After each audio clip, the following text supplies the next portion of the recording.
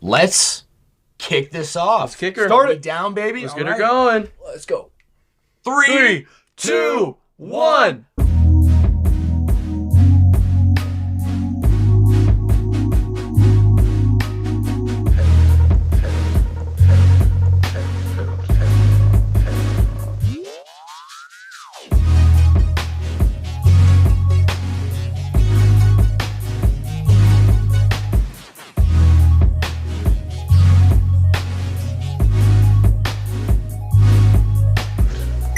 What is good, my friends? Welcome back to the official Yes, sir. Flash Brothers podcast.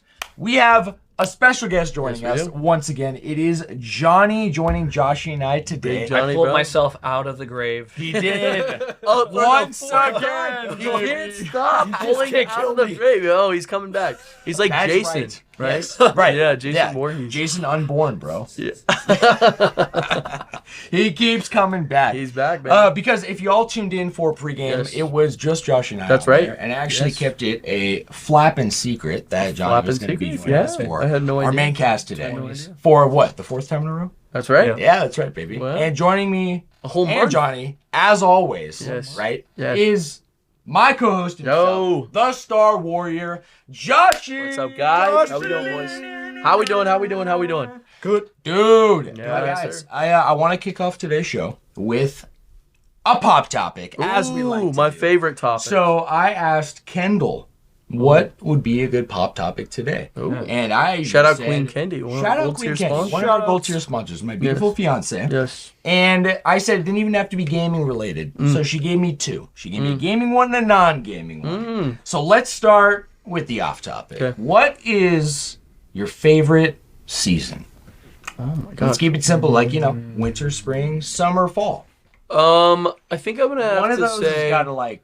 it's tough. It's come to mind. it's tough to say because I think every season synergizes with the next one. I where think it's so, like too. when you're in a season, you're excited for the season to be like the next coming up. season. Yeah. So obviously they all synergize, but I will say the one I'm always the most excited for is winter. Here in Arizona, it's the best time of the year. It literally is the like it's the easiest to dress for. Me personally, I love like big sweaters and long sleeves and long pants. And I like It's my I'd rather favorite be apparel-wise, chilling. What is it called? Teeth chattering than sweating. Me personally. So I'd probably say winter. Also, Christmas time is genuinely magic. It's like a time. It's a time for everyone to genuinely just like be nice to each other. Yeah. And I'm sad we can't do it 365 days of the year. But if we can at least do it during a season, makes me happy that we at least have that. Yeah. I'm excited. I completely agree. I also couldn't even imagine if like having Christmas in the middle of the summer. That seems like that. People be pissed. Yeah, and maybe it's because of tradition or whatever. Yeah. But like, can you picture like maybe there's no Christmas tree, but maybe it's Right. a whole different vibe. It's a water Yeah. slide. You cannot replace what Christmas is. No, right? It needs to be in the wintertime, winter. It needs to be yes. cool. You need to have mittens on. Oh, yeah. Some big Warm sweaters. cocoa. Yeah, warm Yeah. cocoa. Oh yeah. There's something about the fact that you could not live outside without the community and love that you have indoors that I think is beautiful to celebrate. I agree. Like it's literally like, oh, you stand outside without, your lovely warm home. I just think it puts people in that feeling of like, oh, we're all together. Yeah. It's a community. No, I'm with Yeah. you. Johnny, what about you, bro? I'm dead honest. Summertime. No Summertime. way. Yeah. Complete opposite. Just Yeah, coming from- because Wow. I'm on the opposite spectrum. Really? I come from somewhere that's very cold all Right. the time. Oh, that makes sense. That makes a lot of sense. Actually. So, We're all not all like none of us are Arizona babies, right? But No. technically not. Yeah. technically, not. I was here the longest, probably. though. You have been, I think. you basically grew up here, but Johnny and I Basically, didn't, yeah. right? I definitely didn't come from a place of like that extreme coldness. So Yeah. I don't think I've ever felt below 0 degrees. Lucky you. Have you? Felt below zero? Yeah. I don't think so. I don't think I ever have. Not in like I mean the coldest places I've been to is like Flagstaff in the wintertime. I haven't been to any other state while it's snowing. Yeah. I've been to some colder states. Like Have you ever been, like, Utah gets a little nippy. It does get nippy. Yeah. Have you been to snowboarding or I never like, up have. on the mountain Or skiing. I've never skied or snowboarded. Have you played with snow? I have, yeah. When I was a kid, good. we every winter Was it yellow? it was yellow, and that was my favorite kind because it was lemon flavored. Yeah. No, it was like a tradition for me and my family to go up to Flagstaff with my dad, get a bunch of snow gear, sledding, like snowball fights, making snowmen. All those traditionals we would do up in Flagstaff. And so I did have a white Christmas for at least a weekend. And then it obviously You need was not more. there. Yeah. You need so much more. I know, we went need, to. like a guide's trip to or fuck it, take a whole group and we go up to like cabin and we do snowboarding. It's one of the skiing. reasons I wanted to move to freaking what that one place, Kalamazoo. Yeah, Kalamazoo, Michigan. Because it snows. And I would love to have a whole season where it snows. You know? Yeah. And I would appreciate it so much more because I would be in the minority of the people who are excited that it's so fucking cold. Yeah. You know? Like people who move from Washington and Seattle who are like in Oregon where it's like, oh, this is, you know, they see a overcast day here. Yeah. They're like, oh, terrible day. Horrible. Yeah. No. Yeah. That's the best ones. That's the best day. You know me. You know me too well, bro. I know. Michigan, all right, out of 365 days a year, Yeah. 73 to 72 of them on an average are sunny days. That's So some It's stuff. like That's half very our different. Summer. Yeah. Yeah. Literally. Yeah. Like, So wild stuff. Wow. the thing is like vitamin depression is a Real real shit, thing. real shit. Real believe thing. That's what I feel Real even thing. coming from Oregon. Like the one thing for me, like not weather permitting, more of like the sky. Literally the sky. Blue sky. I've seen more blue sky in this state than I ever have in my There's a blue life. sky right now. Literally Yeah, right like now. Bro. Have you perfectly seen any blue. clouds? No. Dude, Arizona Not a single has the single most one. Yeah. tropical sunsets and sunrises. It really is. Unreal. It's the best, Dude, most unmatched It's so beautiful. sunsets.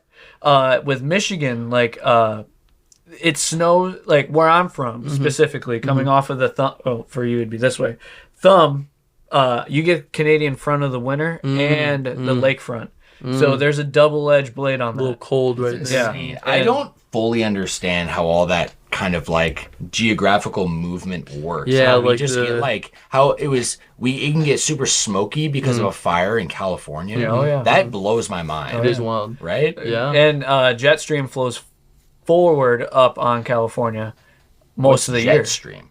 Jet stream. So have you ever flown in different times of the year? Yeah. Have you ever noticed that the time it took you to get to one position to the other took a little longer than last time?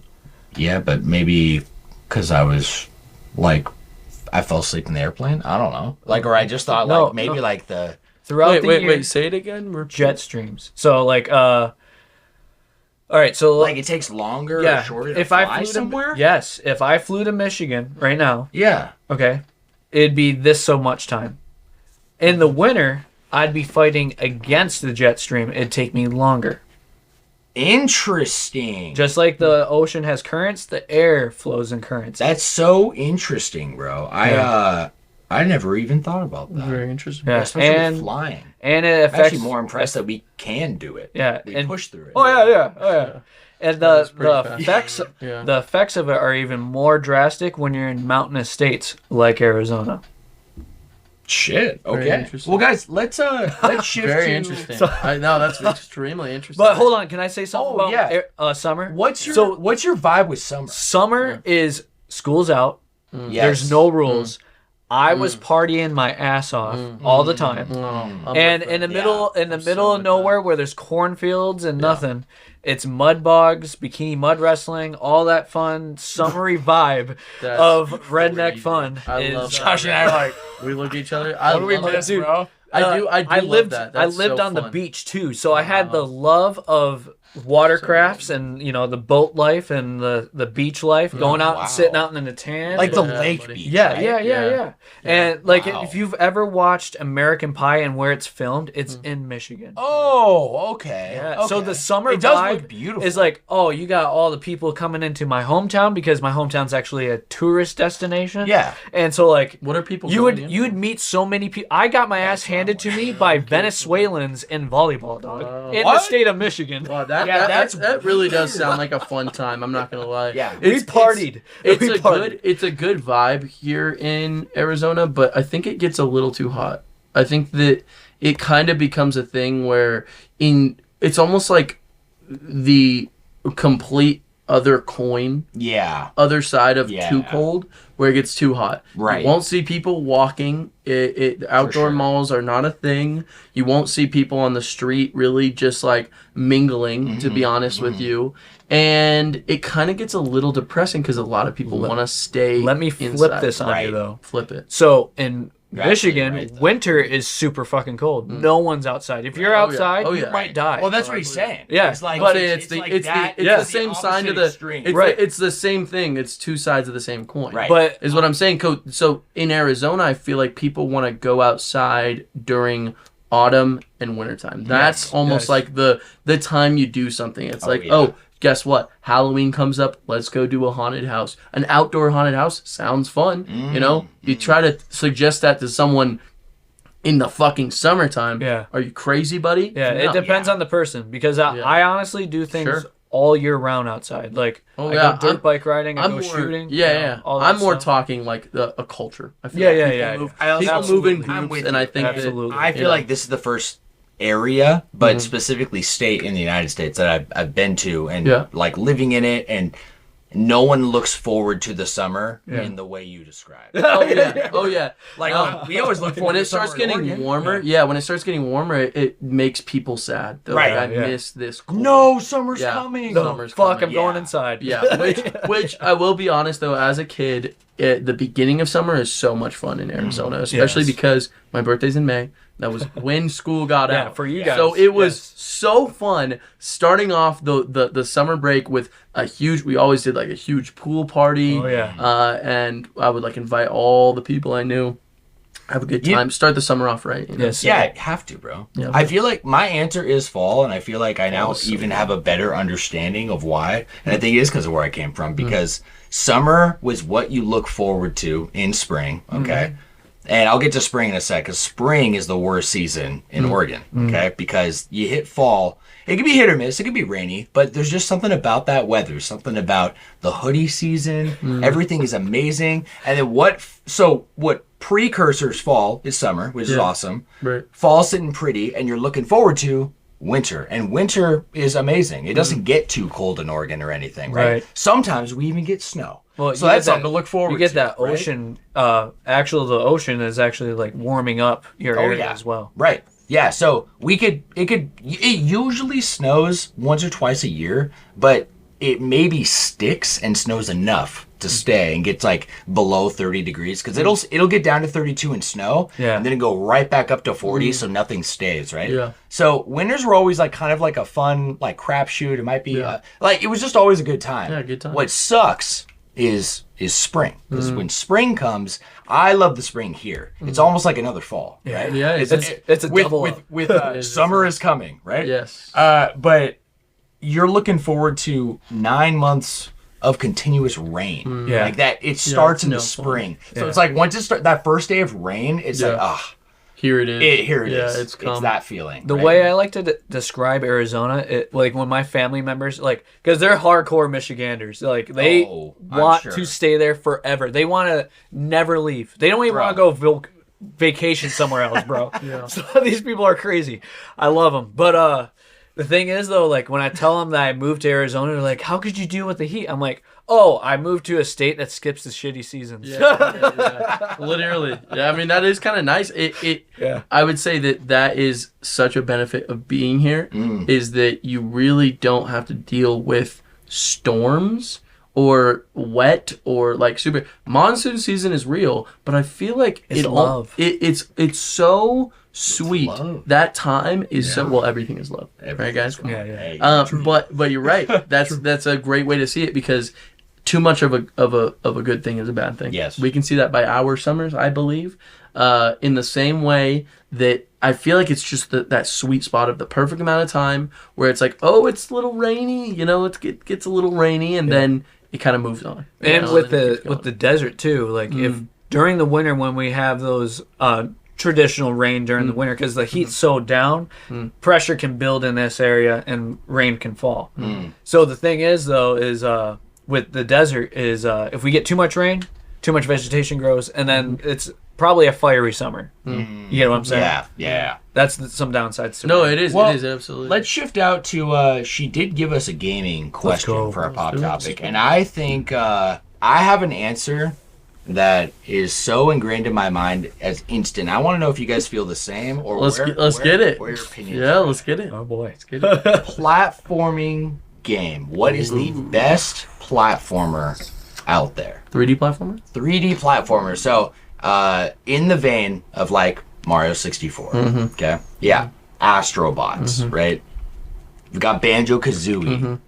We've got, I would Ratchet even and count Clank. Ratchet and Clank, Yeah, Jack and Daxter, Jack the and OG, Daxter. not 2 and 3. Those not really? I would say they have platforming elements, but the genre completely shifts to a mission-based, like, shooter. Yeah. I see what Yeah, you're saying. like, Yeah, because the first. if you one's- want to say it, fine. Yeah, right? sure. But personally, I'm kind of, you can say whatever you want, but, like, platforming is a huge part of games, and platforming is even a part of Xenoblade. You I want it wouldn't to say be it's like a platforming simple, like you're doing platforming as a platforming. genre. Yeah. Right? Yeah. You're Like doing that's the kind of the platforming. main point of the game. Period. Yeah. I have an answer, but it's probably not going to be very shocking. I want to say Astrobot because I love Astrobot so deeply. I'm gonna be much. real. I'm shocked. Yeah, I thought you were gonna say Astrobot for sure. Is perfect, truthfully. But I will say that I think nothing. I don't think there's a single 3D platformer out there that beats Mario Odyssey.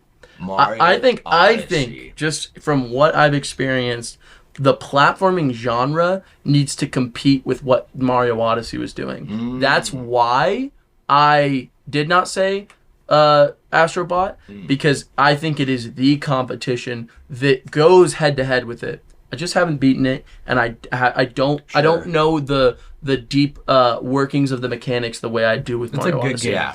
Astrobot is incredible. Astrobot is incredible. That is Yeah. literally when you said that, I thought of it, right? And I know Kendall did too. But I just think that every time I see a new 3D platformer come out, the competition is Super Mario Odyssey. It is continuously expanding on itself in a way that not a lot of 3D platform games, to be honest, only real, deep, incredible games like Banjo-Kazooie can do. I think that there's something special also about power-ups and them not getting stale or feeling like you want more from them. Astrobot's doing it perfectly. Right. Literally perfectly. I completely agree. Like But the raw ability of the character is still there. The ability of a character needs to be, and I'm not kidding, nothing comes close to Super Mario Odyssey. Throwing a cap and being able to jump to it, There while is also so having much long tech. jumping, like ground pound jumping, crouch jumping, reverse, what's it called when you're running one like direction, reversal. reverse jump, which gives you more air. That whole idea of throwing the cap, jumping off, throwing at it again, diving, and like how much air you can truly get with that. Every single world is a playground for you to explore and just try things. Yes. And that's very apparent from even that Luigi DLC that came out where it's like, just treat it like a fucking jungle gym. It's like a Go wherever you sandbox want. platformer. It's a sandbox platformer. Nothing has come close besides Astrobot recently. And that's in the last couple of months. Nothing has come close. Even if I love Sunshine, which I think does it incredibly too, it's too mission based, I believe personally, and it does not come close to the level of just pure wonder that unlocking a new level Odyssey does. So I think it is objectively, in my mind, objectively the best 3D platformer.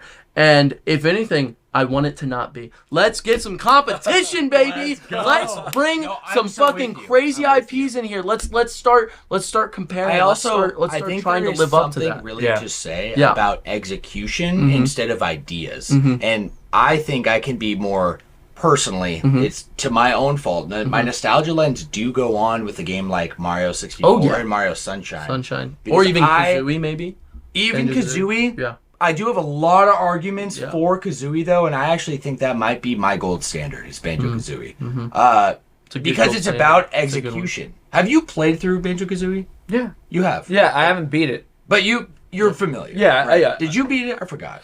I got really close. Okay. Yeah, okay. but I didn't end up beating. I think it was literally Gruntilda. She's at the top of the tower, right? Very top. And then I just the last stage is it's like a seasonal woods area. Yeah. It's like with time as an element. Does that ring a bell? Mm-hmm. So you I played all the stages. I genuinely just don't think I finished it. I think I was in this fad of like I was really into. I think it was when Odyssey was out and I was playing a bunch of 3D platformers. Yeah. But yeah. Okay. Yeah. You were playing at the house for a little bit. Was it? That was when I was. Yes, that was part it. of the time. But that was when I was like finishing what I first started because I got my Xbox a while ago. The 360 and that was when right? that was when I first got the the rare replay. That's a good version of it too. It is. I thought it was amazing. It's definitive. It is definitive. The draw distance. It looks good. Like insane. It looks plays great. Yeah. I love how comfortable those controls feel on an Xbox controller. I agree. I think it feels amazing. It really does. Low key, a better remote. Low key. Low key. Well, think about. You know what I want to say though, as a contrast, is a game that has incredible ideas, but execution is iffy. Is Donkey Kong 64? I know that's one that you relate to, Johnny, and that was. When I was a kid, I was like, "Oh, this is way better than Mario 64." Oh yeah, this is way better. Oh, yeah. But you need to. There's a feeling if I'm not looking forward to certain elements in the game when I'm going back to replay it. Yeah. What does that say about the game? Yeah, it's a good right. Yeah. It's like there's certain balancing there because fun has to be at the forefront of a platforming. What did Reggie Fils-Aimé say? It's not fun.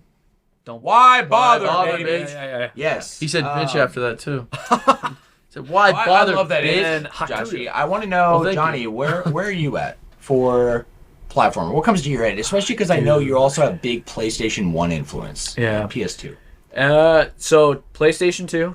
I'm gonna not count this as the pick I'm doing, but this would be what I consider of a runner-up. Would be Crash Bandicoot Twisted Insanity. Twisted Insanity. Yes. I didn't play that one. I've never played that. It's kind of more story-based than most of the Crash games. But the cool thing about this game was Neo Cortex and Crash had to be together and work together. Oh. And so that's Crash pretty much uses it as like a ragdoll. He'll throw him across the map and shit, and you like kind of use him to like get across like different puzzles and shit. So it's very platformy to itself, but like it's too linear, right? I'm surprised you guys didn't talk about Mario Galaxy. I honestly thought about that, but I have a point. I have a point. You do. I have a point that I want to. Yeah, I have negative points towards what was really considered in my head, but I want to say it once you. Okay. I'm just saying because one of my favorite platformers, like, the vibe of the time when that game came out was Angry Birds Space.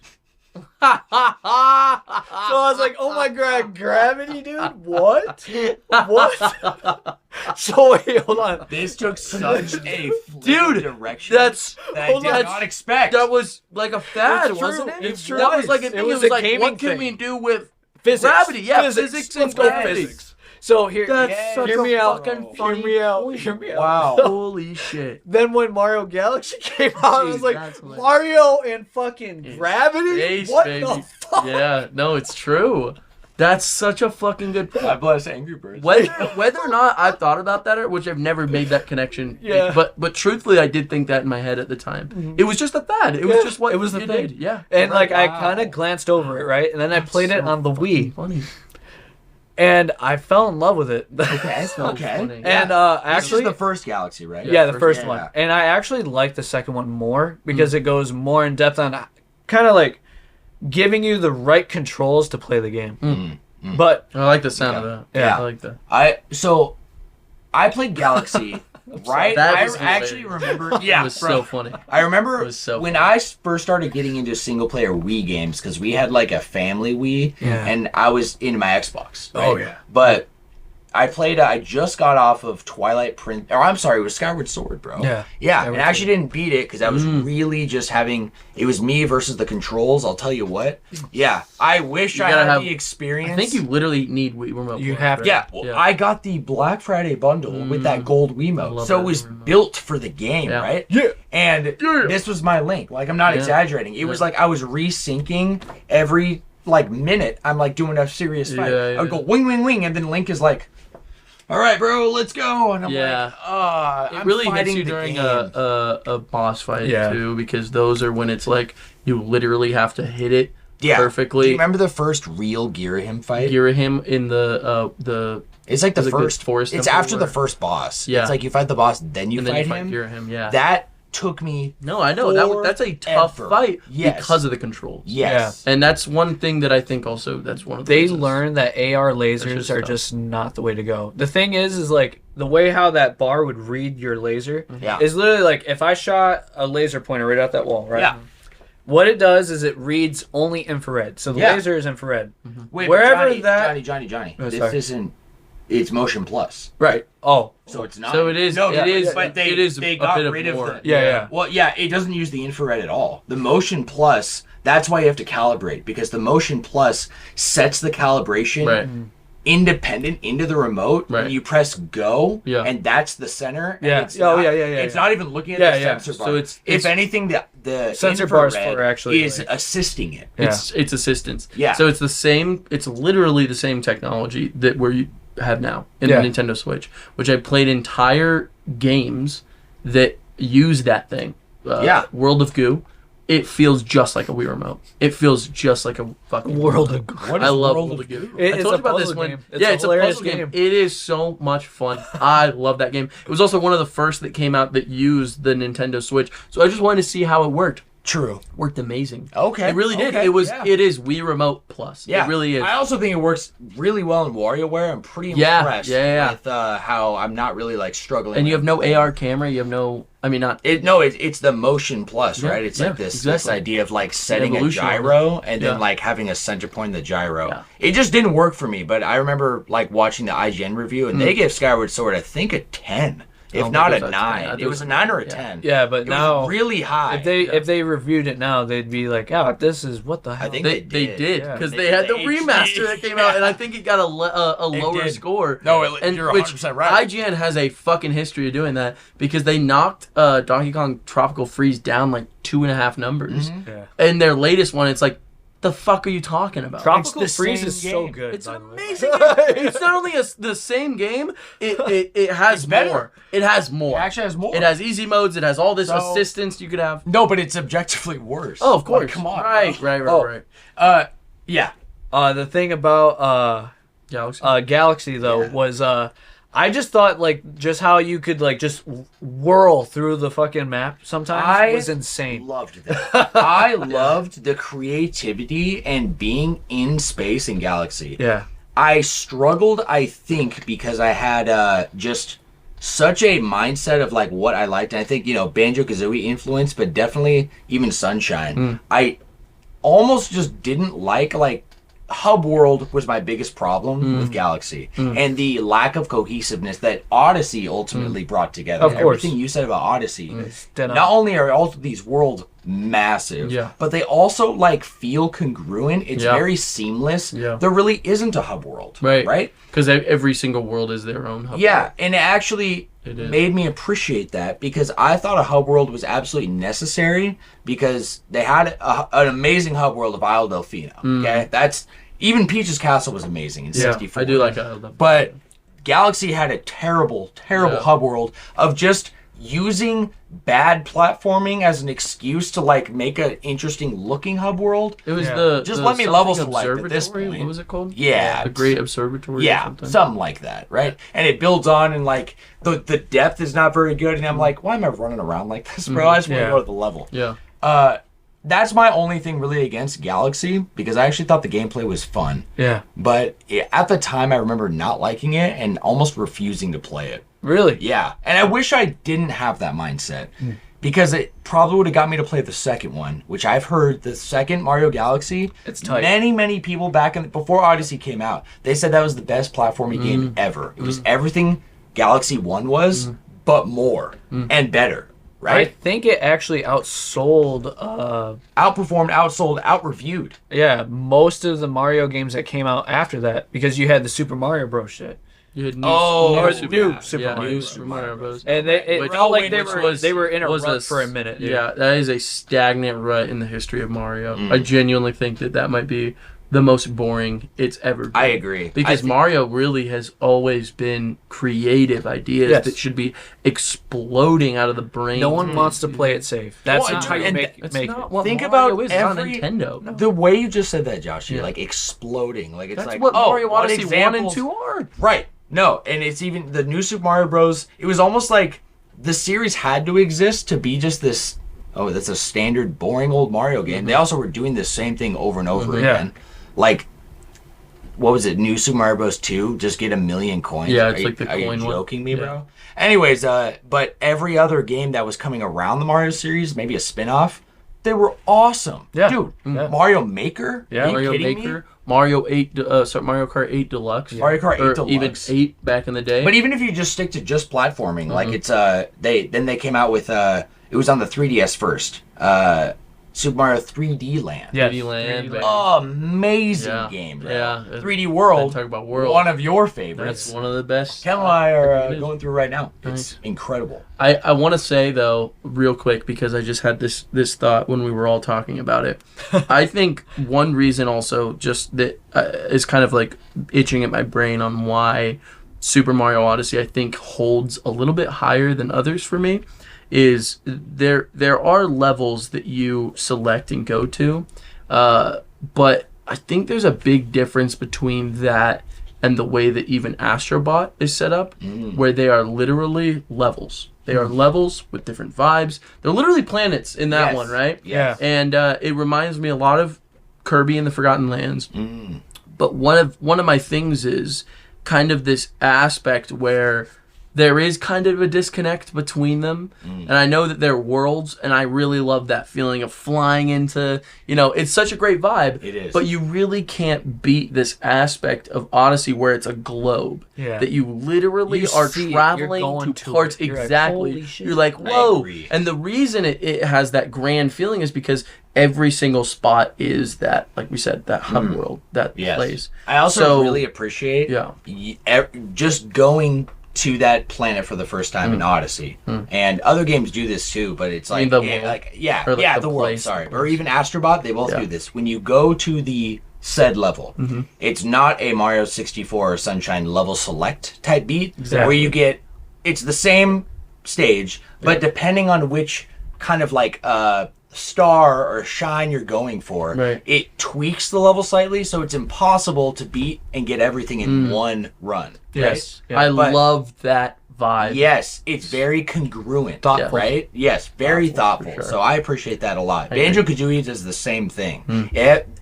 I think they took this It's almost out. like mission based. Yeah. Yeah, like I think not. if I remember right, that was one of the only controversy I had in the Banjo-Kazooie 360 version. They took out the note record score. Do you know what I'm talking about? You know, you collected musical notes, and it's like coins, but not, because you don't collect them and get lives or anything They like call that. Jiggies. Jiggies is like the stars. Yeah. You collect musical notes, right? And so every stage has 100 notes, right? But if you die, you literally restart the level from the beginning. Any big things you get, like Jiggies, or there's other like hidden stuff. Like color, those are the permanent. color guys. But no, Jinjos, those Yeah, reset in the original. Jinjos and music notes. So you are challenged in getting all of them in one run. They took that out in the 360. They made it so it's saved, which actually is not a bad thing. Right. It's divisive, right? Because Banjo-Tooie onward, and a lot of games do this, like Astrobots. If you go back to the world, everything you got that was a collectible, a permanent one, you already have it. So you just got to go find what you're missing, right?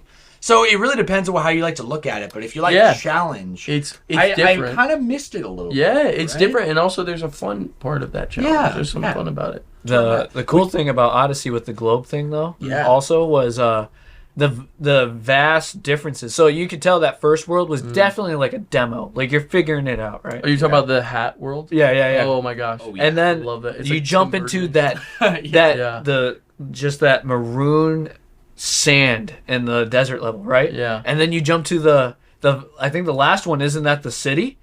Right? No. It goes that first What's one. the order, Josh? The hat. I don't know It the goes order, Fossil Falls. Fossil Falls, the and first then one. and then it's the Frozen Sandlands, and then you have a choice between Steam Gardens and the lake level, and then you continue on. I believe after that there's like a cloud fight with Bowser, and then after that it's the no. Before the cloud level, after those two that you get a choice with, New Donk City, Cloud, then it's the beach, and then I think. After the beach, it's snowy, and after the snowy, there's a Dark Souls level where you like fight a dragon. It's just a boss fight, but it's still a land you can travel to. And then after that, there's that sticky gooey level, Sticky gooey. yeah, like the candy, like that's the level. lunch one. That's it's lunch land or something like that. Okay, yeah, And something. it's like lava, but it's not. It's like jelly. it's so fun. Yeah, that's one of the last ones. So then there's that. Have you played Odyssey? No, yeah, I've Like played all the it. way? No, not all. Oh my God! god! It's one of literally. When I think one of the best, if not the best, 3D platformers out there. Every single level, it was like, you know how excited you feel going there? And then also, there's like mini levels inside of it. Yeah. There's challenges that you get to talk to characters. Every single level has a brochure as the menu. It has lore that you can read about it. Every single one has different like characters. Yes. And then once you beat the game, everyone's traveling. All of them are all intermingling.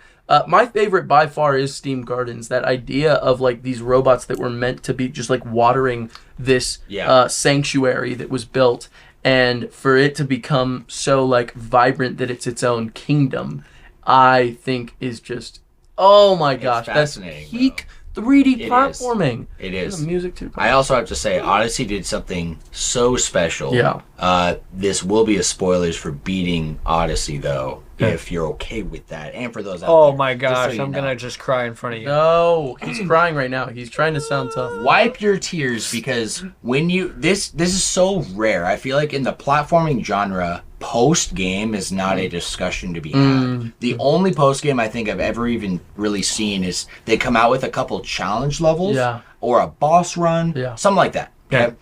And that's it, right?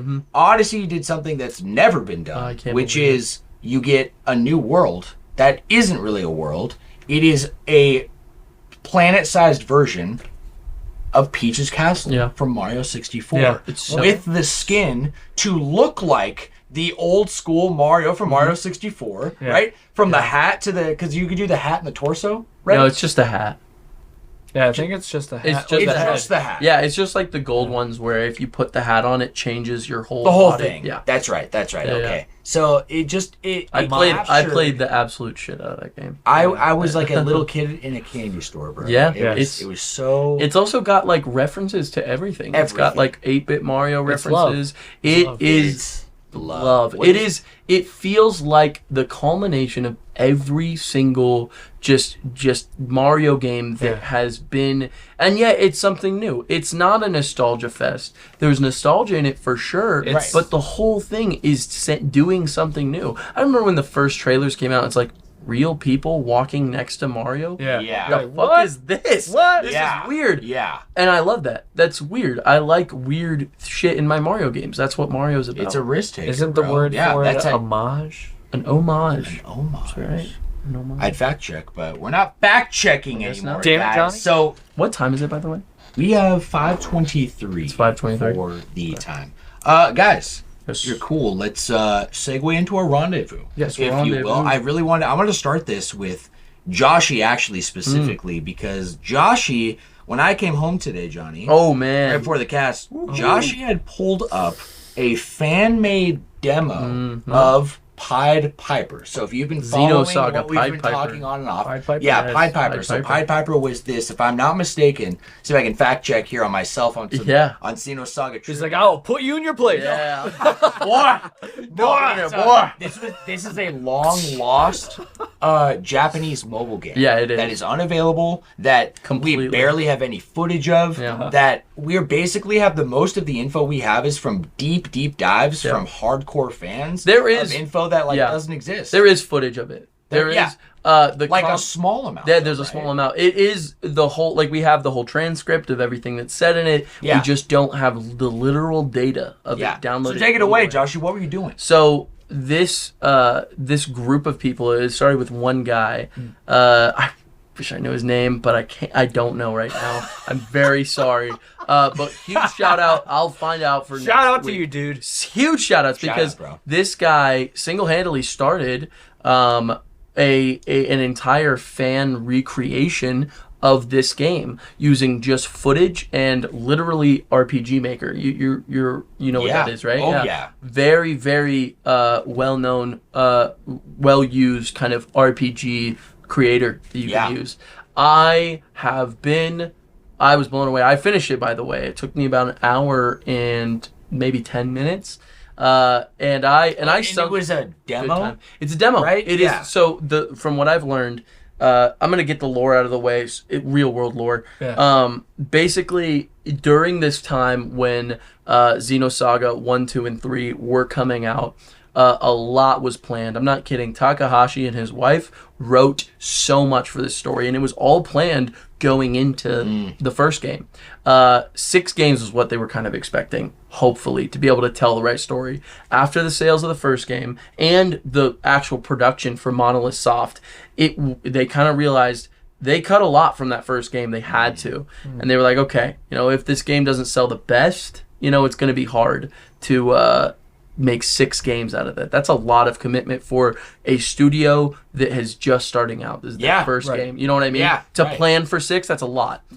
So long story short, some compromises were needed to be made. And this game was that compromise. It's the entire important, very important origin story, not only to this character, but multiple, like Scientia, this organization I was trying to tell you about in Missing Year. And even this character, Lactus right now, who is also known as Kanan, because remember how I explained his memory gets kind of erased at the end of Xenosaga Pied Piper. It's extremely important to the whole story. It's how... Pied Piper, is that the game where... that one guy decides I'm not going Jan down. Sauer. Jan Sauer. Yeah. That is literally one of the coolest ideas. That idea of Voyager and becoming a testament and like Wilhelm's power, so important because that's the first time in the series you really see those things. It's also the first time you see Dmitry Yuriev and understand kind of, okay, this guy's been around for hundreds of years, something's wrong. Very important, but it's unavailable completely to anyone unless you had an old smartphone with it downloaded, or an old phone with it downloaded. You saying like a Flappy Bird? It was like a Flappy Bird. It's basically like people will sell those it's only Japanese phones that they released it on. It was some service. And it's set up like a very simple JRPG. Sprite work, traditional battles, random encounters, that kind of setup. So it's impossible to get any kind of contact with. So if you want to experience it, you can read a summary online, watch videos on it, or you could try and watch the footage of someone playing it, which people have translated. Not the best. Yeah. So this guy just recently has been getting other people involved. Someone's making completely original music based on the music that you can hear from those videos. And the music is amazing. This guy is going crazy on it. And new sprite work is being made. Drawings of the characters for like their icons and stuff when they speak. All this brand new stuff. The game is segmented into 3, from what I believe is 3 chapters with 2 segments each. So it's kind of like first half of the first chapter, second half of the first chapter, first half of the second chapter, second half. That's how it's broken up. Right. Makes sense? Right. So all that's done so far is the first segment of the first chapter of the game. And it is so good. It is genuinely incredible. I was getting so hooked with this. He based all the new combat around Xenosaga Episode 3's combat. So I was literally the best one. I was able to go into it just so ready to hop into this shit. Yeah. And it's pretty like challenging. There's some tough parts. Really? Oh yeah. I died like 3 times in a span of an hour. In a demo? In a demo. Damn. And genuinely, I'm hooked with the whole story everywhere it goes. It is so incredible seeing these characters because where I'm at in 3. The reason I really wanted to revisit it was because Jan, he's called Ziggy now. I don't know if did you listen to the Xenosaga episodes? Yeah, Okay. yeah. So this character, Jan Sauer, is he's this captain of this police force that's investigating these really horrendous murders that are happening essentially virtually, but the virtual world is very much so a part of the real world, right? Cyberpunk. It's like kind of cyber. Yeah. Cyberpunk. Yeah, that's a great way to think of it. Like the net, but physically there is like physical bodies that exist in that net. It's very interesting. Because it's technically the collective unconscious. The UMN is Unus Mundus Network. It is and that's what starts this whole rebellion against the UMN. It's one of the main characters, Melissa, from the team. It really is set up like Cyberpunk Edgerunners. Have you guys seen that? No, I haven't. You haven't? No. Okay, I'm not gonna say the next thing though. But no, I don't want to. I don't want to spoil. You will. I bet. You will. Yeah, It I is love Cyberpunk. Cyberpunk. You would. Yeah. But it's similar in that structure. I just love seeing where these characters are now. And there was this moment where they went back to the planet where this takes place on. It's called Abraxas. Gets changed to Mictum is what it is, but it's where the people of the Zohar live. And so we're at the ruins of it. It was completely destroyed by the end of this game. So I was like, I need to at least try to get into the mindset of Pied Piper, because this character Ziggy, Jan Sawyer, he's like my favorite character, and this whole so insane, he is such an awesome character. Like this whole idea of like him having to face his past that he's been trying to run from this entire time, and truthfully, it's a horrendous end. He kills himself at the end of the game, kind of. Out of the Abruptly? I mean, No, it's epic. Making his third choice. It's the third answer that he's not. I want to explain it a little bit. I'll explain. Please. The end of this game, you kind of find out who this serial killer is, who's killing these people. Yeah. They're preying on children. It's very, very dark. It's Heavy not Rain. very Heavy Rain-esque. Yes. It's- So he's literally the captain who's supposed to be. Links, bro. Yeah, I know. I'm sorry. No, it's perfect. It's perfect because that's a great point. Jan Sawyer is the captain of the police force who's investigating this guy. Right. They find out who it is, and this guy literally, like he tries to beg Udu, who's the god of this universe, like for a true contract, so he can be like his disciple, his like energy, his power, and there's no answer. No one answers him at all.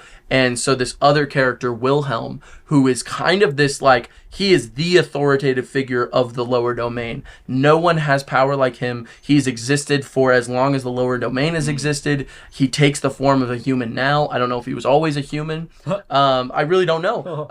Or if he was like space dust. Who knows? Because I'm not done with the third game. So he shows up to Voyager, the serial killer, and says, I can present you with this power. Udu's not going to respond to you, right? And basically makes him what's called a testament, which they control the fabric of space and time. He has this giant black cloak he's drenched in. His eyes turn red, and he can control the Zohar and is using it he kills Jan Sawyer's wife and kid right in front of him. And very, very tragic.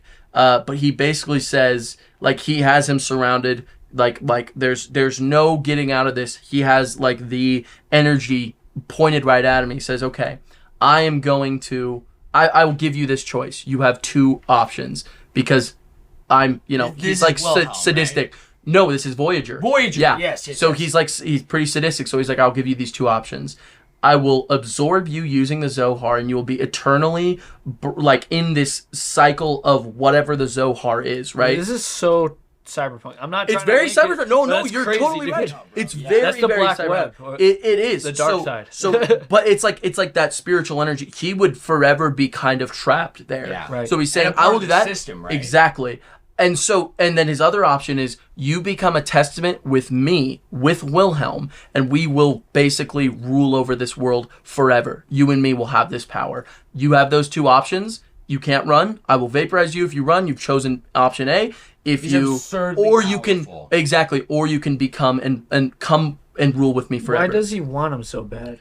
He's his captain, but he's also like Jan Sawyer is like a really good guy, and he's also kind of like a he's kind of what Eric Weber's the name of Voyager, this serial killer. He was his subordinate, so he worked with him for years and years and years. So Pat, I also feel like sensei thing. Yeah, kind of in that sense where the passing thought I had when you told me this initially was that the Voyager with his power he just got. Yes.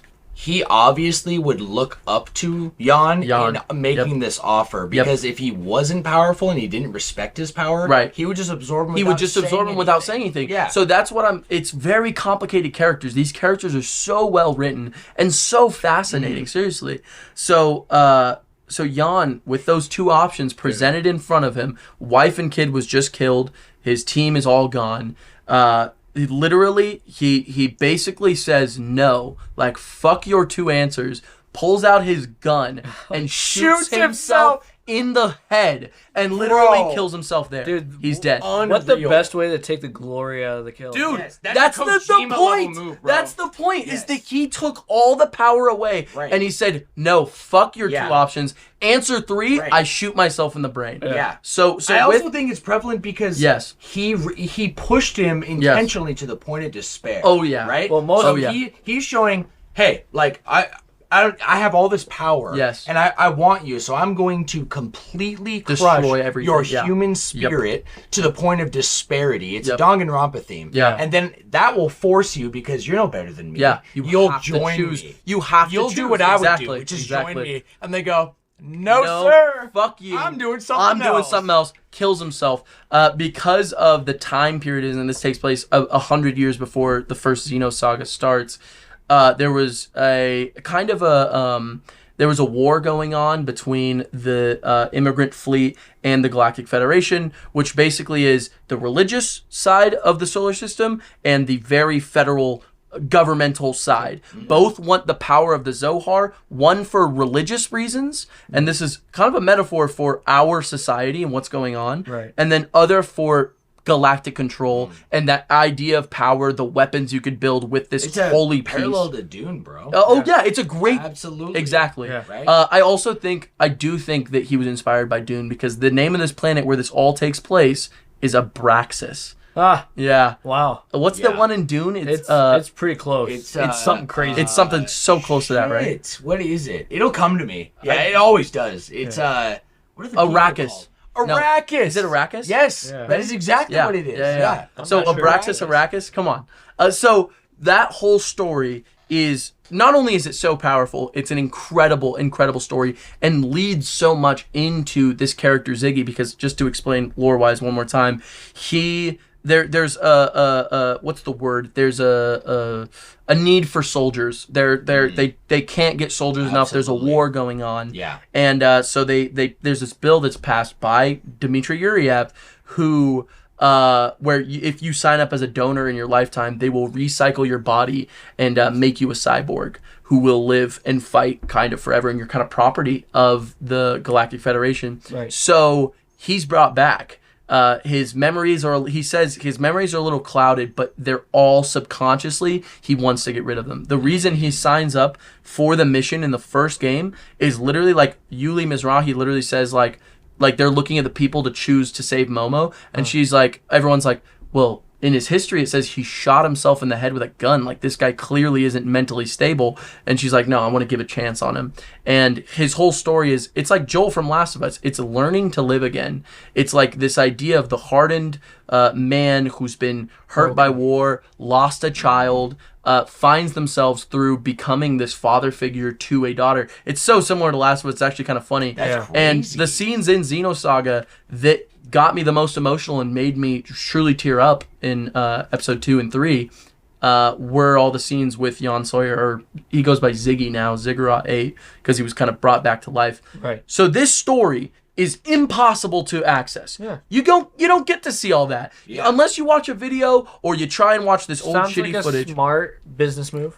No, absolutely, get people wanting it, right? Yeah. So this guy and now these guys, this group of people are remastering this game. The first piece is out. Business. It's all not. Just fan. It's, they love it exactly, so much that they're just doing this. But how far is it too far to be copyright?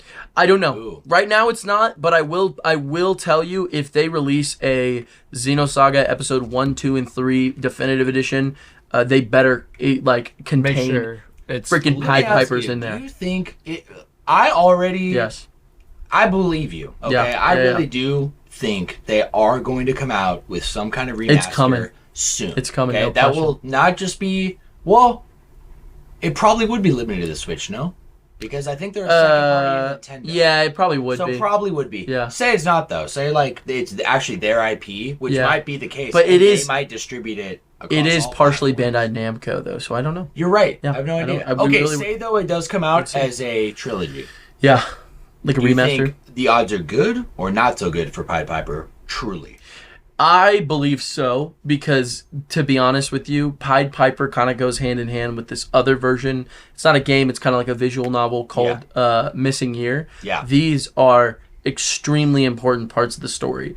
And being a fan of Xenosaga means willing to dig deep and do some crazy shit. Like, I watched an entire playthrough of, it's not even a playthrough, it's like a click-through of Missing Year, which is essential to the beginning of Xenosaga Episode 3 and most everything. I don't even know that exists. A lot of people actually say, they're like, especially here in America, which Missing Year never came here, Pied Piper never came I never here, heard about and any of now those games, either of them are not available. If you want people, from what I believe, Takahashi wants these series to truly become one again, almost like the universes in Xenoblade 1 and 2, right? Oh my gosh. If he wants all those to work, it is essential that you have Pied Piper and Missing Year as a part of that collection. And you have it set up where literally when you select these things, it's in chronological order of when you should play it. And I believe you would play the first one, then play Pied Piper into 2, and then 2 play Missing Year into 3. Oh, weird. I believe so because DLC pack. I mean, that'd be pretty cool, right? That's crazy. So it would. I mean, that's like when parallel to like Xenoblade. Yeah. Right? How it's like there's a story in between. Exactly. Right. Yeah. Kind of like you'd be changing up the game completely, kind of like how like Far Cry 3 did Blood Dragon. Oh, that DLC was crazy. Completely. It was like this almost like cyberpunk style. It was 80s, like 80s, just crazy rock and freaking like cyborgs neon and lights. neon lights. Yeah, You never heard of it? No, I've heard of it. Oh, it's so good. I was So never good. like really a big Far Cry guy. Yeah, Oh, Blade what? played it, and Yeah. we played it at his house. It was so not new Yeah. ones. New ones suck. Yeah. I've No, heard but- that it stops being good Well, at 4. Yeah. Okay, Yeah. that makes It's the sense. same recipe. Yeah. When Yeah. I can remember my time of working at Fred Meyer so well and that's when I worked at the electronics section. Yeah. So it was like I was actually kind of in the gaming industry is how it felt. You knew for what a was up. second. Yeah. Yeah, dude. I had a whole list of like games that were going to be dropped. Even I saw a list one time that I didn't leak. All right, like I did with the Silver Amiibo. Wow. I thought you leaked Rosalina. No, it was the Rosalina. I think was a Target exclusive at first. Oh. If I'm not mistaken. And it was like the list that showed with Wave 3. I think I had Ike and King Wave DDD. 3? I think so. That was Meta Wave Knight, 3, right? Meta Knight, Ike, King DDD, Yes. Rosalina, Shulk, and Lucario. Lucario. Yeah. Yes. Yeah, because Lucario was Target exclusive. So was Shulk. And Shulk was GameStop GameStop. exclusive. Yeah. And Okay. you might be, I think Rosalina was Toys R Us exclusive. Oh. I'm pretty sure he was. Back I know. I They think existed. Lucario was Toys R Us, and I think Rosalina was Target. Yeah. One Target of them had was. Jigglypuff I remember too. there was one that was Toys R Us exclusive. Though. Yeah. Oh, I there think was, that there was several. Shulk might have even been at one point. I don't think even it was know. GameStop. They threw him around like Yeah. crazy. Don't you remember? It was like Shulk started at GameStop, and then I think it went over to Target later. Yeah, or they moved something him like around, that. too. Yeah, like crazy to me that these are toys, and it's like they're exclusive. There was nothing like that I've ever Nothing. experienced in my lifetime. Well, it would I'm enhance so your glad. games on some stuff too. Yeah. Would it Yeah. even? No, it's I more than don't- a toy. I would be honest. Yeah, you But wouldn't is get that it the reason for. you You got wouldn't it? get it for the games. Yeah. The most I would be excited about was the skins on 3D, or not 3D. Sorry, the skins on Mario Maker. Mario Maker. Yeah. Yes. No, And maybe I'm with Smash. You I'm know with that was that. fun, but you. Johnny. let's jump to you, brother. What's new, bro? Catch us up. I've been working a lot again. Yeah. So you said this is your third week? Third week of pretty much 70 hours. That's insane, man. As a construction, no less. Yeah. And we still are technically really. I mean, I guess you could say it's technically fall now. Yeah. Now that it's less than 100 degrees out. Can I ask? It's been hot. Real quick. I bet you the audience is curious too. What is your role as the construction man on your job when you show up? What is it you? Okay, my job is I'm a commercial painter. Okay. I also do a little bit of industrial. I'm right now the foreman in my company. The foreman, okay. So I control a whole bunch of other people on what they do on my job. Right. On my job, I am running the Gulfstream service hangar being built in Gateway Airport. Wow. So there's private jets in there right now, and I'm still painting. That's right. That's it seems like a lot to paint. I mean, it seems it took me just under 4 months to paint the actual hangar itself, besides the office space. Got you. So with all that said, you're running a team. You're still there on site, painting with the boys. Oh yeah. Oh, I shoot the shit. I'll talk the shit too if you want me to. But no. Most of the time I'm bossing people around, and then I'm also got like I'm not gonna toot my own horn, but I think you should. I'll toot it. Yeah, I was gonna say if you're not doing it, I will. I try to do the best job I can. So what I do most of the time is I set everyone else to go do the bulk easy shit, and I'll do the detail work. Gotcha. So whatever requires more skill, mainly I go do, and if I can like step away from it and control a situation that's going on at work or find information I need. Well, that's a leader, bro. Like, that's setting an example. Not like a lot of leaders I know, like, or bosses we've had. Yeah, it's a boss. They tell you what to do, and would they do the dirty work or the hard work? Hell no. They'd rather sit in the office, right? And chill and bark at you. Yeah. So, no, I respect that a lot, bro. Yeah. And there's a reason you're there for 70 hours. Yeah. Not just sitting there with all the paperwork. Do you do paperwork, though? Okay, so if I walk to my truck right now, I have a tablet. I have a punch list that I have to fill out by looking at what the... I don't have a phone. You reached for it. I was gonna show you. I have an app that's linked with my phone to the tablet. Okay. And I can take pictures, and when I'm supposed to be show us a picture? Yeah. Let me show you. Check one more time. Oh, don't look at that one. I just want to see if you can check one more time. So what I'm doing is in this stage of the job, I'm on the tail end of it. So this meaning like I am turning the building over to the customer. I'm walking out of that room. So what I have to do is record like any deficiencies of the room, record that. I gotta show progress of what was done in the day, and then I also have to make sure that while I'm recording all these pictures and stuff, I'm going through their punch list that they're telling me like in B115. We didn't like that we could see a roller ridge on a corner or whatever. Sure. Okay. I have to make sure that is addressed and the rest of the room looks good before I walk out. Right. So I'm doing the paperwork as well. So you're doing paperwork every day. Yeah. Oh yeah. Like extensive. I have a stack of 1,300 punch list items that they did not like. That's a wild 1,300. Yeah, that's a wild number. Johnny. Number. Yeah. Oh my gosh, bro. You guys think you guys deal with stress? No. I got a lot of stress. Oh yeah, no, dude. This you handle it well. That's why weed is a part of the equation. Yeah, no, for sure. So, to keep myself sane. I usually stay with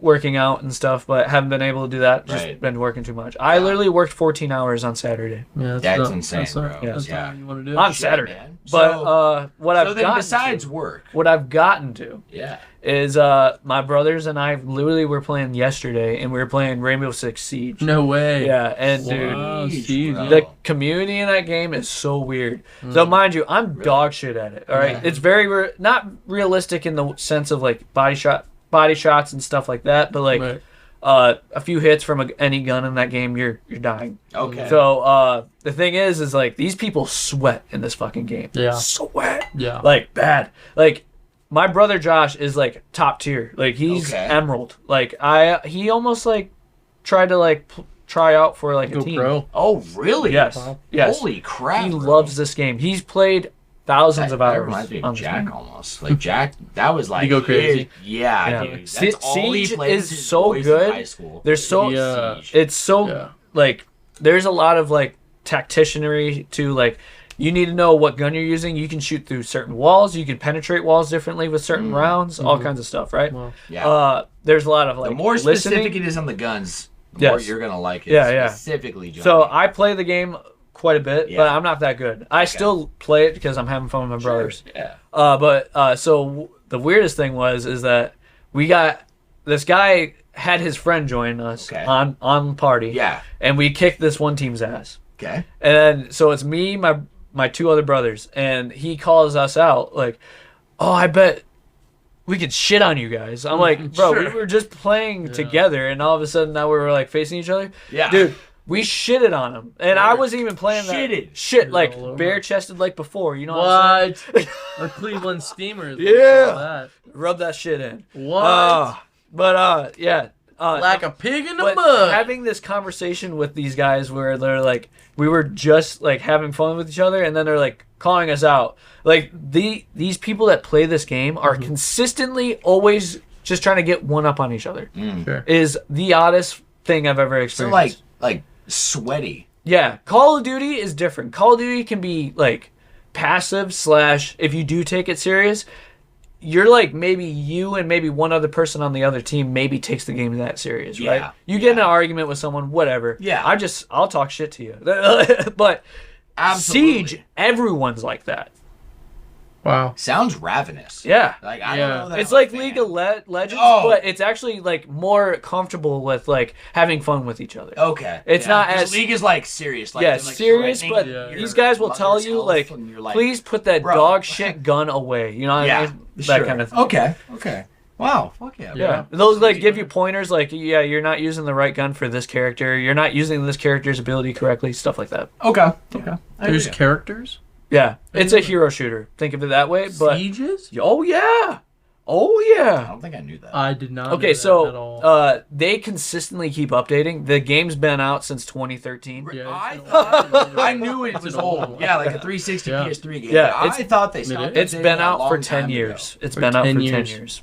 So it's truly a games of service. It's a literally live service game. Yeah, yeah. And it's doable without even paying into it, honestly. Really? Yes. You can't like rock out all the characters you want right off the bat, clearly. But Yeah, but just you like can, like, Apex build Legends, up. you can earn it, and it's Yeah. faster than that. Heck so yeah. Okay. the cool thing is too, with the game too, they consistently update it, nerf things, upgrade things. Sure.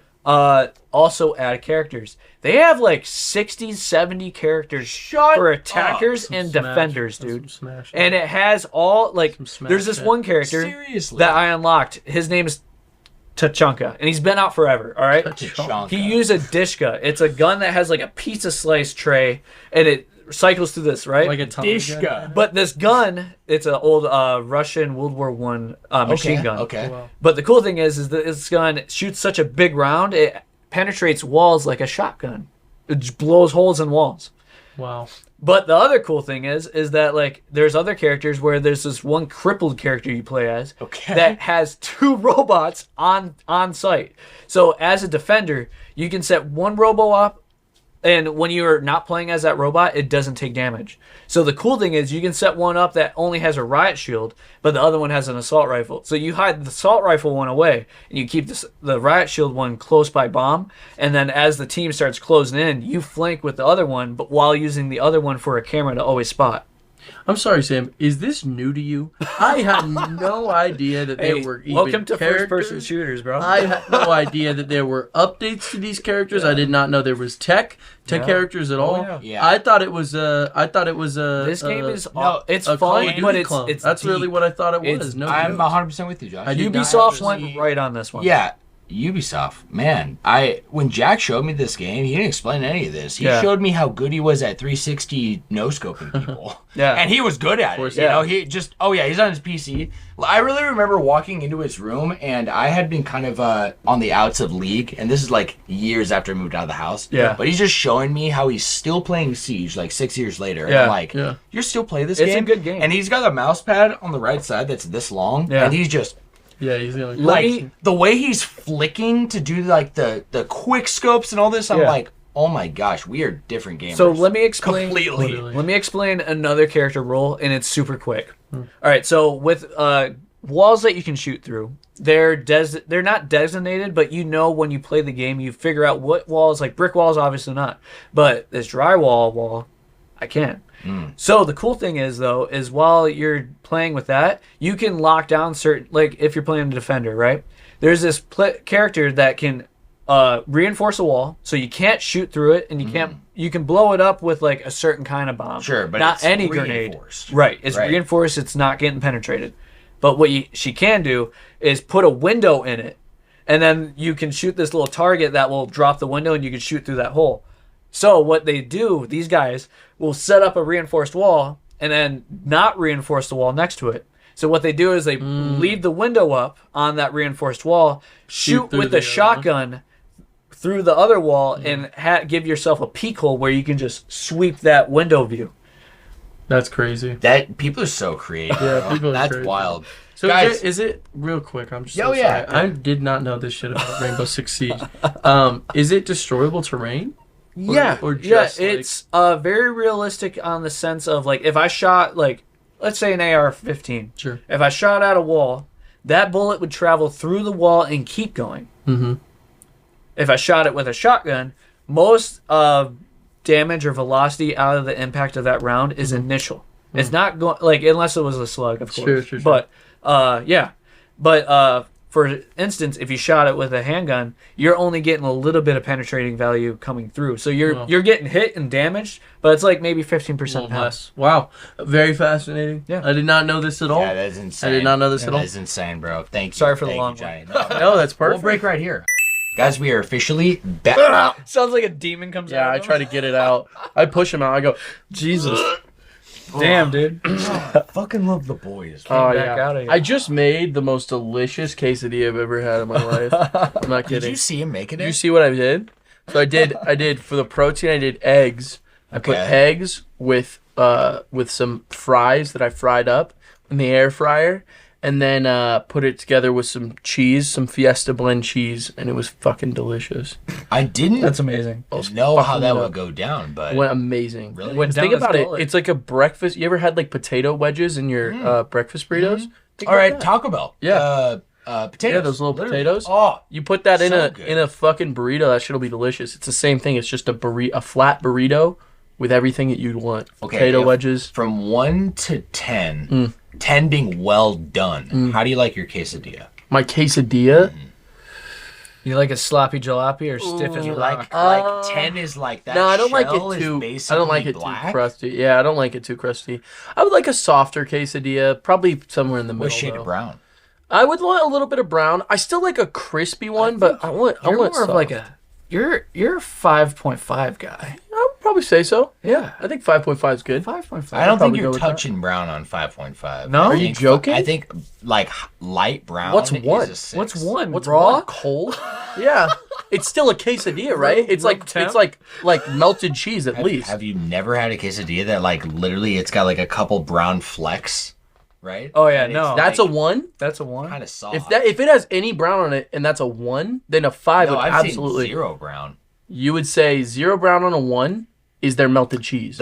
Here's the thing. Is this? It sounds like a Let me nasty. paint the Is picture. it cold? 5. Okay. Frozen right in the middle. cheese? 5 would be there is crunch, but you maybe lose it in 2 minutes because it's kind of getting soggy. It gets a little soggy. Okay. I don't know if that would be 5. No, it's like in between. It's like a so it had crunch. It's a but Taco like- Bell soft shell, is what you're saying. Taco Bell. Yeah. I think I would disagree because if we're saying Or that Taco Bell quesadilla. Like if we're saying the quesadilla is brown, right? yeah. It's brown. It's crispy. It's hard. What about That's stiffness? a 10. What, Stiffness, I don't care for. Don't even define it. For I me. like it browner, but a What's- little just softer. having your own definition of Yeah. 1 through 10 in your mind. Give me a number. I would say 5.5. 5.5. I would. But apparently I'm learning that this is Let's cold. go burger terms. This is He's cold. like medium. Oh He's no. medium. Okay. You're a medium. hint in Yeah. you're into medium A well. burger should A not hint. be pink. No. Your no. burger should You're never right. be pink. You're right. You are eating very unhealthy food there. But it's dangerous. It's dangerous because it's not a steak. No, it's not a steak. Not. It's not a steak. No, it's pasteurized is the thing. Yeah, exactly. It's cut up because of the quality of the cow. If you have a high quality, that's what I learned from a co-op. Okay, and I'm from the state of like this is the first cutting state them up, bro. Yeah, he before was. Washington for paper bags mandated, right? So it was like everyone's getting all healthy. So at the co-op, they told me that. If you go to a local co-op and it's like local farmers who are doing shit with their own hands, right? That ground beef they make, you can eat it raw. Yeah. And you will I believe not it. get sick. I believe it. Right? So that medium rare, that's what I'm going for. I guess you could say Though, I was gonna say cheaper? Yeah. Absolutely not. I was just gonna say that in an example, truly you are just eating raw meat. There's something good there's something good about a steak's blood that cooks. It simmers just a little bit. Oh, yeah. Even if you have it rare, I like rare. Yeah. I don't like a hellish cooked steak. I don't like eating belts. I want a good sear. Yeah, and that's it. And then that's it because the blood activates with it. There's something delicious especially about if you marinate. We're not dealing with blood. We're just dealing with a raw pink patty. It's already the blood's gone, right? Oh, yeah. It's been put through the ringer. Oh yeah. You could theoretically eat it, even if it's the best farmers in the world. But should you be? Is it even that good? You're just eating raw meat. You should not. You should. Because prime ribs kind of on the raw end. Prime is. It says it's called processed, but it's a slab though. It's because they mix it with everything. It's not cut. So all these other cuts, all these really, and the cuts, by the way, that are touching tons of live bacteria. Oh, absolutely. So all the bacteria literally is in it. If you eat it raw, you will get sick. It is uncooked. Right? Yeah. It's uncooked. No, it's not healthy. Pasteurized meat. I think it's time for the jingle. The jing. You know it too. You know it too. Yeah. Jingle bells, jingle bells, nude flash on the way. Yum, yum, yum. It's newsy time and we get news on every day. That was not planned, but it worked. I think that was pretty good. That's the jingle today. I like it. All right? I like it. Little, we're getting in the Christmas mood. Yeah. I'm feeling all cheery. Dude, What did I say was we my haven't favorite? even celebrated Christmas, Halloween. baby. That's right. Fuck Halloween. Yeah, well. What? It's good. It's the best. I'm going to dress up as a Star Warrior. That's all I'm going to say. There you go. Yeah. He's going to dress up as you. Joshy! He skins you alive. Guys, skins me alive. today's Where's forecast, Josh? I must begin with patch notes, which do we have anything cooking right now? There's been a delay on, as Johnny, I'm sure you've seen, on this last episode. Yeah, what the 56. fuck? Yeah, I know. he's pissed. Truly, all my time was soaked into the hospital with Momo and dealing with her the night before with Joshi. And even emotionally, I actually went back to my room to work, and I couldn't. I was It drained me. I was trying to go to work the next day, and I literally had to go home early because I was just so stressed about Momo. Your boss noticed. Yeah, he noticed. Right? He was the one who asked. Right. And I was like, yeah. No, I felt the same way, bro. So I didn't feel better until we took him to the vet. That's right. But it took up all my time. The episode is coming. I actually had to finish a little multi-tap recording with Joshi today to get that fully cooked. So expect that tomorrow morning. But Joshi. Yes. We are hitting the Joshimation station, my man. What you got for? Do you mind if I grab my phone? Oh, yes. No, wait a second. What the fuck? Holy shit. What? We need it for the news flash, brother. Alrighty. Well, I think what you and I are going to be touching on is going to be probably... Whoops, my springer's on. Whoops, my anarchy symbol. Okay. You guys seen that video? No. You guys haven't seen that? Can I pull it up real quick? Can we pause just for 1 second? All right. The biggest thing right now. Actually, you know what? I'm gonna save the first biggest thing. Okay. Because I have Make it suspense. crazy. There's two really huge things. One thing that has never happened in the history of my favorite anime ever has just happened. Which is, I know exactly what you're talking about. Oh, do you know about this? Yeah. Yes. Oh, yeah. I saw it in the headlines. Okay, perfect. I was actually meaning to talk to you about it when I saw you this morning. I just forgot. Oh, yeah? But, I'm shocked. So let's get into it. So I'm just going to read this one. This one's from Variety. There's a lot of articles out there you could read. I found it on IGN. Yeah, IGN. Crunchyroll had a whole article they wrote about it too. Speaking of, just a quick rant. Crunchyroll, thanks for sending me a fucked up pillow. I bought that Moromi plush toy right there. And the reason I'm covering the middle is because the head is completely on backwards. I emailed them. Damn. Yeah. They should have brought a couple more to clean up that sloppy fucking work. Fucking. No, I'm just kidding. Hey, okay, so I'm gonna read this real quick. Facts, you know So, what I mean? They fuck might you, be in Crunchyroll. what was it? The suspension chamber or whatever. Oh yeah, they might be. My phone is bugging out right now. I don't know what's We going were talking on. at pregame how Bandai Namco. Oh, yeah. There's a lot of reports that came out that they closed these. They canceled some games and they sent like 20% of their staff into like a suspension chamber where they're literally told they have nothing to do. Yeah. So because they want them to voluntarily So they have no job. quit, because in Japan you can't really fire people for no reason. But they're getting paid. So, but still, it's fucked. It's pretty fucked. Bad taste. Yeah, bad taste. Yeah. So real quick. Yeah. One Piece. Everyone knows it. One Piece breaks Egghead arc with unexpected hiatus. Toei Animation hopes Fishman Island Sideways. catches on instead. That's a very funny title because I'm going to break down what this is actually going on. Thank you, Patrick Frater from Variety, who wrote that.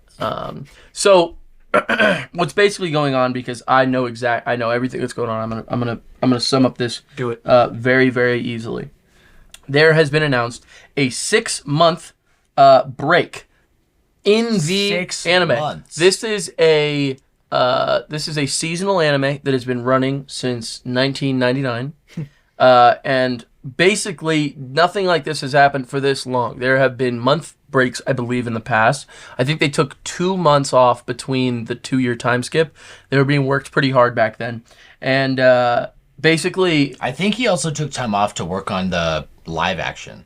no, you're thinking of the manga. Manga Okay. is completely separate from the animation studio Toei, I which see. does the so Echiro Oda, he will take time off from the manga. He'll have week-long breaks. He took a month off, which was pretty long for the live action Okay. and the holidays when that was So first the coming out. manga's not pausing? No, the manga Got will it, continue got it, going. got it. This is Okay, Toei Animation. The anime will be taking a 6-month-long break. What they have described as the reason, there've been multiple explanations. Okay. The manga and anime are dangerously close right now. And through this entire time that has been coming out, there have been, back pre-time skip, there were filler arcs, entire filler episodes. Filler is extremely important in the synergy of a manga and an anime. Makes If an sense. anime gets too close to the manga, you're going to have to do more filler so that there can be more manga that comes out. They're constantly, coming out because both of them are weekly, but some will take breaks. Some will, that's how it goes. I have a So, question. I got an answer. How Yes. how far behind is the anime from the manga? Not very far. I would say probably, What does that mean? well, the episode count that we're at right now versus the chapter count, what we're at. It's just over like 1100, right? That's right. So 1,100 episodes as of currently. Let's go! Yeah. Dot. Yeah, literally. So 1,100. 1122 is what it is. So 1122, that's the amount of episodes, and the amount of chapters I'm going to look up real quick because I actually don't remember. Actually, I have the latest chapter pulled up on my phone. Because he's caught up, baby. Look Yes, at sir. that. It's Yes, like he's sir. a fan. Chapter 1129. That is chapters. We are getting so close that there is almost That's an insane. episode per chapter that's out And for episodes the are manga. usually more than one chapter. They have right? to be. They For have good to be. pacing, you would want it to be. Dude, That's why we have That's been insane. really like this pacing for this recent arc. We'll have good episodes, but to be honest with you, it's not looking too hot. These are not very well paced episodes. Sometimes less That's than a such chapter shame. per Do you think it's episode. I have such respect. Do I think what's rushed? The anime. The animation. Yeah. Animation is not rushed. The pacing is deliberately done so that they don't catch up to the manga. Yeah, and but I'm not I a mean, fan like, of that. in structure of the episode. No, I think that they're extremely well structured episodes. The issue comes down to they're paced in a way that is not as breakneck, like high octane as the manga is. To be honest, I didn't even notice how bad the pacing was in the One Piece anime at some points until I started reading the manga, which is when I got caught up to the anime.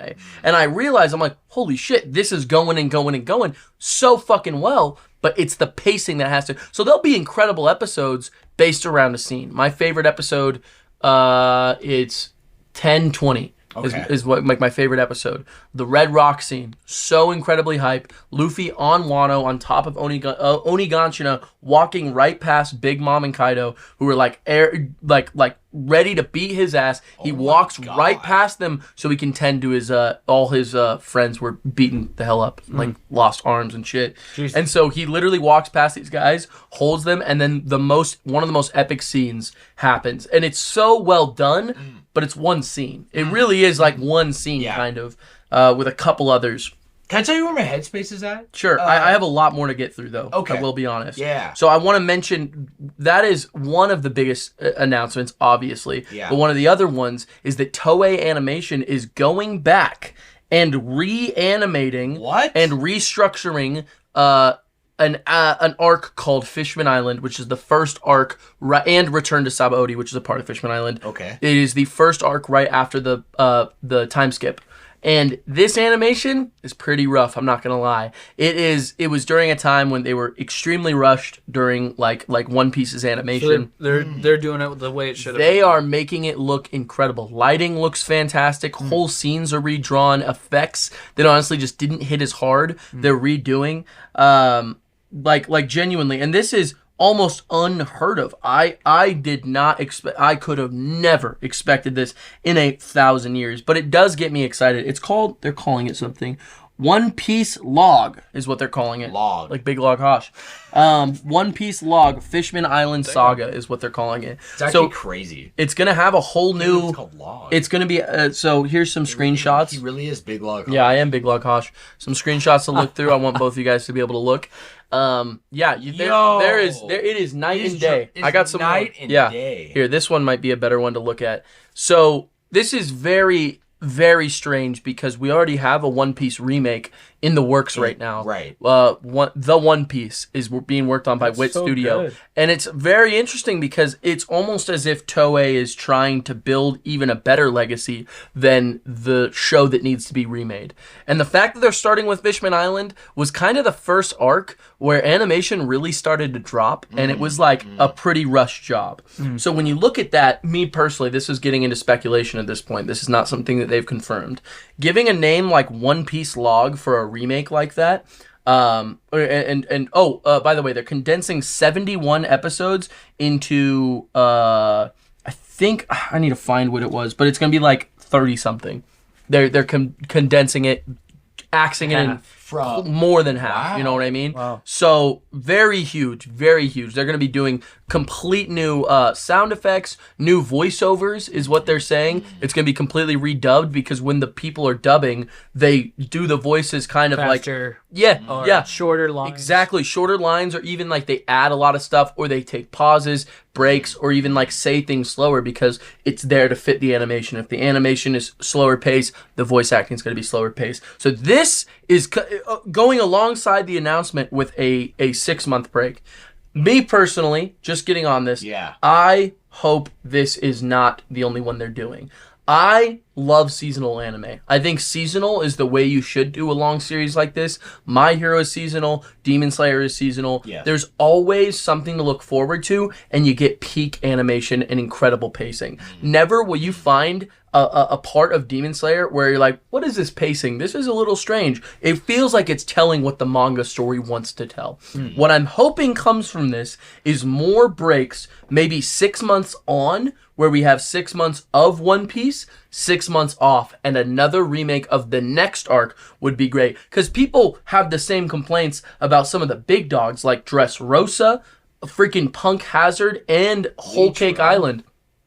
Yeah, but I'm talking about, like, just arcs in One Piece. Exactly. Yeah, okay. No, but you're totally right. They need to make a Dragon Ball Z Kai of these big animes because filler can only get you so long. Naruto would benefit It would smack so fucking hard if they made a Naruto Kai. Yeah, they could call it Naruto Jiraiya. You don't need to watch... If I understand it right, you don't have to watch Dragon Ball to watch Dragon Ball Z Kai. Not really. I mean, no. Dragon Ball Z Kai is just a re-edited version of Dragon Ball Z. It's reanimated with... Dragon Ball Z. Dragon Ball Z. Yeah. So... What it's looking like, I don't know if that's even the setup. Okay. But starting with Fishman Island is speculation enough where we can say, okay, they're clearly not going for the big... Because Dressrosa and Whole Cake Island, those are some of the big like One Piece arcs that need them. And but honestly, is this episodically yes before them chronologically? Yes, this is like, the first arc in the post time. The first arc that you would probably say as a fan would be in need of a remake. Absolutely. Wow. Okay. I think there is. I have a lot of thoughts. Yeah, I don't think there's a lot of pre-time skip that needs a remake. Not a lot that I would say. Yeah. Just maybe repaced is what I would say. Maybe not reanimated. I actually set a trend. Fresh coat of paint. Maybe. And then that's also what I see. The One Piece being there for. Right. But Toei really putting their foot down and kind of wanting their version of this story to not be lost in the time, because 20 years from now, people are going to look at that Wit remake like, yeah, it's the only thing you're going to watch, right? Yeah. So giving that kind of incentive, it's the first one that needs it. It needs that coat of paint. Like I said, that those screenshots do not lie. Awesome. Take a look at just some of these. Also, nothing crazy. It doesn't lose any of its original charm. Look at that picture with that. Completely redrawn. That is crazy. What gear is that? Yeah, basically, Dachi showed that's a false Luffy. way better. Oh, is it? Oh shit. Yeah. Okay. What there looks almost like flat images, right? And even look at that picture of Luffy, like the way it's just like it's the same idea but just done a lot better. Awesome, bro. I am extremely excited. There's where my headspace is yes, going at very is, much so. The way I thought you explained that all so well. By the way, thank you, Joshi, I love how passionate you get about. Yeah, you got. I love One No, Piece. dude, It's the best story. Shut up. So this is kind of The like fuck what up, you it guys. seems like to me from the outside. Yeah. Is that this studio has been so committed, and I'm not in the industry. I'm no artist, but I imagine that the productivity behind the manga is much less intense than animation. Animation is crazy. And like, there's a reason that like game and animation and movie, all these animators are under crunch. That is a very different crunch than writing. Okay, creative block is and I know there's more into it. Sure. But it seems like they've been so dedicated. Like Oda hasn't taken breaks. No. These guys haven't taken any breaks for over 10 years. That's crazy. Yeah. Like 20, that's over extremely 20 years. respectable. Yeah. So what I'm seeing is it's actually to their detriment. Yes. Right? They're actually being punished for their hard work and consistency to the point where their lack of proper pacing isn't because they're inept or incapable. Or they're not capable of it. Yeah. No, they actually know what they're doing. Exactly. So, to me, I'm completely on board. I did not foresee this second part, like you said. I'm glad you said that before I said anything. Did you know about this at all? I didn't know about the second part. Okay. They were redoing this arc, Yes. and what you think as a fan, like they know, like they're aware. Absolutely. That's the beauty of One Piece. Yeah. Is this not just the community, but the creators are a part of this big love story. It is. Right? Yes. Like, and if anything, I almost hope I look at it as Koei is looking at Wit in tandem. Toei, thank you. Yeah. Not as a competitor. Yes. Right? Make each other maybe better. Yeah. Let us beautifully retell what the story of One Piece is. Absolutely. Right? Absolutely. So this is a best case scenario. Yeah, because if I they're completely actually agree. redoing this, and like you said, it's literally half the length. So this is going to be their first example that we get to see as the fans. Yes. Okay, I'm inserting myself here as a fan from afar. But yeah, we get to see a taste of what this patience game, like what this decision is going to do. Oh, yes. You know? Yeah, absolutely. And with that said, too, not only are we getting those arcs again, but the reason that they truly took this break was so that the rest of this story, the Egghead doesn't arc, have to happen again. can be just as Work well is still paced. flowing. It is Exactly. going in the exact direction And we I think want. you're 100% right. They are going to go back. I believe. I hope so. And if anything, this Talking is about a old demo arcs? run. Yeah, exactly. This is trend setting. This is genuinely one of the craziest switch ups Toei has done with so the impressed. show. I'm so impressed too, because to be honest, it is still harder to go back and rewatch some of those earlier arcs. Sure. Because it's just not paced. Yeah, it's aged. I'm sorry, what episode number would this arc It would be start? around the 500s. So 500. Yeah, Damn, 500, still 568 something. Yeah, because I mean, to be honest, some of those episode counts are not supposed to be there. If you can chop something down from 70 something to 30 something, to be honest with you, What about the rest of it? am with you it, could. bro. That's the thing is that let's say Wit Studio only wants to go up to season or up until time skip, right? And they say, I don't know if we're super interested in remaking everything. We have the definitive version of those stories redubbed, retold, organized to be more exciting than it was even back when it came out. And I agree with you completely. There is a detriment to working on an anime that's relying on a manga. Yeah. Because you end that's up why it's sad. Exactly. You're being punished, Exactly. literally, because also the product, the fans aren't even appreciating what they're putting out. So it's like hollow work. Yeah, I completely agree. I am so unbelievably excited. This is some of the most exciting fantastic, One Piece news I've heard in like a long ass time. Since the live action. But we are going to have so much One Piece. If we're getting this remade, the anime is going to continue. The One Piece by Wit Studios is coming out. And there's a season 2 of the live action. And the manga is still coming out at the exact same time. I'm telling you, as a One Piece fan, I'm telling you. you're eating good. You are baby. stuffed. Dude, Fat what a and time to sassy. be alive. Yes, sir. I know. When I get into One Piece, which I will, I'll watch the definitive edition, baby. You got to do it before we know what the One Piece is, bro. I was telling this to Drew. I think it's gonna be the next 5 years. This 5 story's years. gonna end, yeah. And I think that anyone who's interested, do it now. Once you can look up what the One Piece is, you are not going to be in the golden age of piracy the way we are now. Like, this is the time to set sail and be on that. Because guess what? You know as much as Luffy does from the first episode. You know as much as the rest of the crew does. You know as much as everyone except for the Roger Pirates, right? There's something special about that. And there's something that's going to be very game-changing about this story once someone could spoil it for you, right? I think I'm gonna have a talk with Kendall tonight. I genuinely think it's like it's a must-watch, dude. Like, listen, It's funny.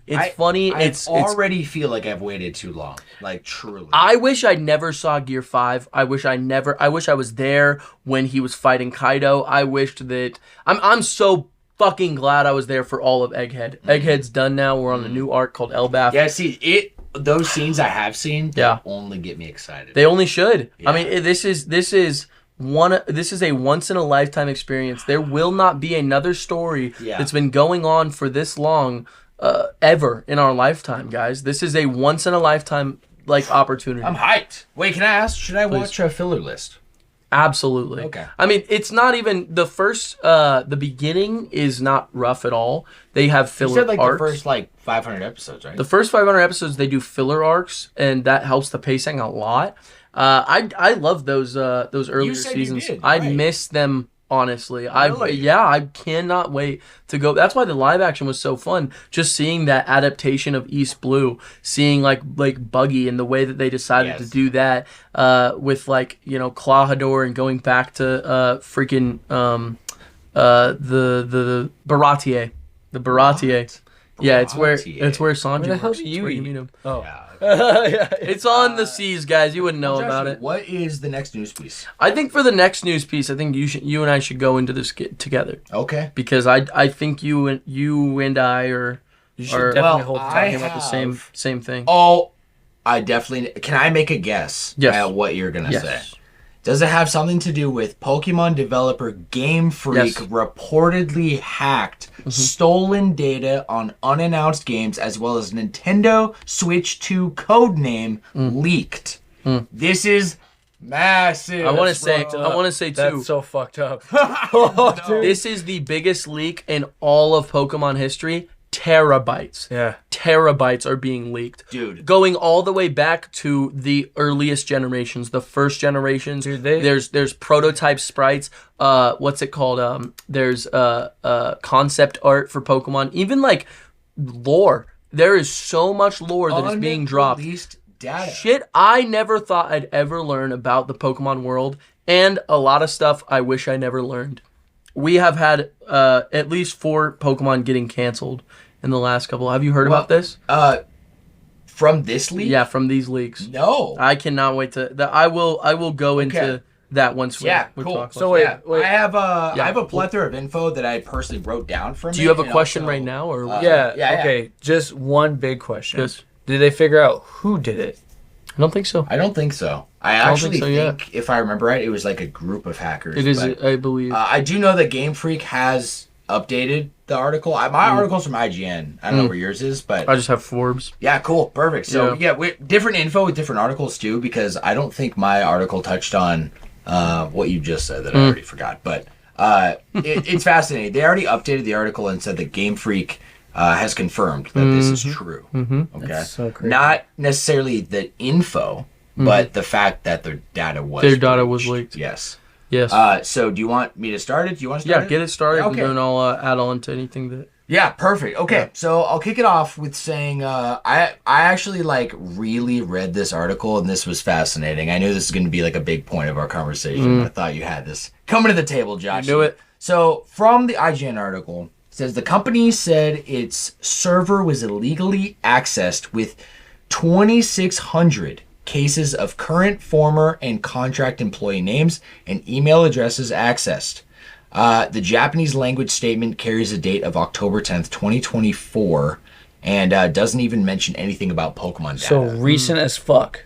Yes. This was this week. But Game Freak didn't, they only said that data was breached. They didn't mention Pokemon. No. I'm saying the data that's been being uploaded to what got hacked was It recent. just happened. Oh, yeah. It literally This happened week. 5 days ago. Yeah, 5 days ago. So from the original story, developer Game Freak had significant data stolen, including code names for 10th generation Pokemon games and even the Nintendo Switch 2. As reported by Nintendo Life, among the data, check this out, the code name of Nintendo's next-gen console is Ounce. Ounce. Okay? And the Switch, by the way, was the NX. So That's we right. went from NX to Ounce. Ounce. The code name of the unannounced 10th gen Pokemon game is Gaia. And the code name of the already announced Pokemon Legends D through A is Ikaku. I actually looked up Ikaku to see what that meant, because it's obviously a original Japanese language word. And it means a lot of things because of how the language is. The most notable I wrote down was 1, horn/antler, and narwhal. So sea-based. Could be a hint of some kind, right? Could be. Really unsure, but Or it that's, could be. I just looked it up and I thought it was interesting. Could be sea-based. They've done a lot of stuff with the sea, though, recently. Like, maybe I'm mistaken, but there's a lot. The ocean is a huge part of even Arceus, right? And that region. And I know this is a spin-off game, but we didn't get Sun and Moon and Ultra Sun and Ultra Moon not that long ago, and that's very sea-based. You said it could be antler though. Is it Antler/horn is a translation of that So word. that could be land too. That could be anything. Could be. It could even be hinting at a major new Pokemon. Or the fact that there's a deer is one of the legendaries of Pokemon X and Y. Could be because it. Z through A, bro. Z. Okay. So, let's see. The codenames for 2 versions of the 10th gen Pokemon games are K and N. Right? And then Let's see. I'm going to continue after skimming some of this up. A Pokemon game codenamed Synapse is also reportedly mentioned. This unannounced game is said to be co-developed with another unnamed studio, with some reports even indicating it's some sort of Pokemon MMO. which is crazy. Which is crazy. Yeah, it's actually Synapse, man. kind of fucking cool. Isn't that wild? Kind of wild, right? Yeah. Because that was a dream for me as a kid. Seeing World of Warcraft, and the first thing I think of is Pokemon. Yeah, Truly, why when I was wouldn't it? in grade school. Absolutely. Yeah, dude. And It I should- still want it. Come on. You guys should play Power World. Why do you say that? We were You did talking tell me. about that. You did Yes, tell me. sir. Yes, sir. Elsewhere from the article again, source code. The entire source code was leaked for DS titles Pokemon Heart Gold and Soul Silver, Black and White 2 are also reportedly leaked with stolen, unused assets and even unfiltered music, right? Yeah. Have all appeared online. Honestly, the article kind of then derails into how they've been hacked before and kind of the repercussions of this. So I'm going to leave it to you now, Josh. Yes. Is there anything more you wanted to add to this? And let's take it to the Absolutely. First, because Johnny or even if you would like to see, haven't seen some of these very, very cool leaked sprites. I downloaded these pictures so you guys can zoom in. Oh. This is Gen 3, which I thought you guys would get a kick from.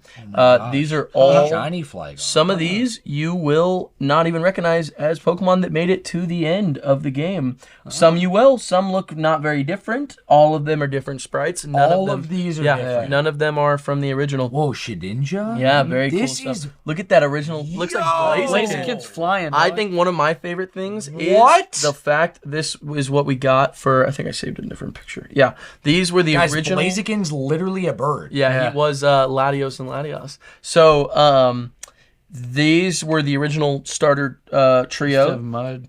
Couple differences you'll notice between these two, but one big overhaul was, and the entire starter of Mudkip was clearly a lot later than Shriko, and clearly redesigned. It's a completely different Pokemon. Yes. That's a rabbit on 2 feet. Not a salamander. That's not even close to a freaking what are those things called? What is it? Like axolotl. Yeah. It's an Yeah. axolotl. I'm like, it's something. It's something like that. It's something. So, Whatever the hell that is. yeah, I downloaded some of these. I thought you would like This these is too. insane. Guys, he's showing me like a whole data sheet, like an image. This with is all from these Gold and sprites. Silver. I thought you would like that as well. Very interesting stuff to look at there. Have you seen any of these at all? No, Okay. I need to look I've been these loving up these. and download. I've been loving because these. This is insane. Yeah. So worth looking through because it's really fascinating.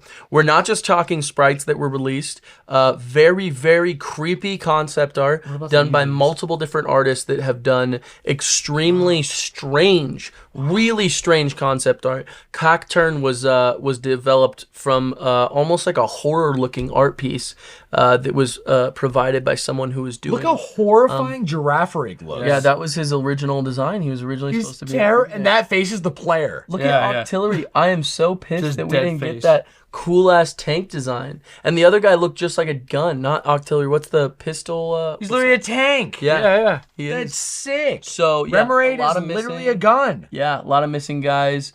I think that's look at him on far-fetched, top.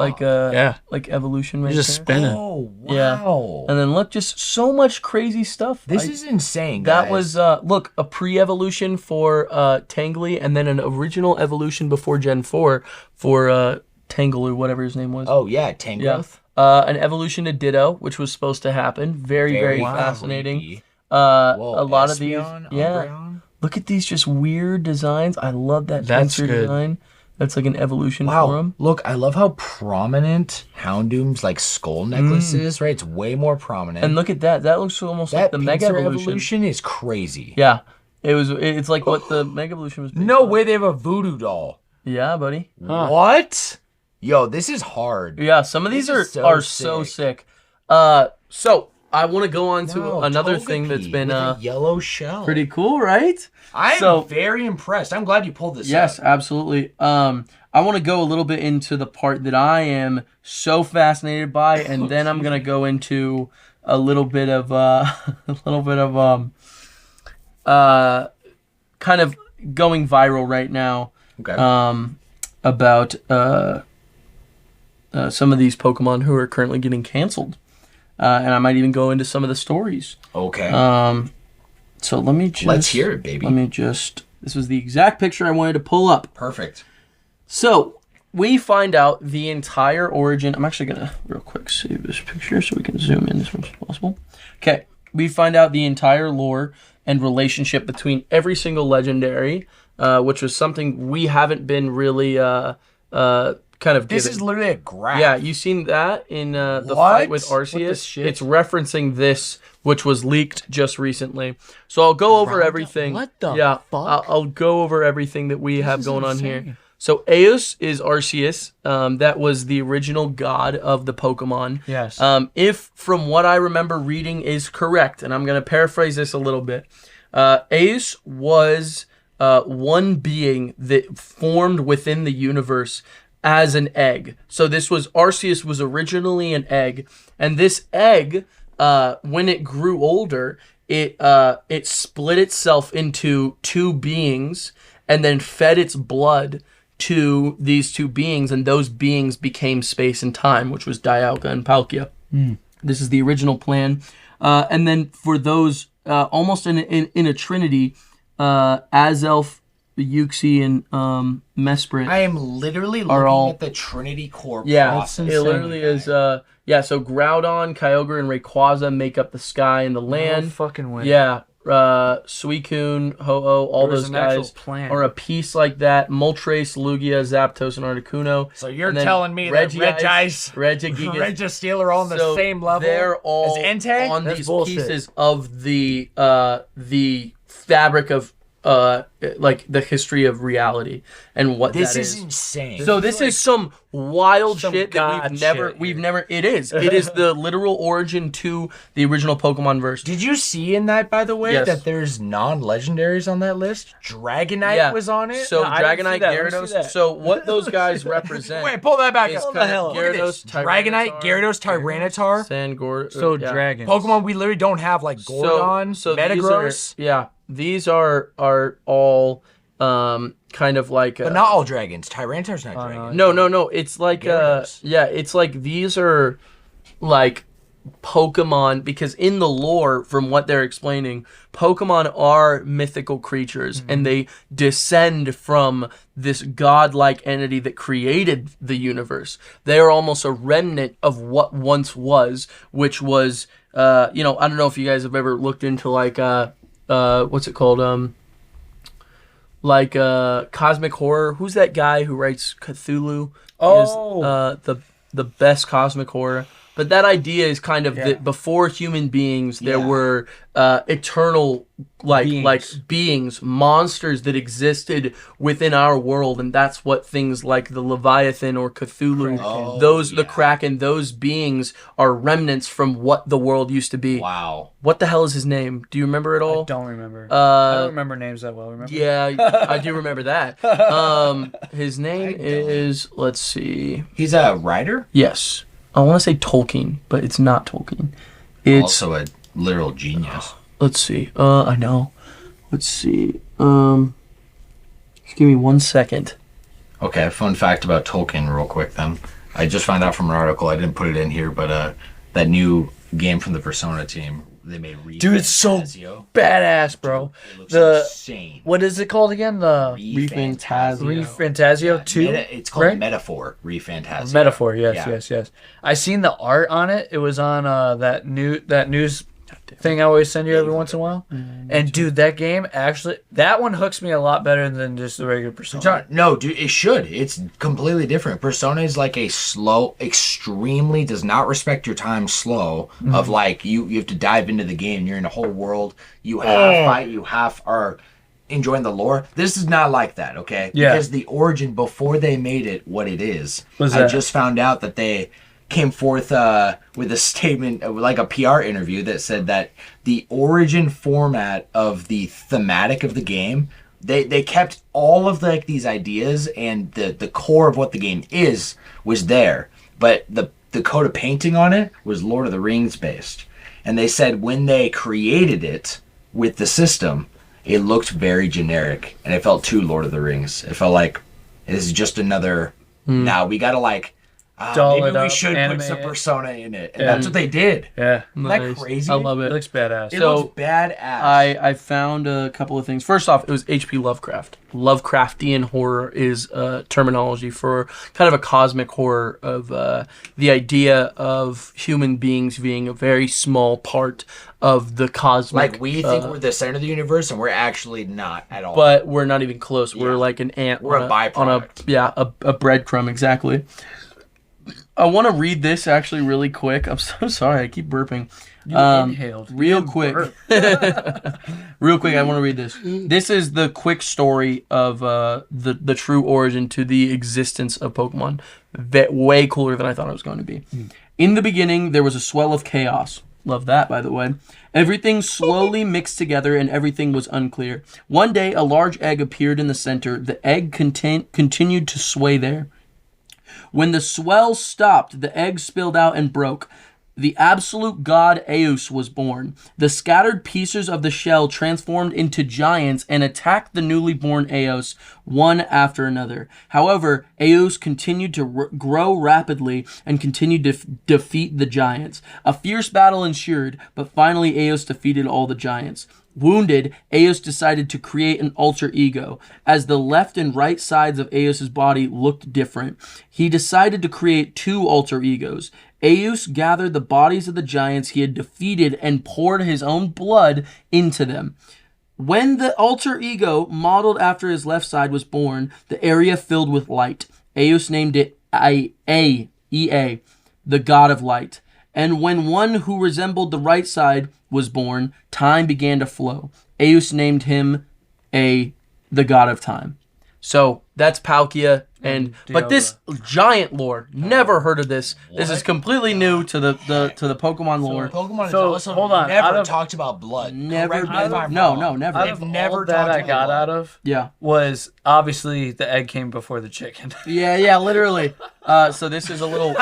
Here's something fun, actually, just to show you guys. Sorry. No, dude, it's true. No, it's true. You're totally right. So true. In the Pokemon. With what you were talking about, this is that visualized with Pokemon. Someone edited those all on there. Something worth looking. And you were right about the almost like those pseudo legendary type Pokemon with him, especially almost like surround these. I don't know why. I really don't know why. I could not tell you. If I'm hearing the lore right, those could be for like legendaries or clear, powerful, descendants godlike of remnants Arceus. Yes. Of like direct control of something. Yes. The god of this universe. Yes. Even Eus. Eus, it's Arceus. Yeah, but that's what they called it. Yeah. Okay. So Eus. every Pokemon.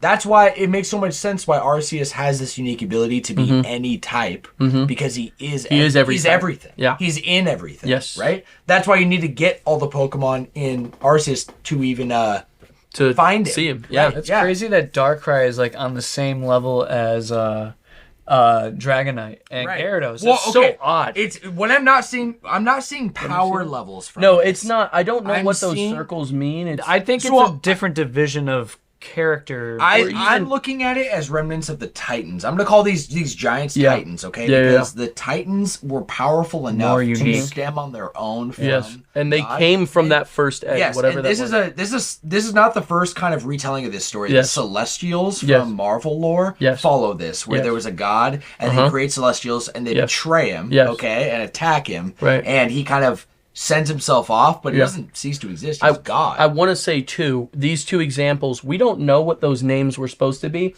but Jirachi and Deoxys are both alien Pokemon that come from outer space.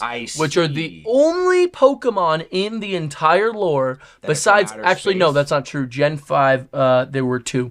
There was those gray alien Pokemon. You remember that? And they're from the stars. Yes. So there are multiple Pokemon that are... maybe they have them on here. Yeah, they might. But you're also... No, they didn't. That's okay. okay. This is disregarding, like... But that's the beasts, right? Ultra Beasts are just a different universe. So everything happened the same way. It's an alternate universe, though. Or they didn't happen the same way. Who knows? Yeah, they're all... That's why it's different universes gates Piople? you. Like the poison... Yeah, the mythical. That's poison psychic, I believe, or something like that. Talking about what do you mean? I think from Sword and Shield, maybe from Sun and Moon. I thought Sword and Shield, but it's just he's like an alien type. Alien type. I'm gonna look this guy up. What's his name? Piople. Yeah, I think he evolves. Now, can I be a skeptic here? Be a skeptic, bro. Piople. One would say. What the hell? How do I spell that? P-I-O. This guy. Let me see. Poiple. My bad. He's an Ultra Beast.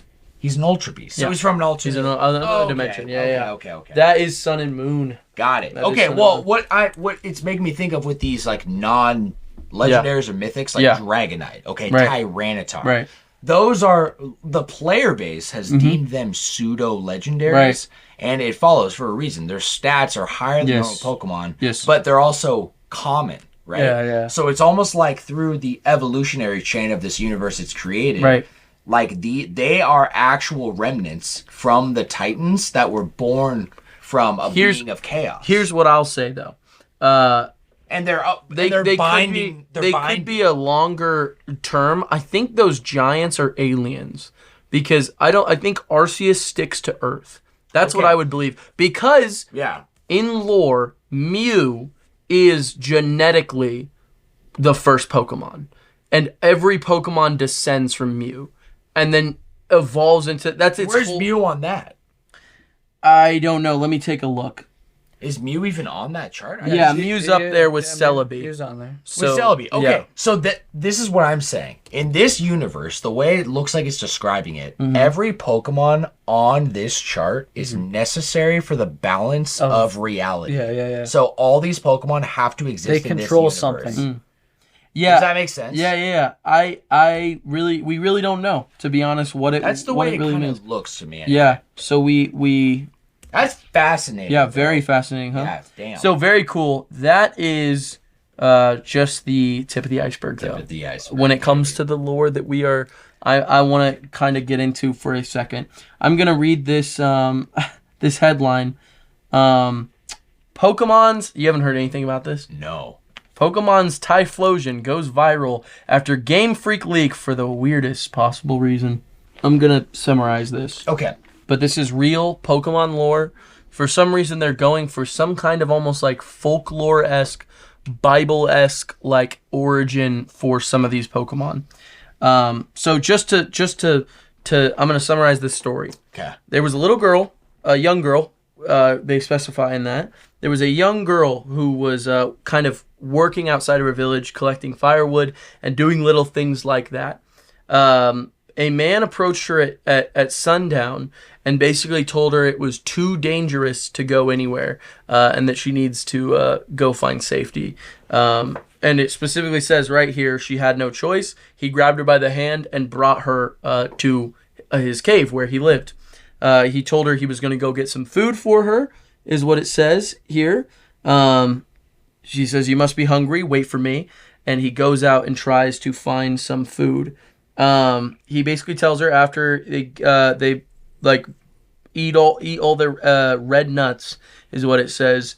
He tells her, "After I eat this, I'm going to sleep. Even if you wake up before me, don't look at me," is what he says. And the girl woke up the next morning. The man was still asleep. She made sure to keep her promise, and she did not look. So he goes out the next day, tells her he's going to go get some green fruit. Says, "Wait for me." Doesn't this feel like an old timey story? Yes. Like it's like there's a name for it. Like yeah. No, there's something specific. It's like the Bible has these. It's called a parable. A parable. It feels like a parable, doesn't it? A short this story whole thing, with a thematic. Yeah, with a thematic. And it's like it like couldn't be real, but exactly there is truth to it. So what happens is he went out of the cave, went and got food the next day. Red light appeared in the distance of the mountain, and she could hear the sound of the leaves. Once he comes back, he eats it and says, "After I eat this, I'm going to sleep. Even if you wake up before me, don't look at me." The girl said she wanted to go home quickly. Her family was worried about her. The man yawned loudly, smacked the girl on the head. The girl completely forgot about her family and her home. She completely forgot. So he almost does a spell on her, and she forgets that she has a home in the first place. Someone seems lonely. Yeah, for sure. Or a predator is what it feels like. It does. I don't like where this is going. This has gotten dark. Yeah, so basically what you find out is that she lives with him for years and eventually realizes that he was a Typhlosion. And so Typhlosion, winter approaches, he goes and gets firewood, and they're basically, okay, I'm going to try and summarize this because it is a whole story. Basically, oh my gosh, this is crazy. So he basically, during winter time, he basically tells her, be careful because humans are going to be nearby and they're going to try and take you away. He then, one day when she wakes up and finds a child in her arms. Yeah. So after several days and nights have passed, the girl woke up and Typhlosion said, "Your father is looking for you, but you're my wife and I can't give you back. I have to fight him." So he's fighting for this poor kidnapped girl. With a baby. She said, with a baby now. With a baby. The girl said, please stop. Don't kill my father. How can I live with you after you're killing my family? You're a good person. So let's stay here and sleep. Okay, I'll sleep here. The man nodded. They went to bed. Yeah, your father is nearby. Go look outside. Basically, this whole thing happens. Her father comes and kills the Typhlosion, and the girl once or the Typhlosion makes her promise that she will bury his or scatter his remains around, and then she basically goes back to her village and gets teased by the rest of her village. By her and her child get teased by the rest of her village, because it turns out that she turned into a Typhlosion and her child was also a Typhlosion. And so they were the origin to Cyndaquil and Typhlosion and that whole story. And this creature, whatever it was, like crossbred with humans. I mean, it probably wasn't a regular Typhlosion. Mystery Dungeon shit. This is weirder than Mystery Dungeon. What the fuck is that? No, this is like... It's the weirdest thing ever. There are multiple stories very similar to this one that were gotten through the leak. There's one on fucking what's his name, Octillery. It's so good. weird. That's not good. It's That's so weird. That's so weird. What so it is, people are I'm basically kinda looking at saying it outside of. I'm really looking at it as like, because they're painting this as an actual universe with humans, right? Seriously? no, you're not wrong. You're not wrong. Yeah. But is it what we want to hear in our kids' game now? No. Is this in any way? I'm definitely editing that out. Okay, but I'm just saying. Yeah, right. You're right. Like that. That's why this is like ooh, and it is like. It is I weird. can't believe Nintendo. It is weird. Pokemon themselves. They wrote this, and there's multiple more that are just as weird. A lot of the Typhlosion has officially been canceled for ever. And threatening to kill. What about you get pissed kill her off father? at the guy that fucking wrote it? Well, we don't know who wrote it. I'm very. I'm sorry. I don't know the where you're going with this, Typhlosion Joshy. is gone. Why? I'm sorry is I this said in- that, bro. in the- This No. is what I'm saying is this like, is why a would, part of why the is leak. this in the files? This is a huge part of the leak. There are many stories that are the origin of these Pokemon.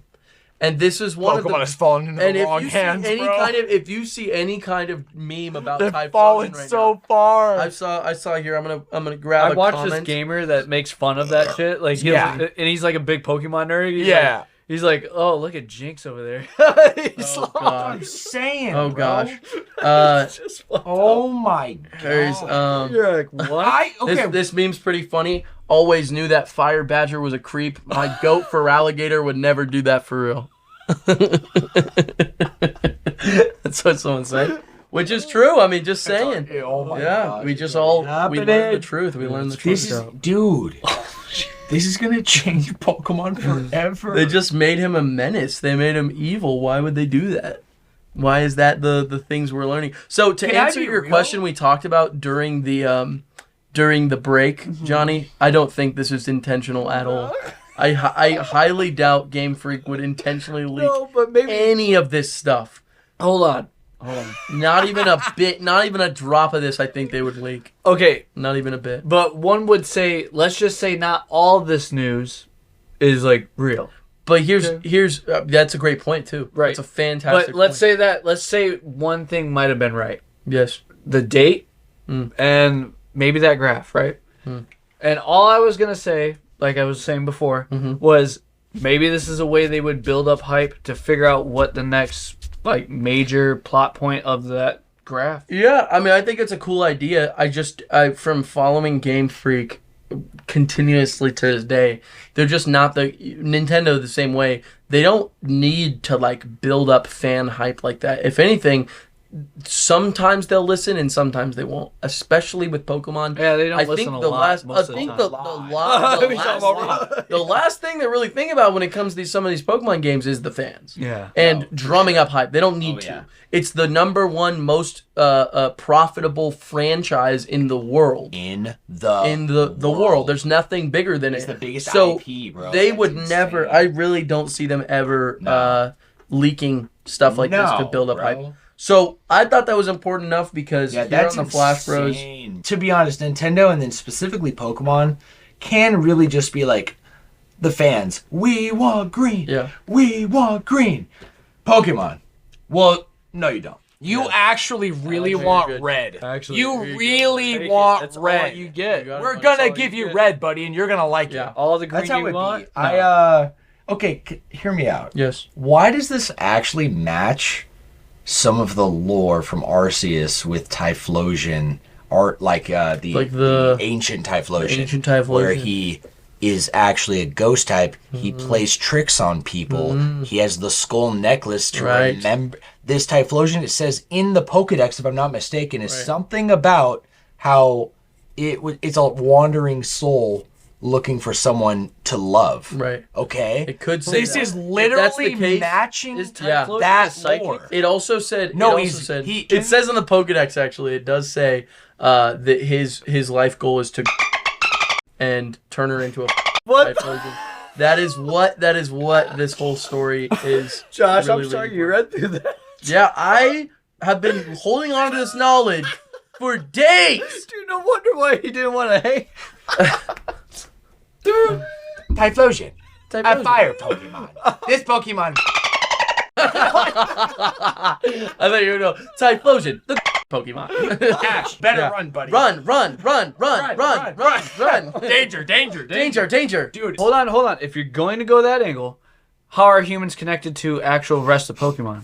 What do you mean? Like, could they be past lives? Here's Future here's- How are we don't know. Pokemon and Aside from this info that came out, Legends Arceus is the earliest we have. Yeah. It's prehistoric. Well, no. I'm And- saying and- beyond human life, Yeah. how is it connected with actual Pokemon's life? Okay, so I have an answer for you. I have an answer right here.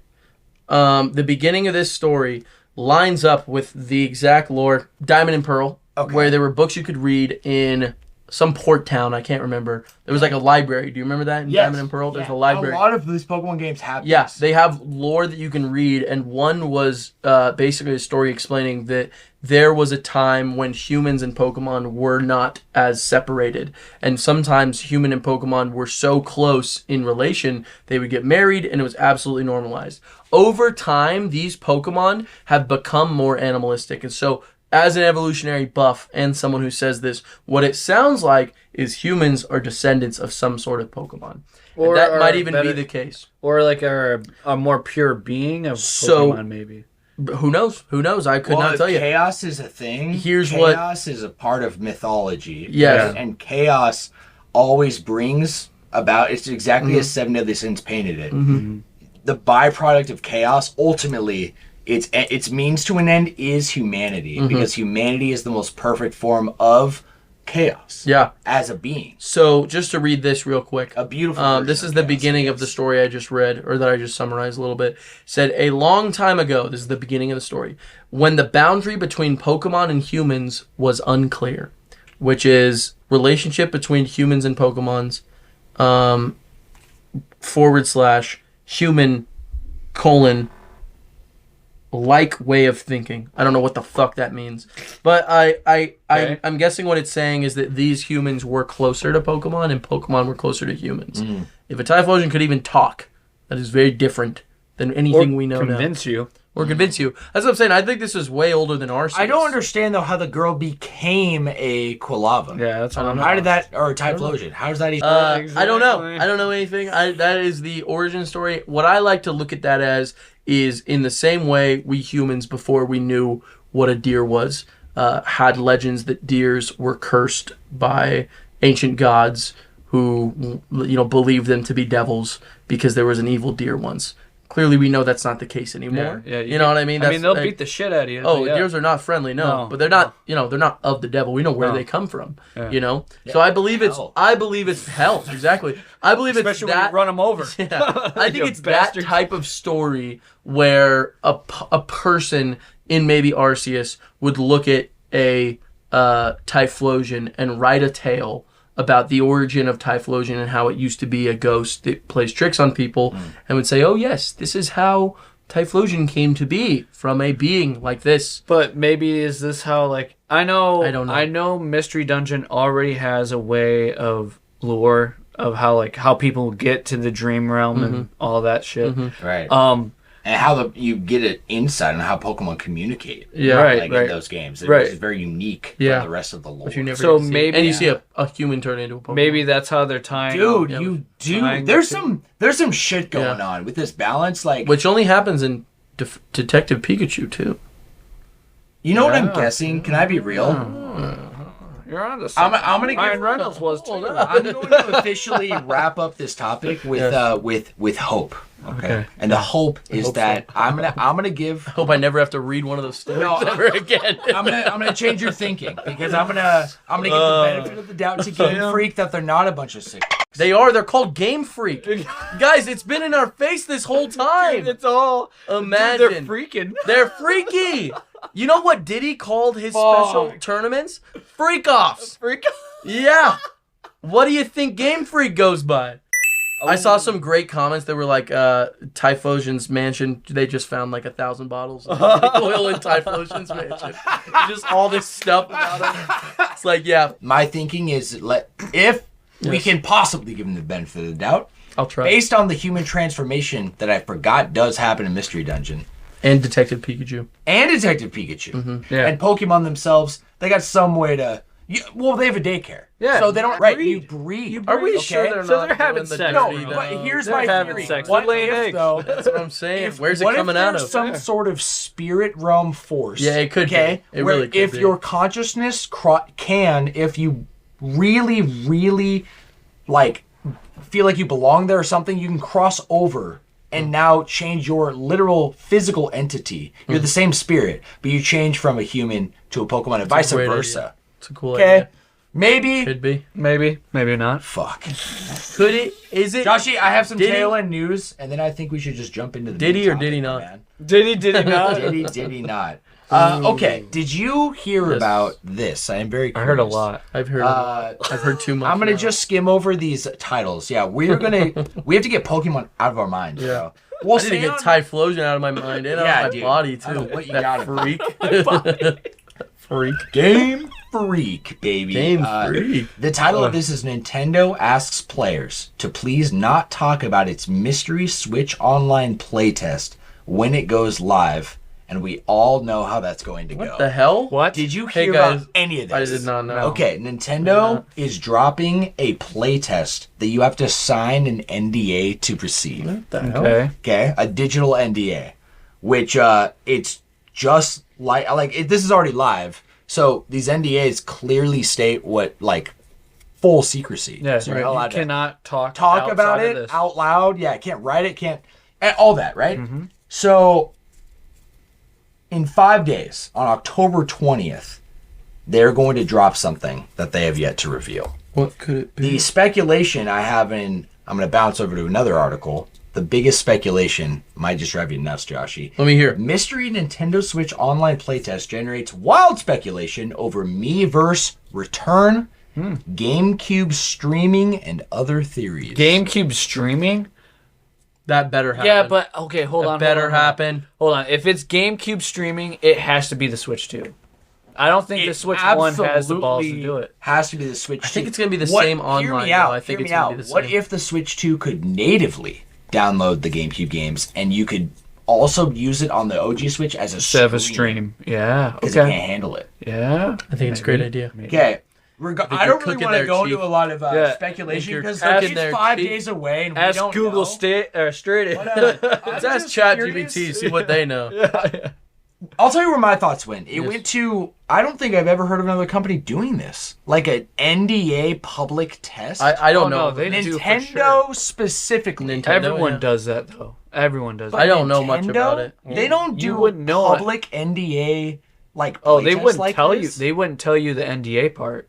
They'll tell you about the public play test, and you would have to sign up for it. But the NDA part, they have announced publicly that you do have to sign an NDA. No. That's what I'm saying. But if it's doing a public play test, you cannot talk about it. My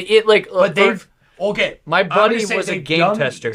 My buddy was a game tester. Okay. Anytime he tested anything, he could not talk about it. He could not write about it. But the difference is he's in the industry. He works for somebody as a actual professional game tester. Right. That's what he's doing. This is going to the public who has no idea about anything.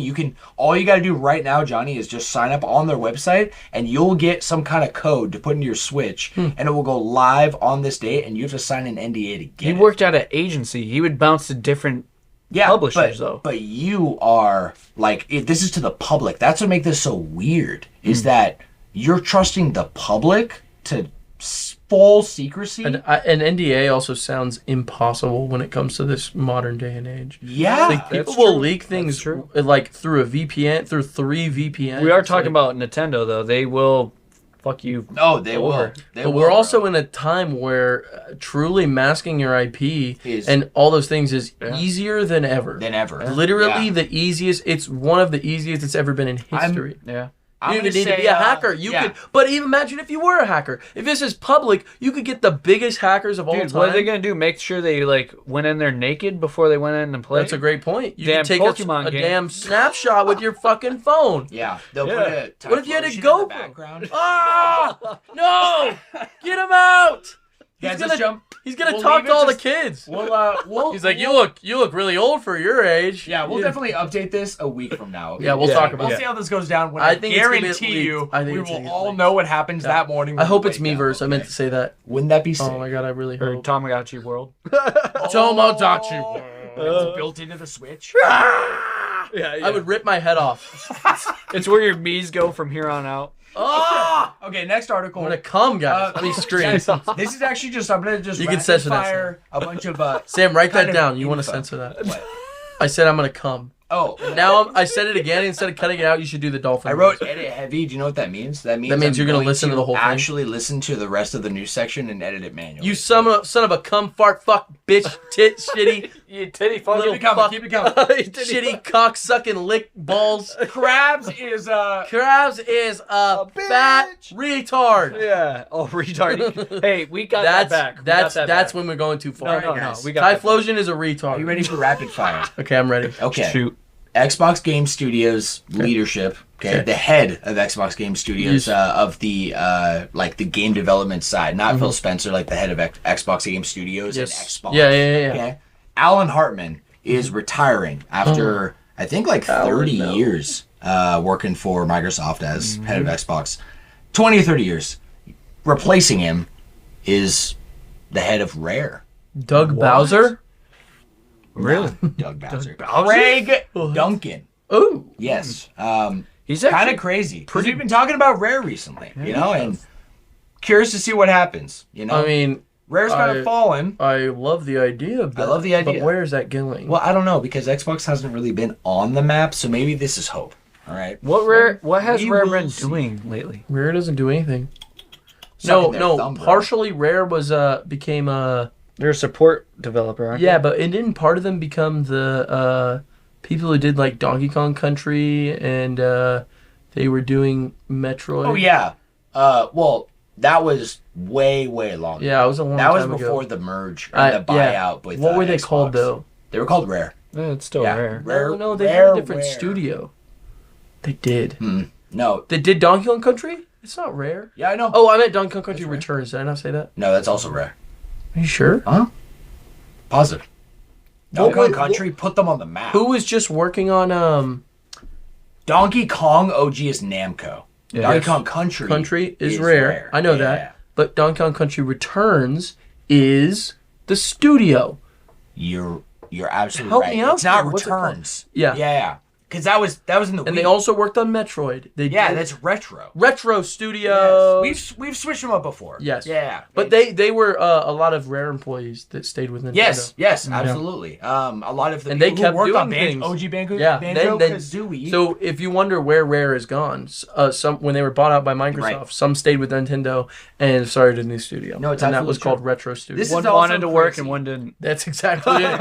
I'll take a paycheck for nothing. For any of you PC buffs out there. Who, me? NVIDIA has revealed its next graphics card, which is the GeForce RTX 5080.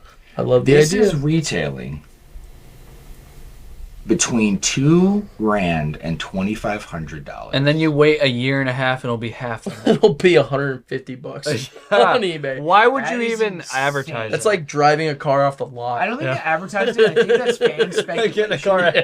And then, why'd I do that? Dragon Quest III, the HD 2D trilogy, has the team has revealed that there will be a surprise ending for those who complete each game in order. Whoa! That's kind of wild. BioWare holding them out. Let's go. Yeah. Well, I haven't heard of a game company doing that with a remake saga like that. That's No. kind of crazy. Yeah.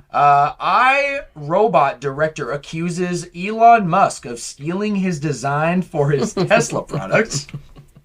So expect They a don't lawsuit to even. They don't follow. even look that similar. where They do don't you even. get They don't even look. If that anything, it's just because of the memes Oh, that have because- brought yeah. attention to But it. It's a also, fucking it's a robot.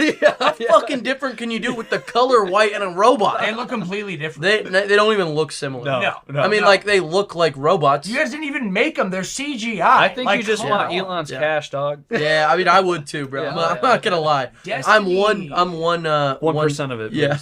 Destiny has revealed not Destiny 3, Oh. but Destiny Rising as a free-to-play mobile spin-off. So they literally did like they're gonna be doing. Bet you it's a gotcha. Yeah. Well, no, they. Play, no doubt. Yeah. Gotcha for No sure. doubt. But didn't Especially with shooter? how bad the microtransactions are on Destiny 2. I think Destiny 2, you and I were talking about it during a little break we had, and I think Destiny 2 is one of the highest, like, Entry level games. no, I'm not even gonna put in like technical terms. I just think it's hot garbage. Like they're charging arm and a leg for microtransactions constantly. Yeah. It's absurd, right? Yeah. It's kind I of agree. it really takes away like I don't know. Josh The and I game. we talked about it, but The game. we talked about like the possibility of even playing it. And there was a time I wanted to like a year ago. When Mark I was really telling you thought about about it. Yeah, Yeah. because him and Marcus are so into it. And It is a told me a lot about money it. sink. Yeah. If you don't have the money, you probably shouldn't play. Yeah. You know? I don't know. Just it takes away from me if money is on the forefront like that. Right. That's all I can see Makes Yeah. and sense to me. smell. I don't know. That's It's all why I from- like Helldivers. Yeah, absolutely. Want That's you why to I like play it. Brawl Stars. This is crazy. I'll wrap up with The Witcher is getting a wholesome, family-friendly comic book adaptation. Family friendly. Yep. I say no, thank you. Isn't the point of a Witcher that they kill people? Yeah. It is It's actually a for, like, very money? brutal. It's called The Little Witcher. It sounds like a meme. I don't Pre-order know. now. No, this is 100% real. You can pre-order it right now that's on cute. Amazon. Look how cute that is. Look at Siri. And it's a retelling cute. in a kid's version of The Witcher. That's Okay, I can cool. get down with that. That's cool, Not but bad, Yeah, right? if I had a kid, That's I'd give kind it of to him. sick. but then when you realize like half the detail is gone, and then Then you 'Cause- realize because a lot of the monsters they're hunting are doing like crazy fucked up things to people. that's very as if true. that's as if they did like a berserk. Yeah, Baby's Berserk- first berserk. Oh my god. That'd be cute. Baby, Baby berserk. Berserk. Baby berserk. He's got like a. Baby he looks Berserk. really angry and he's got like a. Knick-knack, the patty's Hey, back. he's back. Yo! Yeah. Oh my That's gosh. perfect. What's Let's up, break dude? right here, baby. Guys, you ready to jump in the main topic? I'm ready to jump in. Are you ready to jump in? I'm ready. Let's jump in. Wait, quick shout out. Reese is here. Say something. Oh, Reese. yes. Reese, scream your name or Yeah, retell all of Kingdom Hearts 1 Oh, again. dude. Please. Okay, basically, you get Did to you King study Michi last time? And, Let's go. You don't know what's going on. Let's go. Riku comes in. He's a chosen Riku? one. Let's go. And then Sora borrows his power Nice. to, defeat Seeker of Darkness. Okay. Oh, shit. There's Ansem. And then Ansem basically, Yeah, Riku was supposed to be reveals the Keyblade Kingdom Hearts. wielder, but he chose darkness, so Yeah. that's why I chose Sora. Yeah. Because it And was then- the closest, purest heart to Riku. And then Typhlosion comes in, Well, and that's when shit gets crazy. Isn't that Reese? We just Yeah. covered Reese? the It's news, fucked up, right? Reese. Have you seen Oh, the fucked up. leaks for anything? Reese So is Game, like, Game Pokemon. Freak, the Pokemon company, just got a major database. They got the hacked. biggest they ever have. They got hacked hard. Yeah. So all of these documents have come forth specifically about old Pokemon games like Gold, Silver, Red, and Blue. It shows all these sprites of Pokemon that we've never Not just seen. that, they go up to Gen. It's like every generation. Yeah, no, it does. Up to the There's current, so much. yeah. It literally explains the lore of like Arceus' god and how it extends off of that and the creation of everything. It's really dope.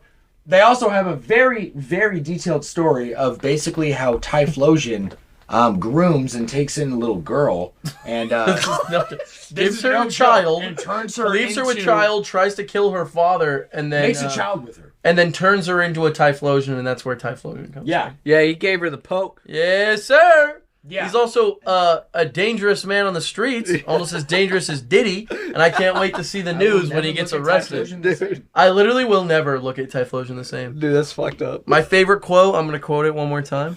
My favorite thing that someone said was this one right here. I'm gonna call him Manflosion. Manflosion. Always knew that fire badger was a creep. My goat for alligator would never do that for real. It's a picture of the guy with a bunch of fur alligators. Yeah. What is good, my friends? Welcome once again to the official Flash Brothers podcast. Welcome this in. Weekly show is essentially two best friends sharing casual discussions centered around our collective interests. Wouldn't you say, Josh? I would say that's completely correct. In fact, I would say that's really well said. Beautiful. Yeah. Beautiful. Thank you, brother. We got a blend, a perfect blend, you might say. A spicy blend of retro and modern topics framed around our collective, diverse interests. That's right. Often gaming and anime. I would say we'll pretty much talk about anything. we will talk about everything. Yes. Everything that we want to. Yes. Right? This is Everything. a very personal show, Oh, I would say, absolutely. Joshy. Our focus is set, however, on spreading positivity, positive vibes right. within the duality of our informal yet comprehensive and informative content. That's We like right. to keep it cash, but we also like to go deep. And I think you and I, with the passion we have on things, we're deep divers. I was gonna say that's almost. I would say that's an important part of the show. No, Yes. that's Oh, It's a deep dive into everything that we like to do. Everything. It's essential, man. Yeah. While also having a dream, Josh, of building a vibrant community where you, at home, can become a part of the crew. That's right. Joshy, our episodes drop Yes. every Saturday at 5 a.m. with pregame dropping 24 hours in advance. gosh. I will say this is a loose schedule, Yes. obviously time forbid, and this is a two-man team. That's right. So that's the goal every week. Yeah. Available everywhere. Perfect. So personally, I like to use Spotify. Me personally, I use YouTube Yes. music. Joshy, someone might be wondering out there how they might become a part of said crew. That's a great thing to wonder. How they could join the community. That's right. Join the fleet. Well, We would wonder no say- further, right? Yes. Questions, comments, theories, discussions, and more. And more. Can be written in, my friends. Yes, sir. Patreon.com/Flash Bros Podcast, where you will receive direct updates, Discord access, and you can sign up and see our very special gold tier sponsorship. Gold tier sponsor. Gold tier sponsor. You might be asking. Yes. What is this, Josh? That's a great question because I'm honestly wondering that. Yeah, We've been well- doing this for a minute, but I've never asked. Well, honestly. I should have. I have an answer for you, buddy. Good. It's about time. It is a list of our VIP crew. Yes, so there's unique perks here with special recognition during each episode, access to all of our exclusive premium content available through we've got 2 miniseries right now. That's right. Still growing. That's right. And all of our Patreon only posts directly through the website, the ability to directly DM us through Patreon, as well as even send us a text message if you know us personally. Absolutely. Exclusive channel access within our Discord community server, and there's also a link on our Patreon, and it's absolutely free to join. And a membership lock-in. Oh my gosh, which wait. means there's a permanent subscription price for you. Are you talking about like forever, or you're Forever. talking about like for the next couple of years? No. Oh, you're talking about I'm forever. saying if you signed up today, $5 a month, pay that forever. Forever. In fact, Yeah. even if we all understand money issues. If your card declines, even if you get a new card, Yeah, you forgot to new card. update it on Patreon.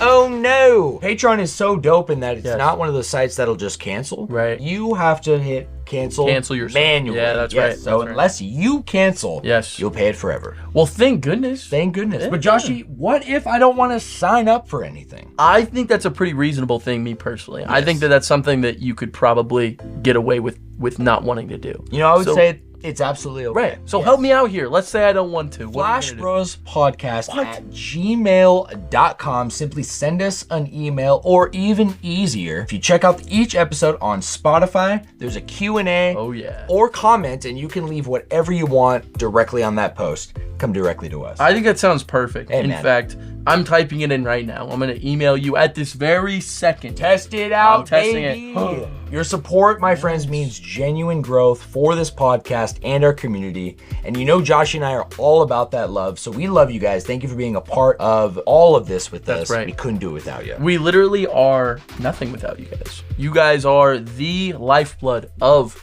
this whole idea that we have going. You know what I mean? Oh, Right? I know exactly what you're saying. That's what I'm saying. Team so Fair Alligator for the win, bro. All right, boys. Let's jump get it. into the main topic today, which is under the umbrella of Flash Classics and pertaining to the topic.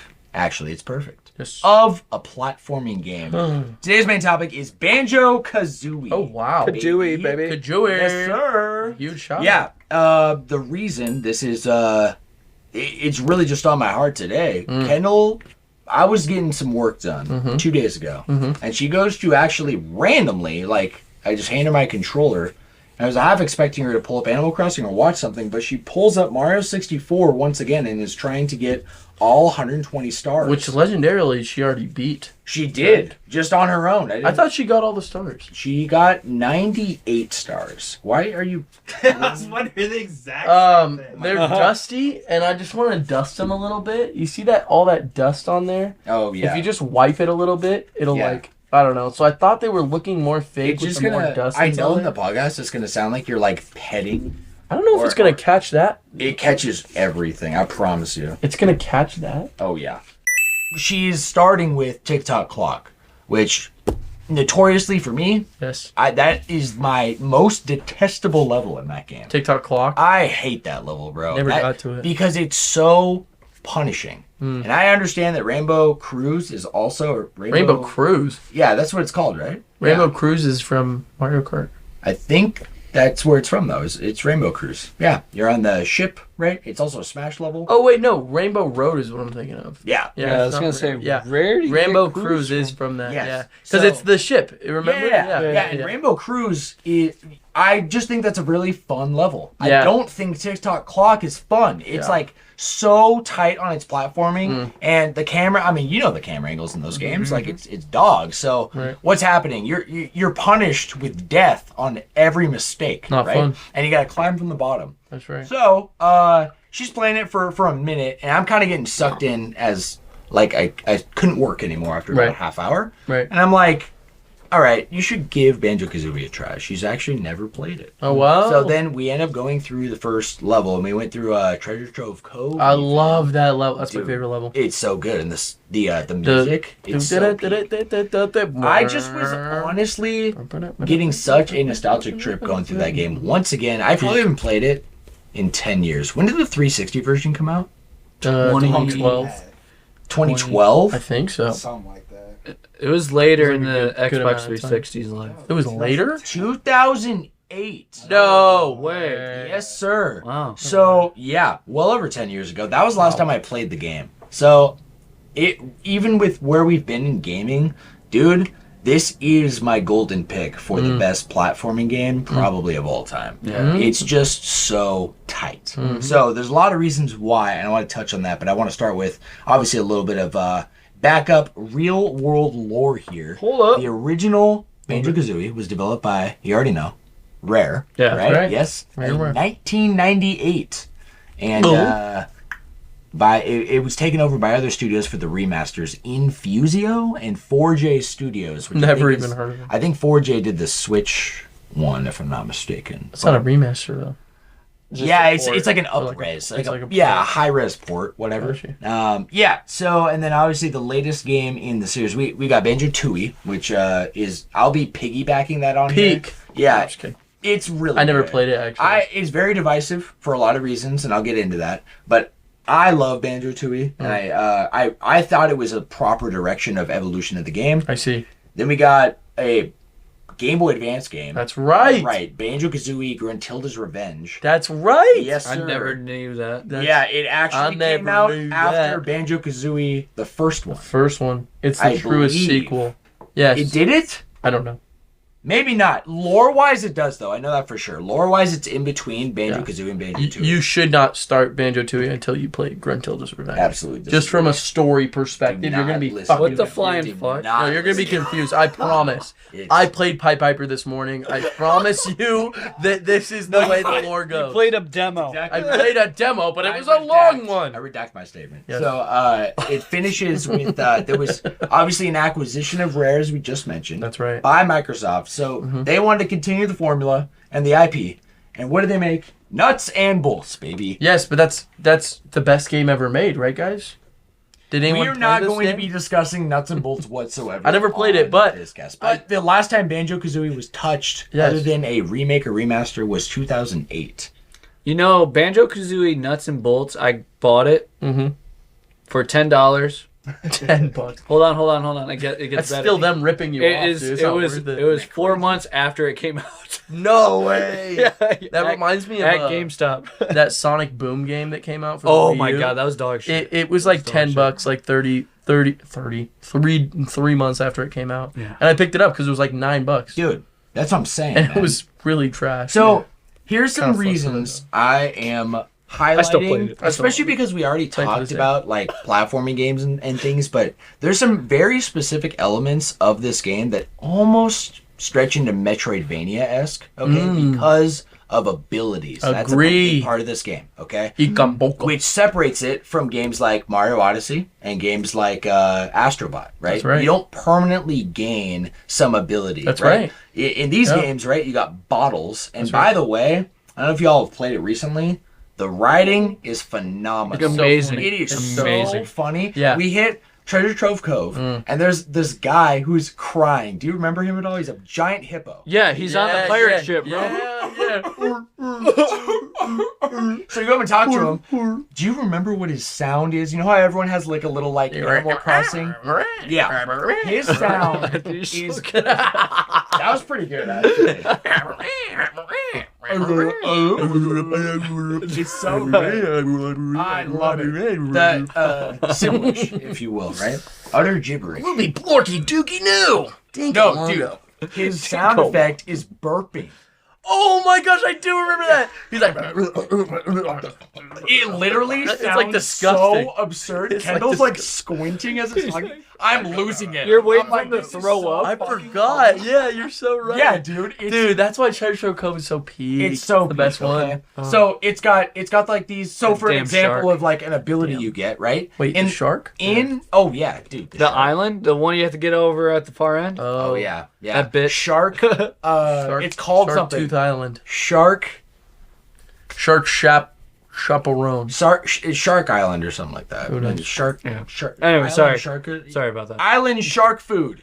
Shark Food Island. Yes, Shark Food Island. Shark Food Island. It's got like Yeah, food buddy. all on the Yes. island, and no one Yeah. can get to You it. don't get to it because of the sharky. Yeah, you can kill the shark with by farting out eggs, which it makes a fart sound effect every time you do it. Like they took it out and smash. It made Why? me realize that. Well, yeah, because you know when you fart out the grenade, it was like a popping sound. Like in Banjo-Kazooie, it's a fart.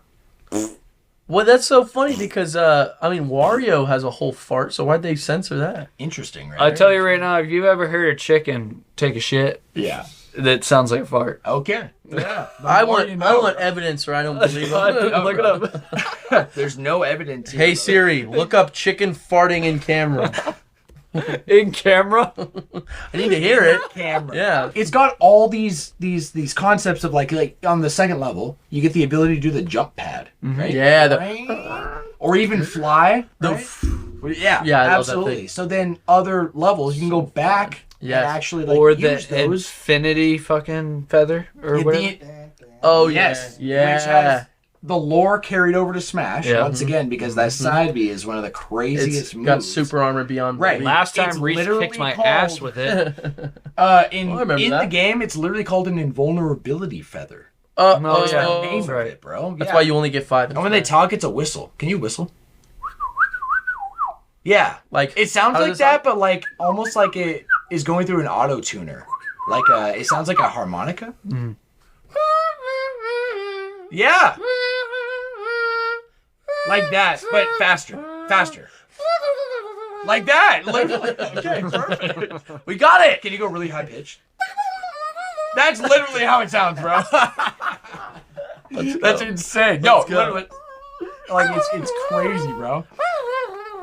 Dude, so then speaking of hub worlds, okay, in contrast to what I felt about Galaxy, this is a hub world where like you're constantly building onto it, and it has barriers of entry that are just so, for a game that never really came out before it, it just set the tone so high. Then let's even touch on music. I'm sorry, what do you want to say? I was just gonna say, but we can touch on this later. If we want to look back on it, I'm actually not a big fan of the hub world. Okay. I find it to be actually like it feels like kind of a time waster. Like finding things, it feels nice when you find them. But there's running through hallways. You're right, there are, but there's not always. Sometimes it's just you got to find the pathway that goes to the right puzzle, and then you got to do the puzzle, which is fine. But to a degree, when it comes to me running around and then kind of like forgetting where I'm at, I don't know the map the way I didn't play it as a kid. I don't really have that kind of knowledge. Is, I think, key, and I want to come back to that nostalgic lens, okay?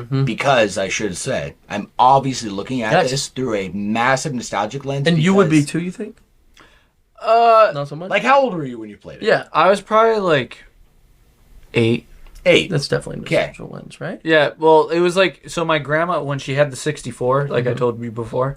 Crazy, I was also my grandma. Yeah. I also played it when I was 8. And she only had the certain set of games, and she didn't really go out and buy that many. Oh, okay. So eventually when she did bring one home, it was like, oh, cool. So that's why I never touched it until I was like 8. Yeah. And I was beyond playing just Nintendo at that point. Well, you know what I mean? Yeah, for sure.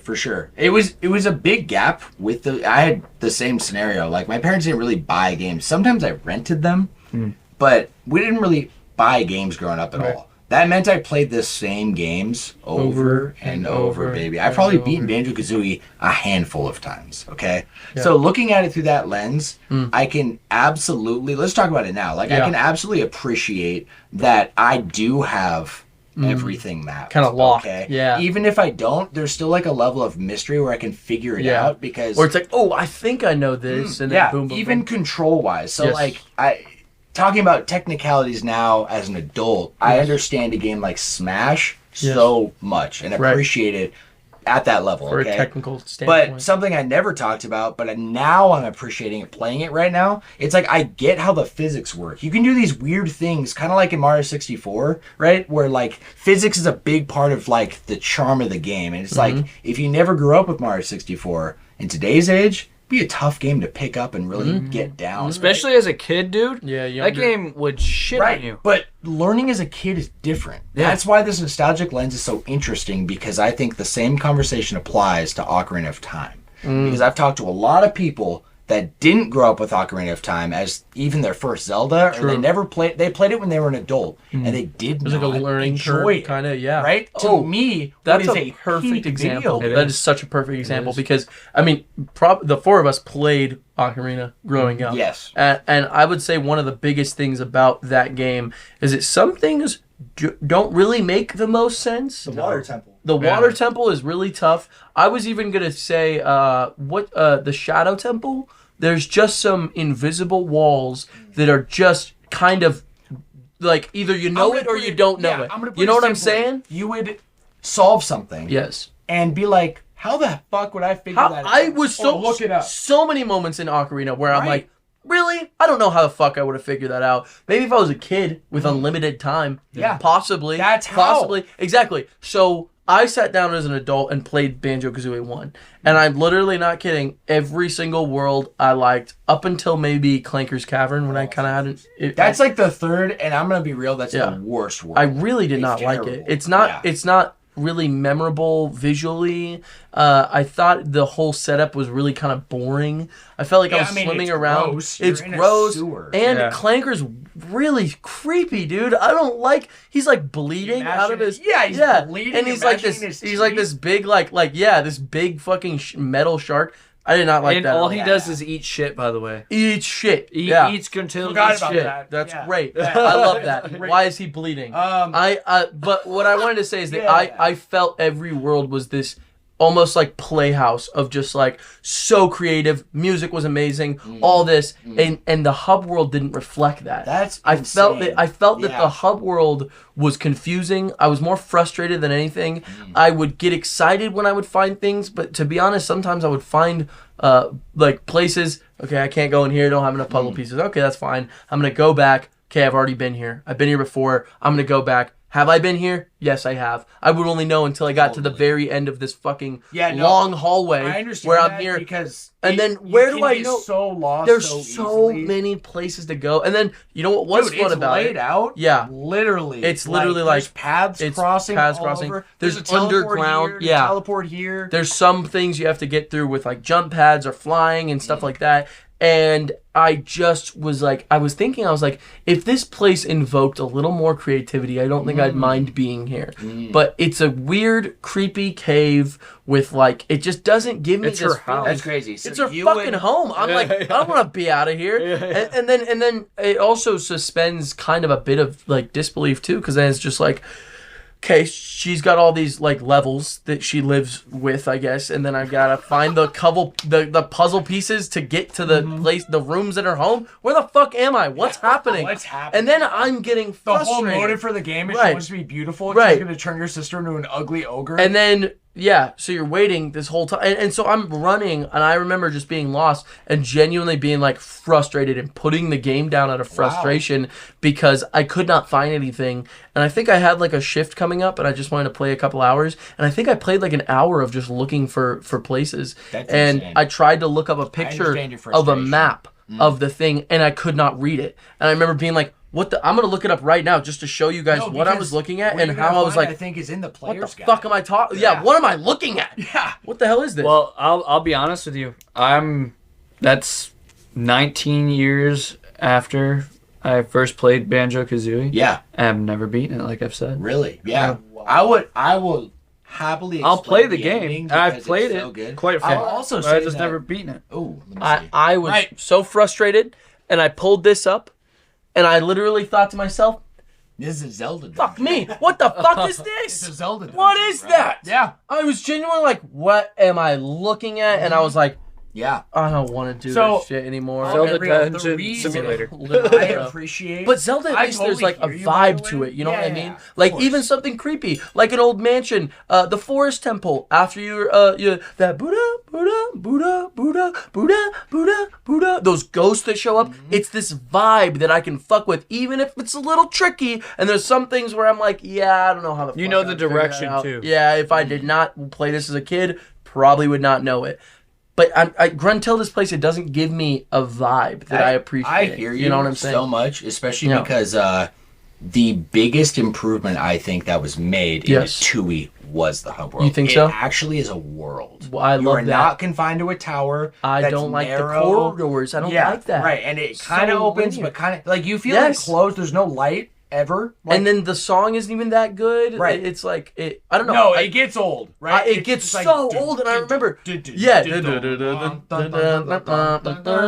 it's like over. I'm like, I just I know. want to be done. I Yeah. just want to find the world. I want to play I'm the fucking game. gonna go insane. No, you would absolutely love the hub world of Banjo-Tooie because truly That's it cool. feels That's like good to a know. world. Yes. Yeah, with biomes. Yes. Like you're traveling, Oh, you go I to love Jinjo has like a little village. You I go love to the it. village. Yes, it's Oh, beautiful. this sounds And it awesome. actually has a story that makes sense. That's will what I'm say. saying. Yeah. And also I'm not. That's deeper. When it comes to 3D platformers, I am not a stickler on story. You really don't need a Yeah, good story So in let's- order to make a fun game. yeah. But let me, I just want to say real quick though. Yeah, please. One more I want time. you to wrap your thoughts. I've been saying a lot of negatives about the hub world, but I will say there is something very gratifying about finding a world and unlocking it and getting to it. There's something really like, holy shit, like genuinely exciting. Well, I'll say something Because that's these worlds- objective, and yes. that's at the hub world is extremely rewarding.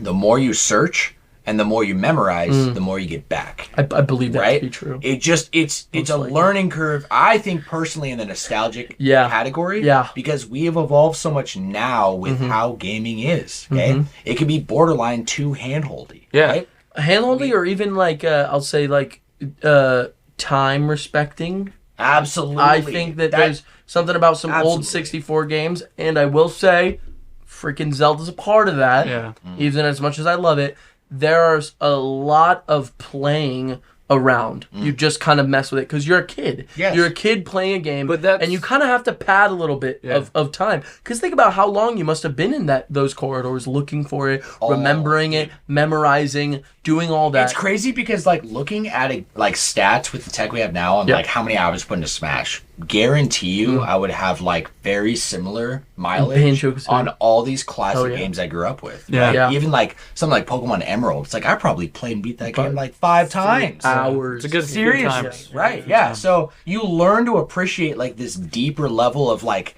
you're challenging yourself almost to like master the game without looking it up and memorizing. You're mastering it from your own experience. Dude, when I figured out how to get to Groundon, like I said before, Kyogre's so much easier to make it happen.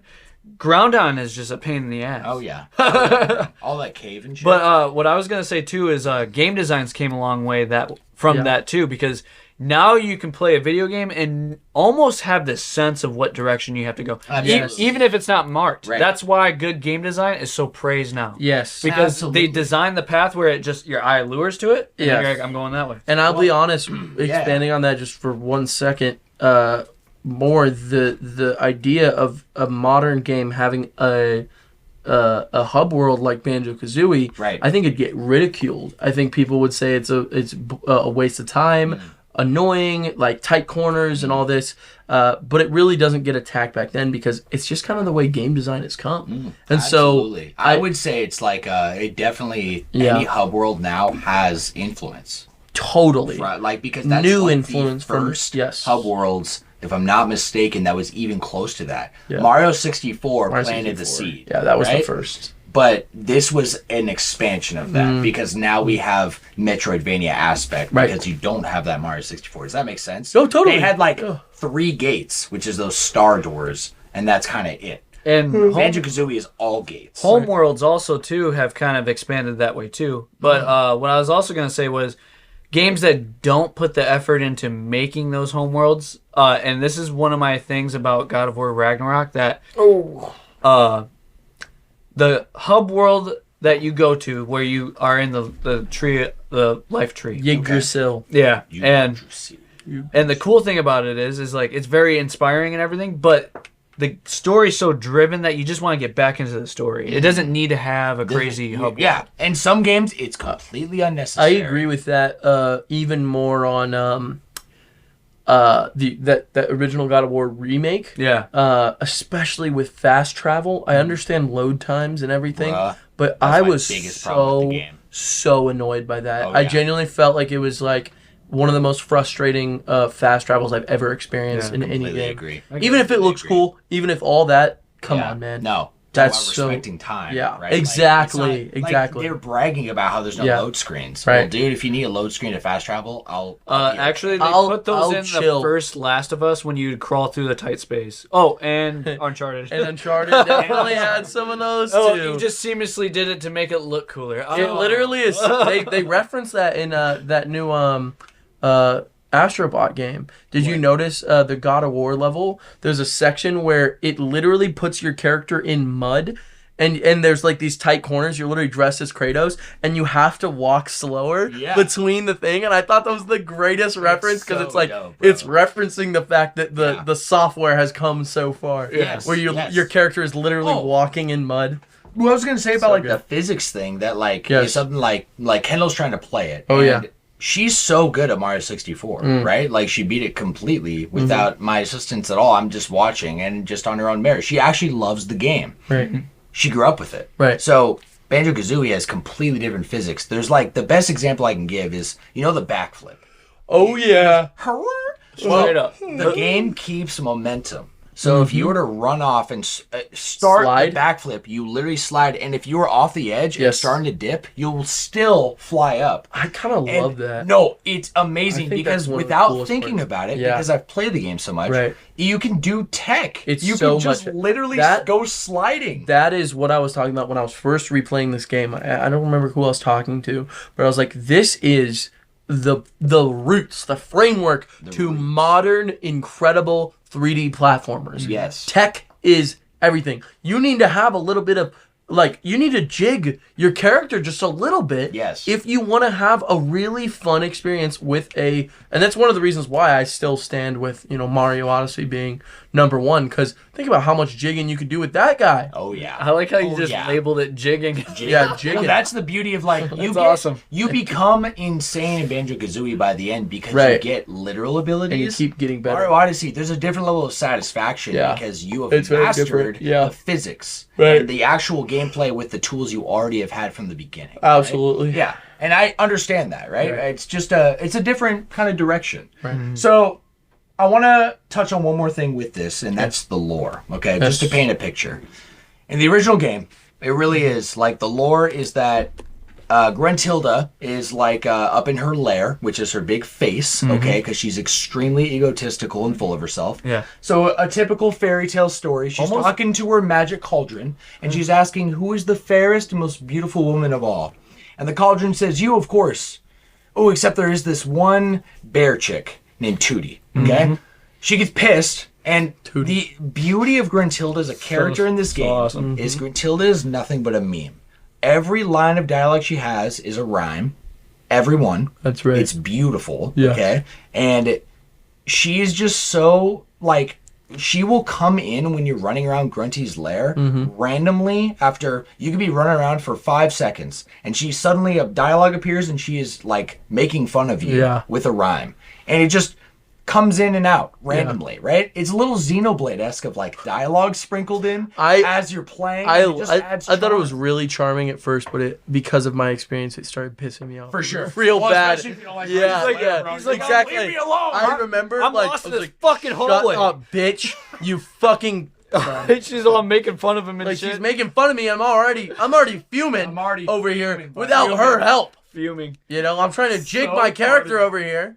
Get off me, lady! So, the lore is that basically it's set up and it stays at a standstill. So Bottles is this mole. It's also very funny. Everything that goes down with Bottles. Bottles is like your Jiminy Cricket for the entire game. He's always giving you advice. Like he's always sharing your wants. Who's the fairy and Ocarina of Time? Navi. Right. Navi. But unlike Navi, though, this guy doesn't walk with you. Yeah, he's a goofy He travels with his molehills. So he right? goes Yeah, in so and he'll out. always, if you take too long to come and see him, he'll, like, egg you on, be like, buddy, I got, like, one more move for you to learn. Come find me. Yeah. He'll even give you a hint sometimes. Right. It's so funny. So how the lore is set up is, like, Grunty comes in, and Banjo is a heavy sleeper because he's a bear. True. So Kazooie's trying to wake him up because there's chaos happening. You can hear it. Grunty comes down and kidnaps Tootie directly in front of Bottles, who has a molehill right outside Banjo's house. That's right. So Banjo walks out of the house, and that's like their introduction. Like, Bottles is like, hi, I'm Bottles, who are you? Yeah. And it's Kazooie, and immediately they have banter,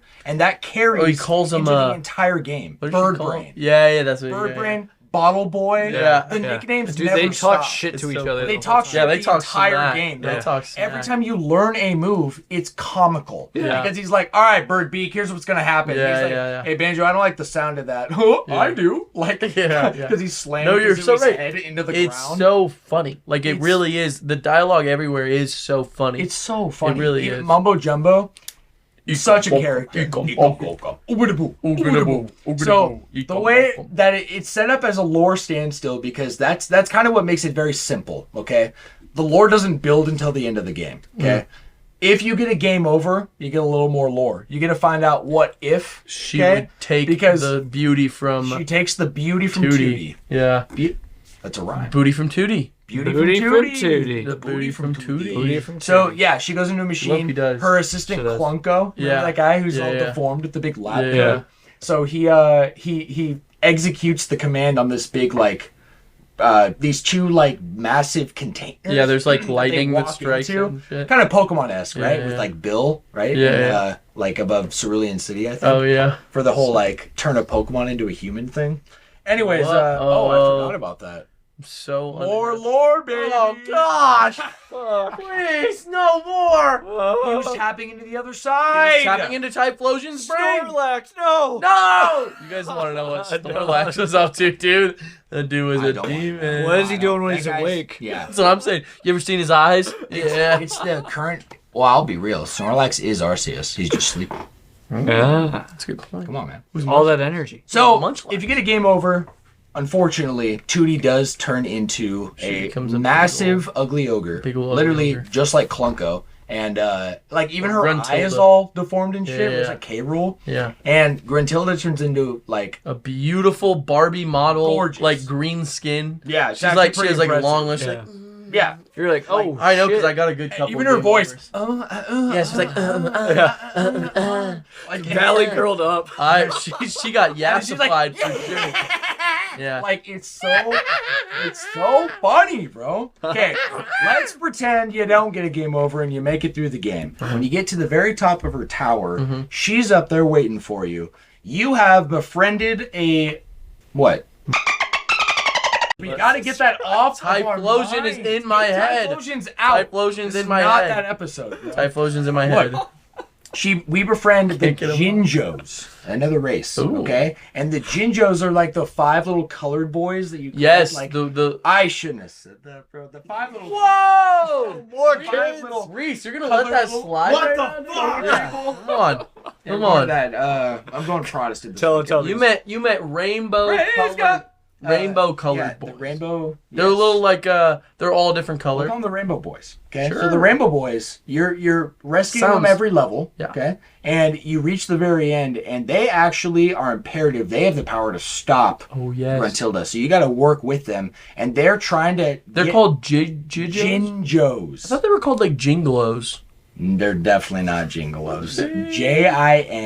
Jingo. Wait, Jinjo. Jinjo. Jin Jiggy might be what you're thinking of. Yeah, I think Jiggies I'm is a nickname. Yeah. Wait, that's the name of the Gigolos.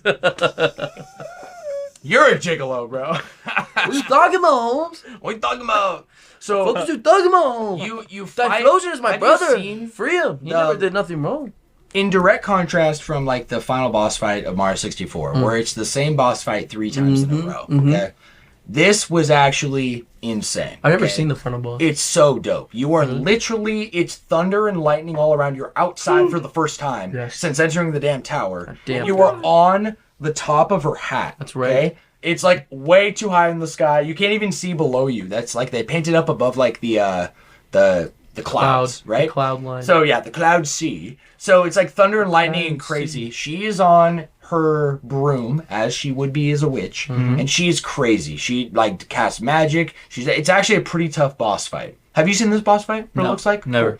So there are towers set up, okay, for you to kind of like Reach her. feed eggs into these Jinjo towers. Okay, you're doing this while she's trying to attack you, Right. and you can kind of damage her by entering a flight pad that'll appear after you get down to Jinjo Tower. So after you work through this multi-stage process, Sounds fun. you go to phase 2, which phase 2 is the center tower has emerged, and it's a massive Jinjo. Okay, he actually has a name. and I He's forgot blue with the red what eyes, it right? is. It is blue with the red Yeah. eyes. Okay? He has a name, and he's like King Jinjo or something. He's the okay? final smash of Banjo and Kazooie. Well, for you good not? reason. Yeah, because let's it's very lore heavy with go. that aligns perfectly because then your goal is to completely feed all sides of his tower from like the middle, and Grunty has landed and she's trying to like take you out, and then she'll go back in her broom, whatever. When you finally free the big Jinjo, you've beaten the boss because Big Jinjo comes out and Big Jinjo destroys Grunty, sends her flying off her broom, and she saves the day. disappears into the cloud sea. With She her says, beauty? She says she'll With come back no in Banjo beauty. 2. Oh, Yeah, that was an alternate no. scenario if you got a game over. Oh, yeah, So you that's saved right. your sister. It's a good That's ending. right. But let's this feeds directly into It's like a kind of- timeline thing, yeah. like Zelda. the Or next a death game. screen. Grunty Yes. falls to her death and Yes. lands directly in front of her tower on Spiral Mountain Yes. in an outline of her body. It's like really comical. Right. It's like a Looney Tunes kind Right, of Looney Tune. It has the outline of her witch hat. Right, it looks just like her. Right. So she falls and dies. Let's continue the lore from Banjo-Kazooie though, and I want to go into some more quirks on Banjo-Kazooie and then kind of wrap it up. All right. Easy. So lore-wise, that opens up for the Game Boy Advance game where Grunty basically is in the process of trying to revive herself. Okay. 'Cause she And died. She died. Okay? What? But she's extremely powerful as like a sorceress, basically. Right. So she gets revived in a skeleton form. She has no flesh. Okay. This is in Grunty's Revenge. That's in Grunty's Revenge. So she never dies, bro. Like truly, right? Also, I forgot one point at the end of Banjo-Kazooie. She literally tells you as she's falling to her death, "I will be back in Banjo-Tooie." Did she say that? Did She say says that. I thought she says it in Tooie, and that it was a reference to 3E, but that never happened. Yeah. That's also true. Oh, that she does it in both? It like started with the first one. That's Isn't that funny. crazy? Well, I'll be back. And Banjo-Tooie actually came out. Two came out 3E, like right after that. Right? I'm still waiting for it. I'll be honest. Banjo It's like Half-Life 3? 3. Yeah. It's called absolutely. Yuka Replayley, baby! It actually is. Shout out so... Yuka Replayley! No! It's coming. No. So I refuse. to continue that too. Yeah. Yeah. You want to go lore or? I was gonna say lore wise. Yeah. Because I know the beginning. I know the plot to Nuts and Bolts. Do you know this? I don't. Okay. So then let's lead up I'll to help it. you out. Okay. Once So you in get there. Banjo-Tooie, Yes. by the way, Grunty has sisters. You have one sister help you in the first game. Her name is the Brentilda. fairy. The yeah. fairy. She's She like tells you all she's of big Grunty's and fat, but secrets. she's so sweet. Yeah. She's like kind. She's extremely important. She's actually, as a invisible until you character. walk up to We're her. gonna get back to her because she ties into kind of the ending of Tooie gameplay wise. I just want to get through the lore. Yeah. So in Banjo-Tooie, she has unsuccessfully like revived herself. Banjo and Kazooie trump her once again. So now 2 of her other sisters come to her aid, and they're also evil. They're not like Brentilda. They're Brentilda's the best. 2 other witches. One's like a big. even forgot their names. Can I They're look them so up? What are they called? Oh, I'll look it up right now. I got it right here for you, Joshy. So, in the lore wise, Mingala and Blabelda. Yeah, that's the sisters. I like it. All right. Creative. The bolt. I forgot to say that a reason she couldn't successfully be revived Whoa. was she couldn't get this boulder off of her corpse. Okay, because at the end of Banjo-Kazooie, when she falls from the tower, a rock also falls. Yeah, is that? Yeah. The twin sister. That's the twins. A rock also falls and lands on top of that outline in the ground, preventing her from escaping. So she's like trying to get out, and the rock is moving, but she can't. Oh, she's like a skeleton though. She is, yeah. Right. So she's already dead technically, but not dead. So the sisters come in, and they immediately zap that rock out and get her out of the grave. No way. And she's still in her skeleton form. She's like, I need to like get a body back. Okay. So they figure out a plan to basically capture the souls of everyone in the world to revive her body. It turns deep and dark, Yikes. way more than the first one. Full Metal Alchemist Brotherhood. Yeah, shit. so that's where you're going around the entire world. now. Someone's selfish. Yeah, trying to prevent this from happening. The world Meanwhile, doesn't revolve around you. and then it really wraps up with another crazy final boss battle. The game Banjo-Tooie is significantly harder than Kazooie. As a kid, I didn't beat it. I went back a few years later in high school, and I beat the game finally because it's absurdly difficult. And I didn't even come close to 100%ing it. I've 100%ed Banjo-Kazooie though, and there's a massive reward for doing so, much like Mario 64. Let's Do you know go. what it is? No. Sweet, we'll get there in a sec. So I'll say that which one? to For set up Tooie? for First one. Kazooie. Yeah. Kazooie. So for Tooie, it wraps with you prevent her from reviving. She's in a giant like Cybertronic suit with like these like green swampy looking like poison like vials. Cannons? Yeah, canisters like by her face. She has a big like asteroid I looking think I've seen it before helmet on, on. like in Game Informer or something. It's a meme, bro, and she's just roasting you the whole time. There is one different about her personality though. It dramatically changes in Tooie, and that's because her sisters revive her on one condition: she can't rhyme. It annoys them. So she rhymes one time, and then she says, "Okay, fine," and she doesn't rhyme at all the rest of the game. No. Isn't that crazy? That is crazy. Yeah, That like is just it.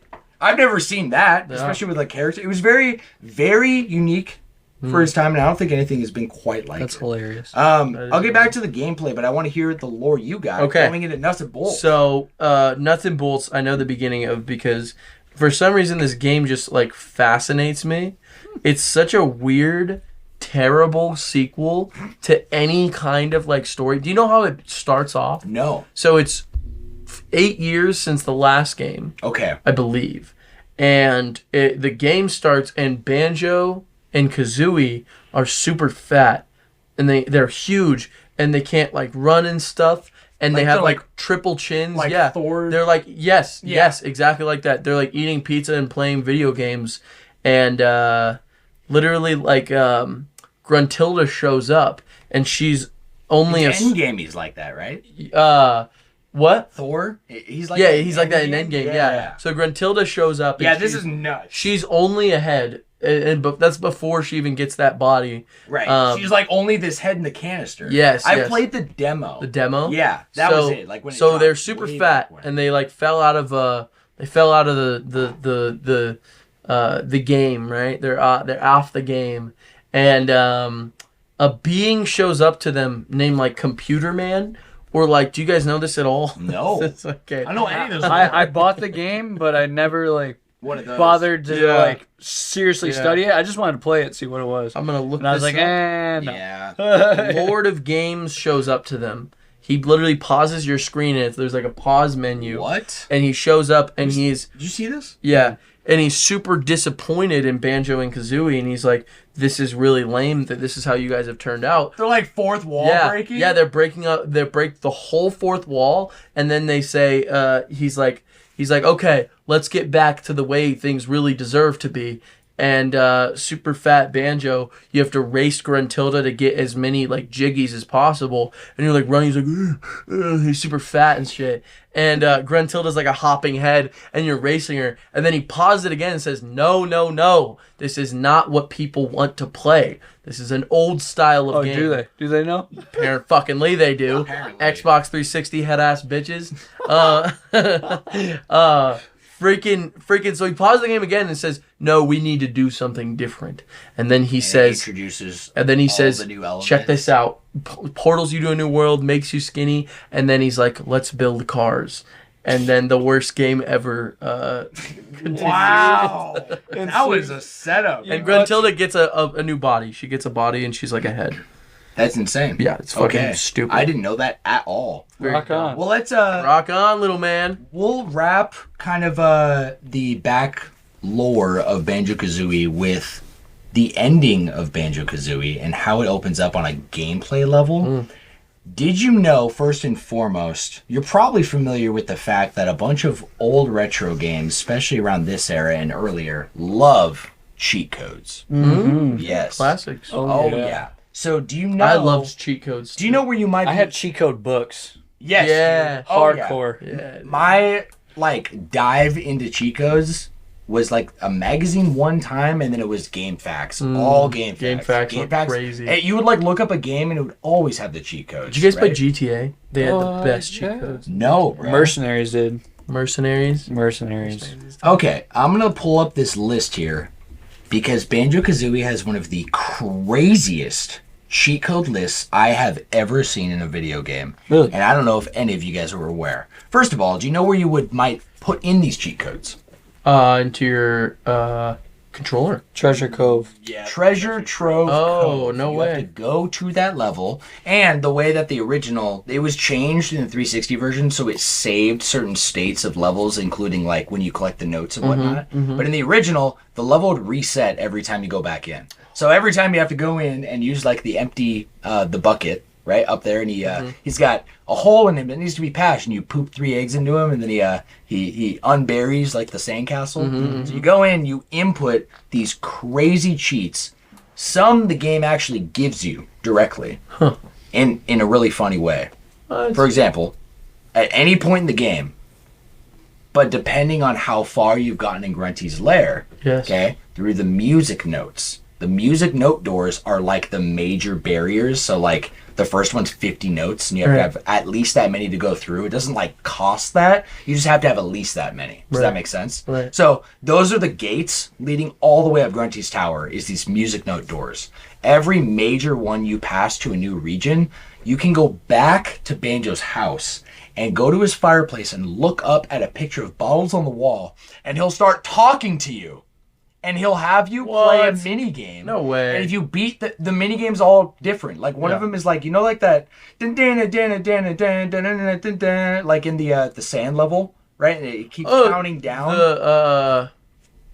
It's the maze. I don't know his Yeah, the maze. What is that called? It's like in Gobi Valley, I think is what the name of the place is. Sounds about right to me. Well, it's like a much harder version of that actual level from like the core game. Yeah. Okay, if you beat it, he gives you a cheat code. Okay? There's also a flapping, floating book you might have found in the game. His name is Cheeto. And if you I think you have to like you either find him or you have to like feed him a certain amount of like some item, and he gives you his own cheat code. So for example, if you entered blue eggs, like one word, and when you're doing the cheat code, you don't know that it's working.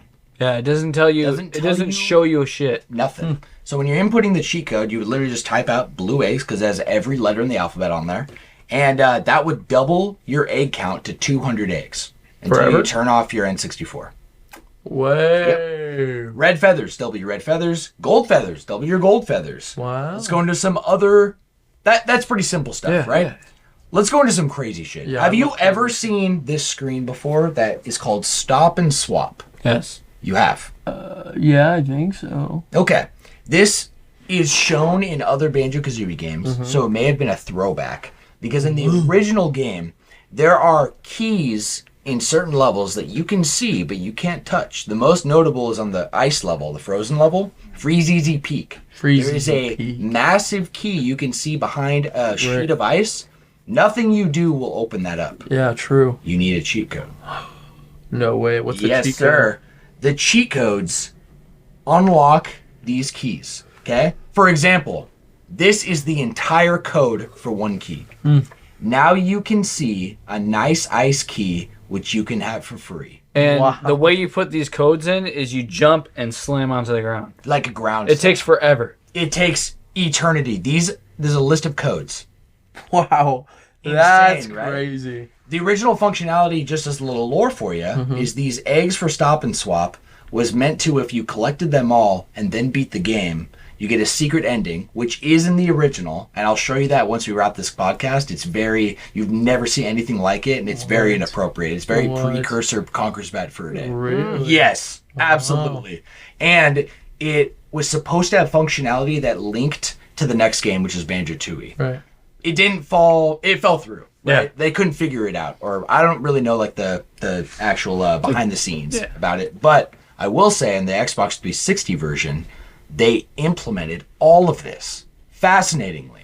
The funny, ironic thing before I continue the list of codes too is if the game detected that you're putting in too many codes that you haven't unlocked yet, i.e. by going to bottles. And by the way, there's a picture of going back to your fireplace. There's a picture of bottles up there. Okay.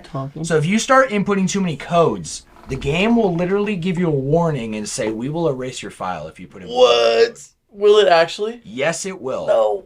How crazy That's is that, scary, bro? Yeah. That's scary. I've just never seen a game quite like this, especially in the vein of a 3D platform. Yeah, I really have not. not. Let's look at some of Bottle's codes. Yes. These are a little less on the Nose.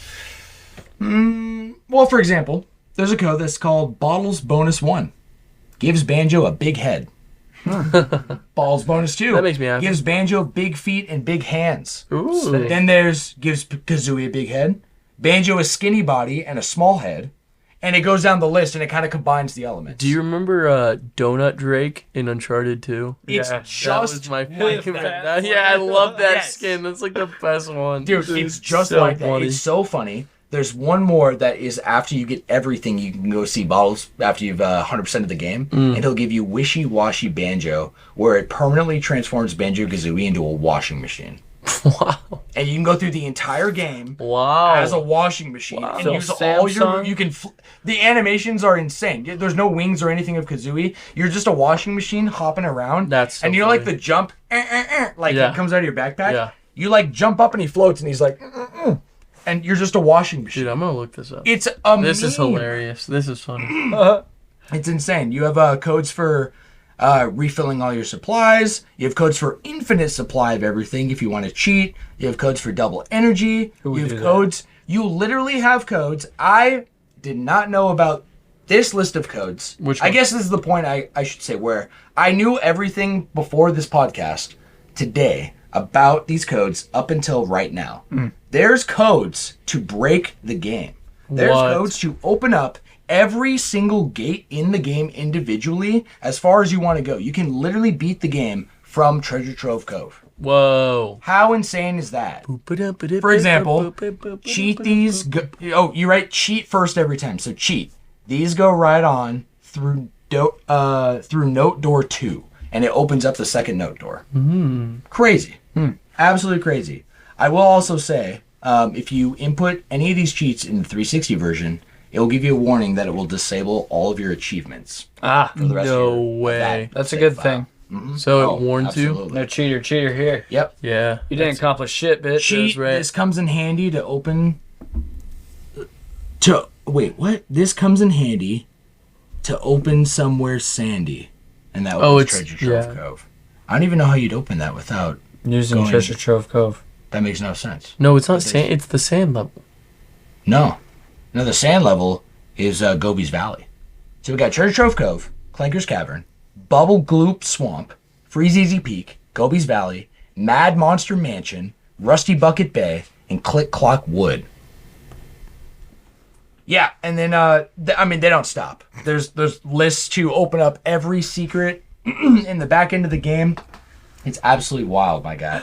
I want to say one more thing to. You know what? This is kind of the end of Banjo-Kazooie specifically. Other than on the 360 version, they obviously improved some, like the starting of the frame rate. They improved a lot of things. The biggest being draw distance and like the retaining of everything you collected on a map. I see. Is there any other questions or anything you guys want to input about Banjo-Kazooie specifically? I will say, I love the bosses. I think they're very fun, and I think that every time I have a really good time. I remember thinking that when I was in Treasure Trove Cove, you go in that seashell and it literally walks you in a circle because you're going deeper into the seashell. Yes. I remember thinking, I was like, damn, I wish I played this as a kid. Yeah. Like I genuinely wish this was what I got to play. I missed out. I was born in the wrong generation. I was literally born in the wrong fucking generation, dude. I swear to freaking God, bro. I swear it's always the fucking wrong fucking generation, bro. Do you know the hardest part of the whole entire game? Which one? Being a kid. Huh. The quiz at the end. Because guess what? You were not fucking paying attention to any of the lore, number one. Yikes. You weren't reading shit, and you definitely weren't talking to the angel. Reese, I'm so glad you brought that up because that is really the last point I want to make on Banjo-Kazooie. I didn't even know about this. Right before right after you've beaten the last world, which is Click Clock Wood, and you've opened the last note door to finally approach Gruntilda, you have to go through Grunty's Furnace, which is a board game-esque where you go from tile to tile over lava. You can't skip a tile. Each tile has an icon on it and or a face or something, and that activates something. It either, for example, takes away your health or does a mini game or something. The entire point of it is it's trivia. The game, it's Grunty herself hosts. It's fourth wall breaking. Yeah. She's talking to you, the player, saying, have you been paying attention to the lore in the game? We're going to find out. And you cannot approach the final boss fight until you beat it without dying. And everything you do wrong, you lose a health. If you get 0 health, it's game over. Done deal. It actually is crazy. And as a kid, I was stumped there for a long time. Wow. Because I didn't pay attention to any of that lore that Reese was talking Ejaculate about. squat, Because that is what her sister does, Brentilda. She is nice. She's like a little fairy godmother. She doesn't like what Grunty's doing. Yeah. So she tells you like all of trying to her help dirty you. secrets. She's talked some shit too, by the way. Yeah. Man. The questions are insane, by the way. So if you haven't heard of this at all, this is stuff like, what is the flavor of Grunty's toothpaste? That would be a question. That exact same It would- fucking question. Yeah. Couldn't you just say mint? Well, you could. But you'd probably It's get like it wrong. shitty mint. Oh, shitty mint. Yeah. Mug master mint. Shitty mint. That's what they. It's the flavor of those sins, isn't it? Oh shit. Here's an example of a question. The newsstand where I've been, what's my favorite magazine? The answer is Big Butts and Guts. Wow, that's probably With mine. the other two of multiple choice being Fat Hag Monthly and Warty Girls Weekly. Damn. Yeah. I like the other Warty? two. That's terrible. That's not good. Yeah. Well, Guess she's this like right. a witch. Here, I know the answer to warts. this one, so Warts. I'm gonna quiz you guys. Witch warts. Guess this right, or you may Which ones? lose. What's the only color I'd choose? Ghastly gray, gruesome green, dung brown. Dung brown. Gruesome green. The answer is ghastly gray. Damn, I was we're about both to say, wrong. I We should've suck. said it. You would only know that if you talked to Brent. Sure you were, Reed. Dude, I was Sure, so you close. fucking You guys are. answered first. I was Such like, a liar, bro. Let's go one more. One more, dude. Look I got at my this. hair, see it flow. What's it washed with? Do you know? Mm. Rancid milk, engine oil, or baked beans? Is Rancid milk. rancid milk, yeah, I was gonna say. It's rancid milk, It's, clearly. it's absolute rancid milk. Told Good you job, guys, Josh. told you guys. got You that. nailed that, baby. dude. Nailed that shit. Yeah, it's You're fucking the game quite literally does not take itself seriously, and that's one of my favorite parts about it. I want to just mention a couple of things off the top of my memory about Banjo-Tooie. Besides the hub world, it expands on everything so much. There's Bottles unfortunately dies at the beginning of Banjo-Tooie. Yes. What yes. the fuck? So, Dude, yeah. this is So he sad. turns into a spirit. Okay, No. a ghost. That person. Yeah, he's an angel. So like a little and grandpa. he tells you to go Donkey and Kong find 64. his brother that's in the military. So Crazy. the help you get in this game is you get a bunch of help, but there is moves you learn that you only learn from Bottle's uncle, which instead of molehills, they're little like sewer discs on the ground that kind of look like Manhole. Okay, A thank you. manhole. A manhole, but they're Sorry. kind of I like military. sewer disc better. Yeah, you know. Steward is. They're like military green, right? So Yeah. you go over and he just pops out and you actually have to pay him because unlike the first game, you do build up notes as a currency. So you have to pay him sometimes big fucking notes What? to be able to Big unlock notes. permanent Big moves. notes. Oh yeah. That's like and the literal. moves get crazy. The moves go from like, yeah, this is like very simple like platforming with extra moves. No, this is like, all right, we get a move to turn Kazooie into a first-person shooter. Okay, we get a move that gives you grenade eggs and gives you fire eggs and gives you ice eggs on top of the Sounds normal explosive diarrhea. eggs. Yeah, there is I one get those every massive upgrade that is permanent and honestly just amazing. And I think I told you this, Joshy. I don't know if you know this, Johnny. Thank you. That Kazooie can turn into a dragon in Banjo. Yes. Oh. Yes. Man, and it's aesthetic and it's permanent. It changes one move No way. and it makes her vocal tone go down like a pitch. She's more like yeah. So she turns into a dragon, a green dragon. Have you seen what it looks like? No. I want to look this up, though. I got you. Banjo-Tooie dragon. Have you seen this, Reese? Yeah, Sam, I remember you played it when we were kids.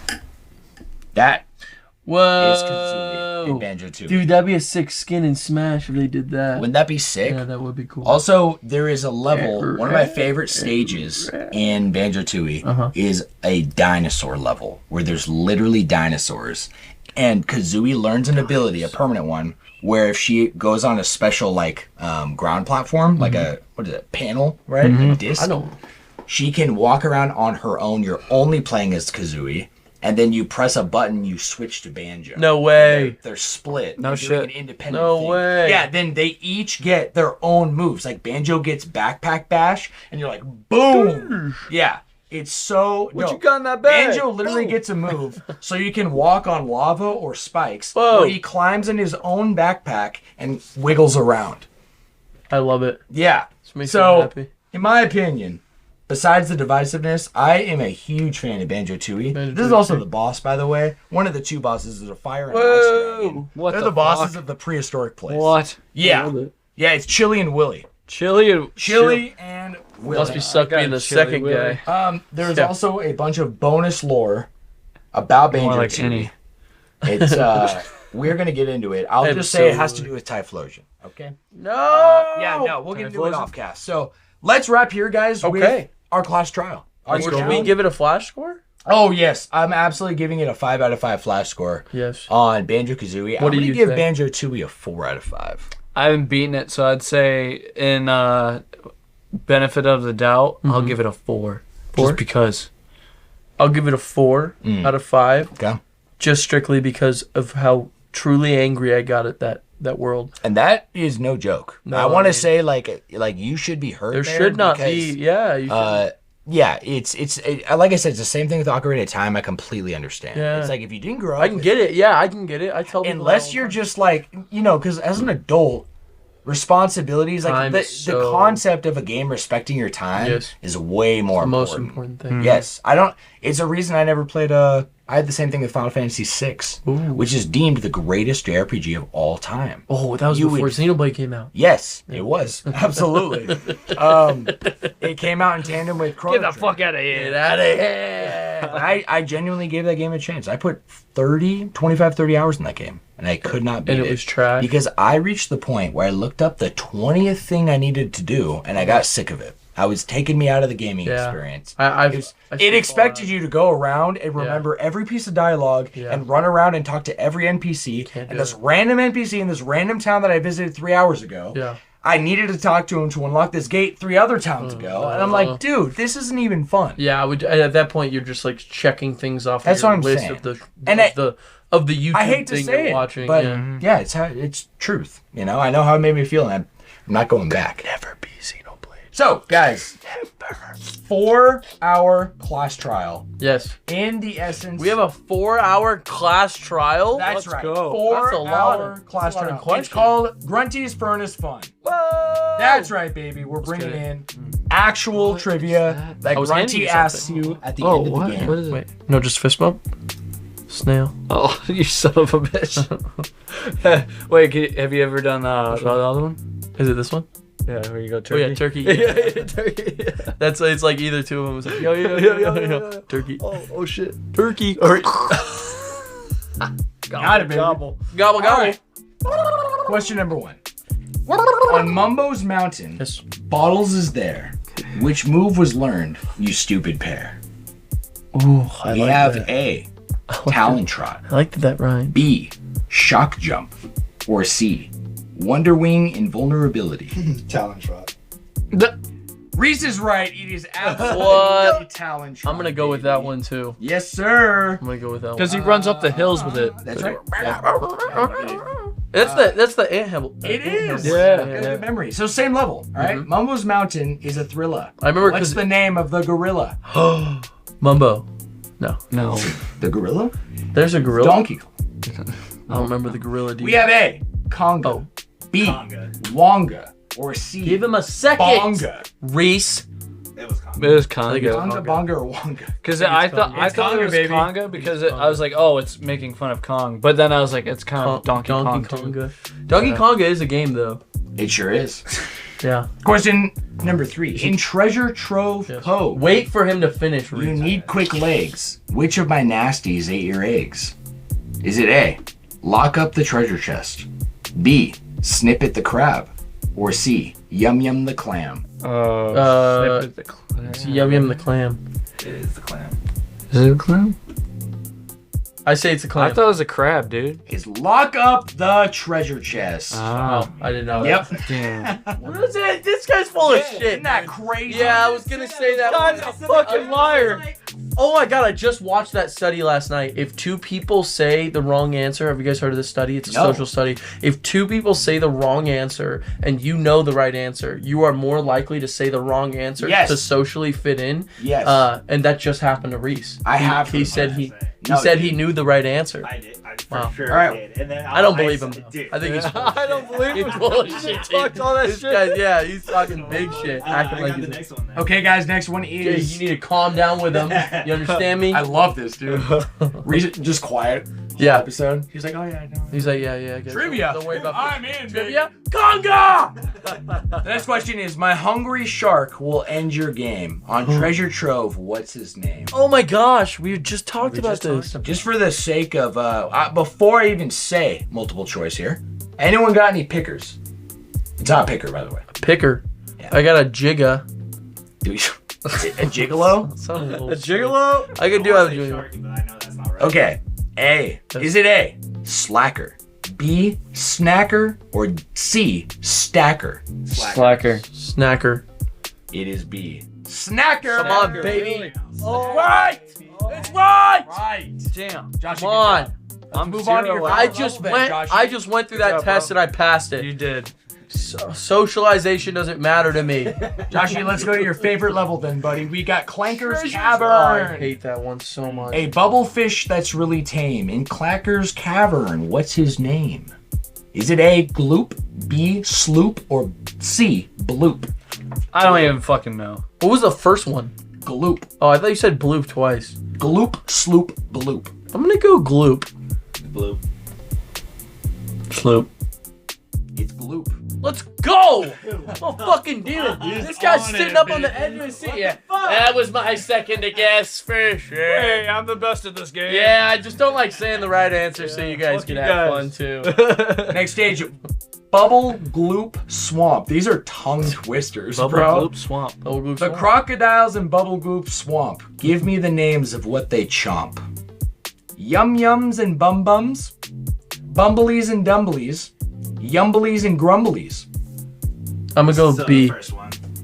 Go B. I go first one too. It's C. Why were you fitting Really? in, Johnny? It's Yumblies and Grumblies. This guy's full of shit. Bro, they say it so many times. The Dude. Then why did you say it? They said the same fucking A shit study's a twice. study. It's true. Lupa. It was yum yum. I got a question for you guys. The Blookie Dookie on Gloopy Glorp's Happy Treasure Trapper. What is his Glebber Glabber? A. Bloopy Doop. T. Cloopy Choop. C. Grompy Dompy. This is Grompy Grompy Dompy for sure. It was Gloopy Doop. Oh, fuck, I knew it. I swear, dude, I was gonna say that one next. Then why'd you say Glumpy Dump, man? Next question. The walrus on Freezeezy P. Oh, I know this guy. What's his name that I see? That I see? Waza, Gaza, and Waza. Wait, hold on. One more time. Okay. Bro, you said that twice. Yeah. Wait, I wait, know. say the I first realized one. after I said it out loud because it's Waza spelled with an A and Waza spelled with an O. Oh, what the? So it's Waza? It's Boza. So, Woza? okay, No, we'll do wait. Waza, Wait, Gaza, wait. and Woza. Can you say the first one? Waza, Can you say it again? Woza. Waza! Which one is it? Is it that one? I think it's Waza. I got it. I think it's Waza. I'm going B. I'm going B. A. I'm He's going going A. Gaza. Gaza, That's baby. Woza. So Fuck! Waza. Did you know that one too, buddy? They're so close. They are Okay. close. That was a little cheap. That was Yeah, pretty yeah. good. That was Yeah. Freeze Easy Peak. Bottles is there. Which move was learned, you stupid pair? Oh. Beak Bomb, Shock Jump, Wonder Wing, Invulnerability. Shock jump. No, Wonder Wing Invulnerability. It's the first one. What was the first one? Beak Bomb. It was Big Bomb.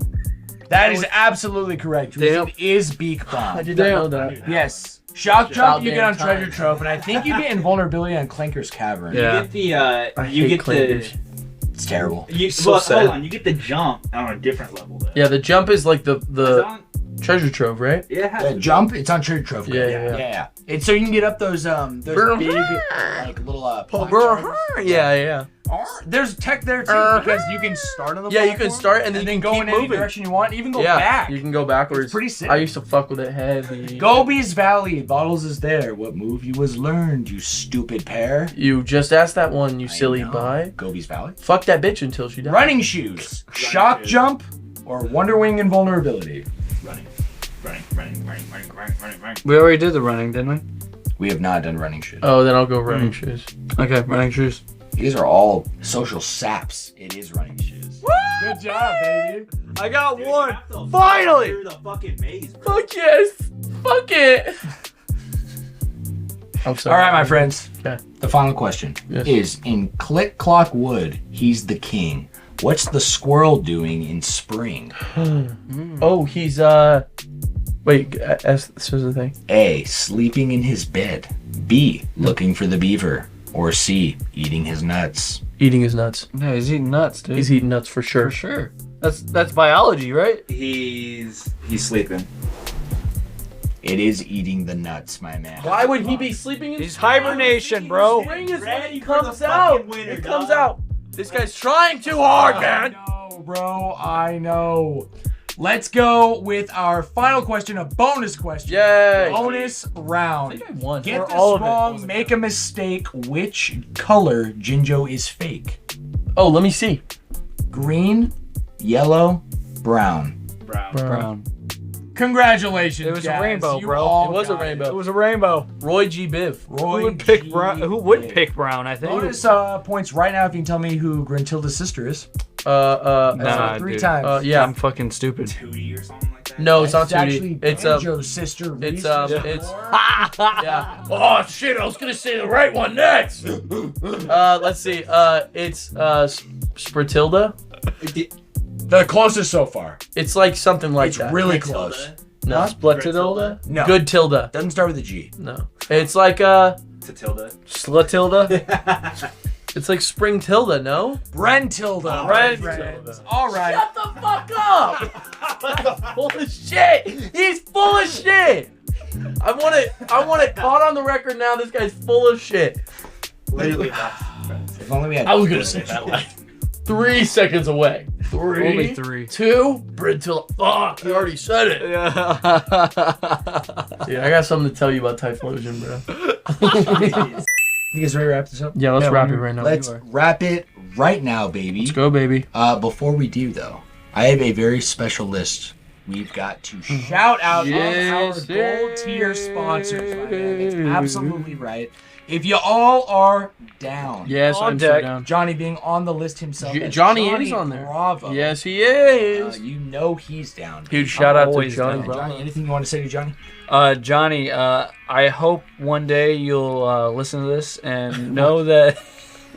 One day. It's like a memoir. Yeah. It's like this is. He's saying it like he's about to die. You've never You seen will Yeah. come back. Just You know, will come back. if you You'll be die, back. you'll be You'll come back good. to You'll from be the good. grave. You'll be Terminator good. once said, huh? Yes. I'll be back. With the thumbs up. With the thumbs up. Guys, we've got Mama Annie in the house. Mama Annie! Shout-outs to Shout out, yo, mama. very special mother. Reese also grew up with her, basically, by the Yeah. way. Yeah. your Shout second outs mom. to her all around. It's your white mother.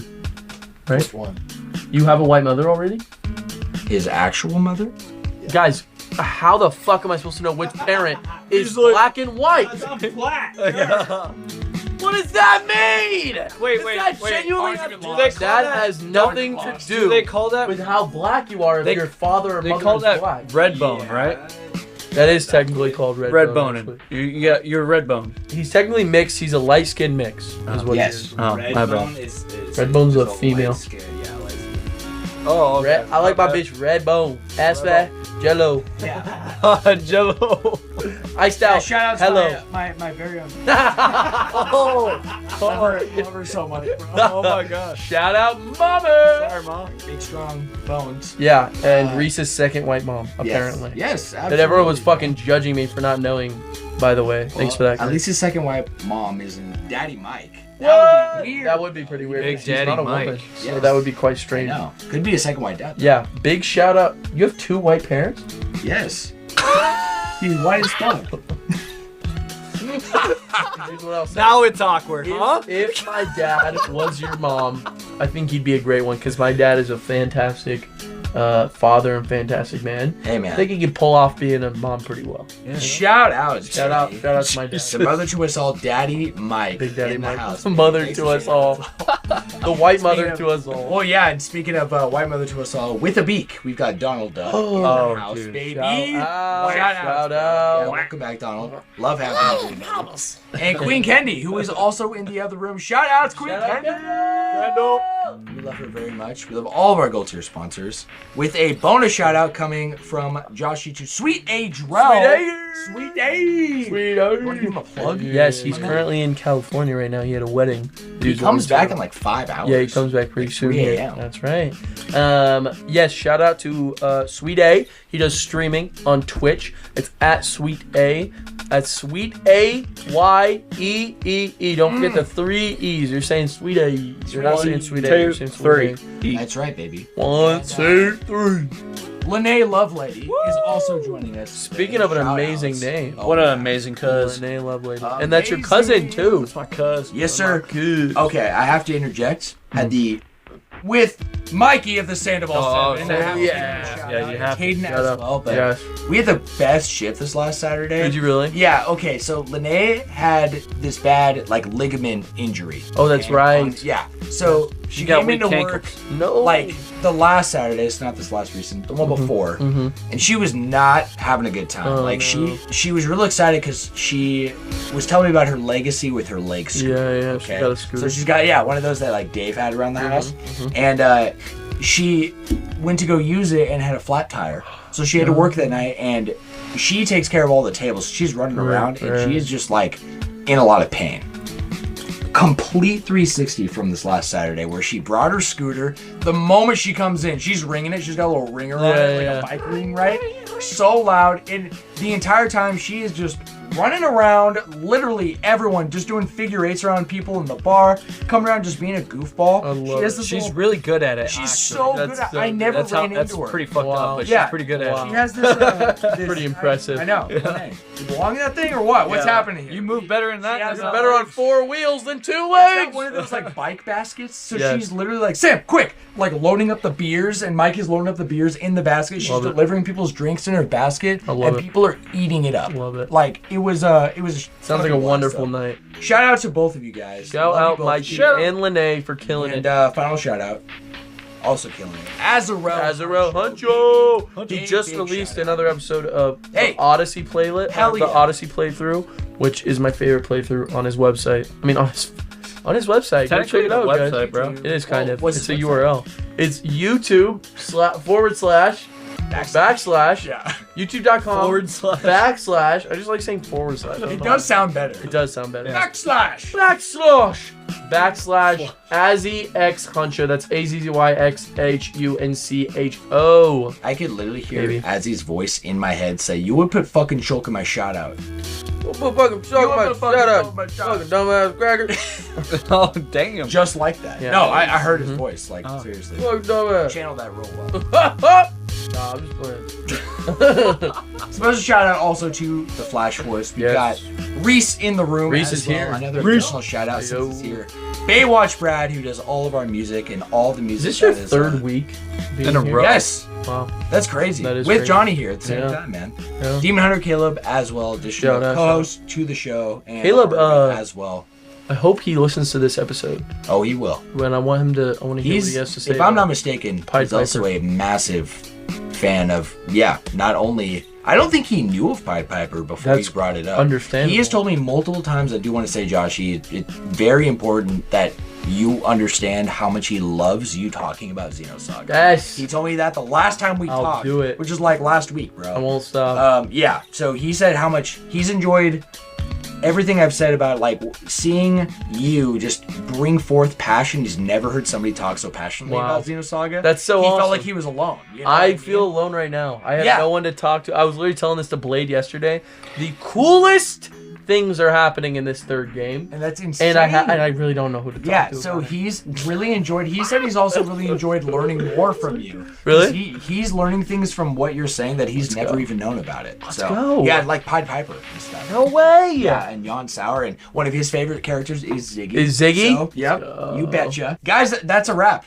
That's officially a wrap of episode 57. Let's of go. the Flash Bros. That's longer than I Podcast. usually last. No, man. No, you Guess made what? it. We made it to the end, baby. Let's with go. Johnny, guys. I'm so Let's proud. go. It's Let's go. We didn't beat 9 o'clock, but we beat the record here. We with beat Johnny. I we mean, beat 10. Shit. Yeah, we did. Let's wrap up, boys. Yes, sir. Guys, thank you so much for joining survived. us once again. Oh my god. I'm just thankful for you guys. Johnny, seriously, thanks for joining us once again, man. 4 weeks in a row. Agree. Joshy, thanks for being a good sport. Always long for all the surprises. Of course, baby. Of course.